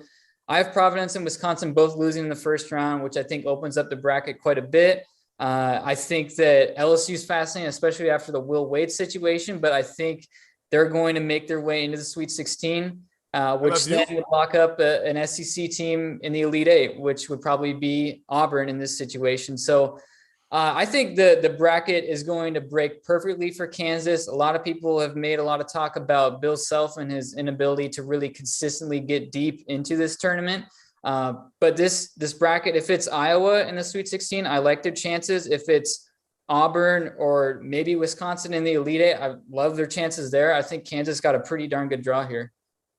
Cart? Yeah, I'm still reeling from Ace trying to convince me that I should pick South Dakota State because Baylor Shireman hit a step back on a 5th place or 6th place team in the Pac-12. Like, okay, that's dope. No, man, I just want some, honestly, out of this bracket, I just want some respect on Providence's name. Providence needs respect on their name. They're not lucky. Stop using the lucky word. Those dudes are just gamers. They win basketball. They have guys. I never said they were lucky, but this is a bad matchup. They make plays, man. They got winners. They got a closer. They know who their closer is. They can lock down at times defensively. They did slip up a little bit, towards the end of the season in the Big East tourney. It's just a teeny tiny bit. But I need some respect on Providence's name. Like what they did this year, I hate the lucky word. They're just winners. Like the dudes made enough plays when it was time to make plays, and they got it done. So like I think a lot of people, and a lot of people are going to pick South Dakota State. And credit to you, but I think some respect needs to be put on the Providence Friars. That's all. We haven't picked many upsets. They're going to happen. They're going to be somewhere in this bracket. So like I don't understand. Like we have Vermont, South Dakota State. I don't know about that Colgate pick, Eli, but now we've heard Colgate. I don't know, man. They're gonna happen. Somebody losing, bro. Do y'all have Miami beating USC? USC? Yes, no. I do for sure. No. Yes, for sure. Guard play. Yes. Charlie Moore, Isaiah Wong, and Cameron McGusty. I'm buying them. Roll Hurricanes. Those are the names of Miami's backcourt. Respect Drew Peterson. So because Miami's backcourt are all old enough to rent cars, that you're picking them. Old wins in college basketball. Okay, got you. Yes. Or old graduates without winning. One of the two happens. There are a couple options there. Eli, quickly, you were shaking your head in disgust at Carter's "they're not lucky" rant. Is Providence lucky? I don't think they're lucky. I think they're a good team. I think that it's also, regardless of what the metrics would say, it's deeply concerning if your team is down 30 to Creighton in a Big East semifinal game. I think that they've had their struggles they went to overtime against DePaul. They had to pull out 2 wins against Butler. And their best win since January is at home against Marquette. And they're a 9 seed. So I think that they've had plenty of struggles and they've had to dig deep and get a lot of wins. And that's a credit to them. Ed Cooley, I think, has done an awesome job getting the team to this point, but South Dakota State is really, really good, and they can score quick. They can score really quick, and I don't know if Providence has that same sort of firepower to get those quick runs. They've had to dig deep a lot, but it's taken some time. So I'm selling all the Providence stock. I think this team's losing the first round. All right, let's quickly go your picks, literally rapid fire, so we can do Final Four picks too. I've got Kansas, Iowa, Wisconsin, Auburn. I have Iowa beating Kansas, Auburn beating Wisconsin, Iowa beating Auburn. Iowa coming out of this bracket. Ace, what's yours? The same exact thing until you got to Iowa beating Auburn. I told you before I had Auburn in the Final Four when I jumped the gun earlier in the show, but I have Kansas, Iowa, Wisconsin, Auburn over Iowa to the Final Four. Eli? Kansas over Iowa in the Sweet 16, Auburn over LSU, and then Kansas over Auburn to get to the Final Four. LSU. I'm really sick that me and Ace are agreeing. Probably gonna have to go back and do my bracket again, but I got the same as Ace. I think that Auburn and Wendell Green and gets it together. I'm banking on that. I'd rather bank on that than Andre Curbelo getting it together. Let's just say that. All right, let's do round the horn rapid fire Final Four picks now as well. Again, thank you to everybody who watched this entire day. This was awesome. Subscribe, please, to the Field of 68 for everything else that we are going to put out through March. There's a lot more content coming. We are brought to you, as always, by our partners at Bet Rivers. Cart, take us through your Final Four and your national champion. All right, so I got Auburn matching up with Seton Hall, like I said. I got Auburn making it to the national championship game on that side. And then I have Gonzaga and let me make sure. I got Gonzaga and Kentucky on the other side. And I have Gonzaga facing Auburn in the final. And I got Gonzaga winning that basketball game. And few gets it done. Chad Holmgren, Jabari Smith. That would be fun, my friend. And you Streets need it. Streets need it. Eli, what's your Final Four and winner? I've got Gonzaga coming out of the West, Kentucky in the East, Tennessee in the South, and Kansas in the Midwest. And I have Gonzaga over Kansas in the title game. 2 points for the Zags right now. Ace, are you going to make it 3? I am going to make it 3. I have Gonzaga. I have Gonzaga beating Kentucky, Arizona beating Auburn, and I have Mark Few beating his former assistant Tommy Lord national title game. Gonzaga wins. But before I get off, it wouldn't be me if I didn't plug another national champion. Shout out Putnam Science Academy, 38-0 national champions, undefeated regular season, and 3rd national championship in the last 5 years. Tom Espinosa, Josh Graber. I don't have a cheers, but cheers to Putnam Science Academy for winning a national championship, man. You know what you need if I didn't plug my guy before I got off of this show, man. All right. I wish I knew what the opposite of 3 cheers was. First of all, respect to your actual cheers, but I wish I could give you 3 demerits or 3 mutes for just going chalk Gonzaga. We make the people wait for what's the most questionable pairing of the entire day of this show. They want the takes. They want the hot takes flying around. And you all 3 go chalk. You go Gonzaga, Gonzaga, Gonzaga. Do you know how many national championships Gonzaga's won under Mark Few? 0. This many. This is not the year that's going to happen. Okay? I'm sick of this. Is Seton Hall going to win instead? Seton Hall's not going to win instead. I don't have the Final Four for the record. I just had to check. I do have Gonzaga and Kentucky. I have Kentucky beating Gonzaga. I have Villanova and Iowa. I have Iowa beating Villanova. And like I said, gentlemen, like Gonzaga has 0 national titles. You know who else has 0 national titles? Fran McCaffrey, Eli. I know you know that. So we're going to go with Kentucky and John Calipari to finally get back. How great would it be for Calipari to do this during Coach K's final year? Like Coach K goes out at the bottom of the bottom with Cal getting a national title during his retirement tour. That's what I think happens. So I would love to see Keegan Murray in a national title game, though. He might get 50. He might score 50. He's a killer. I saw it up close and personal. That man is a dog. All right, gentlemen, this has been a blast. Again, this was the Field of 68 Selection Sunday special. Like and subscribe on the Field of 68. You can find Eli over at Heat Check. You can find Ace with All Facts Media. You can find Carter Elliott in the state of California not working. And you can find me at Sleepers Media. It is a pleasure, as always, my friends. And I'm sure we'll be talking more in March. For the entire network of the Field of 68, my name is Greg Waddell. Thank you for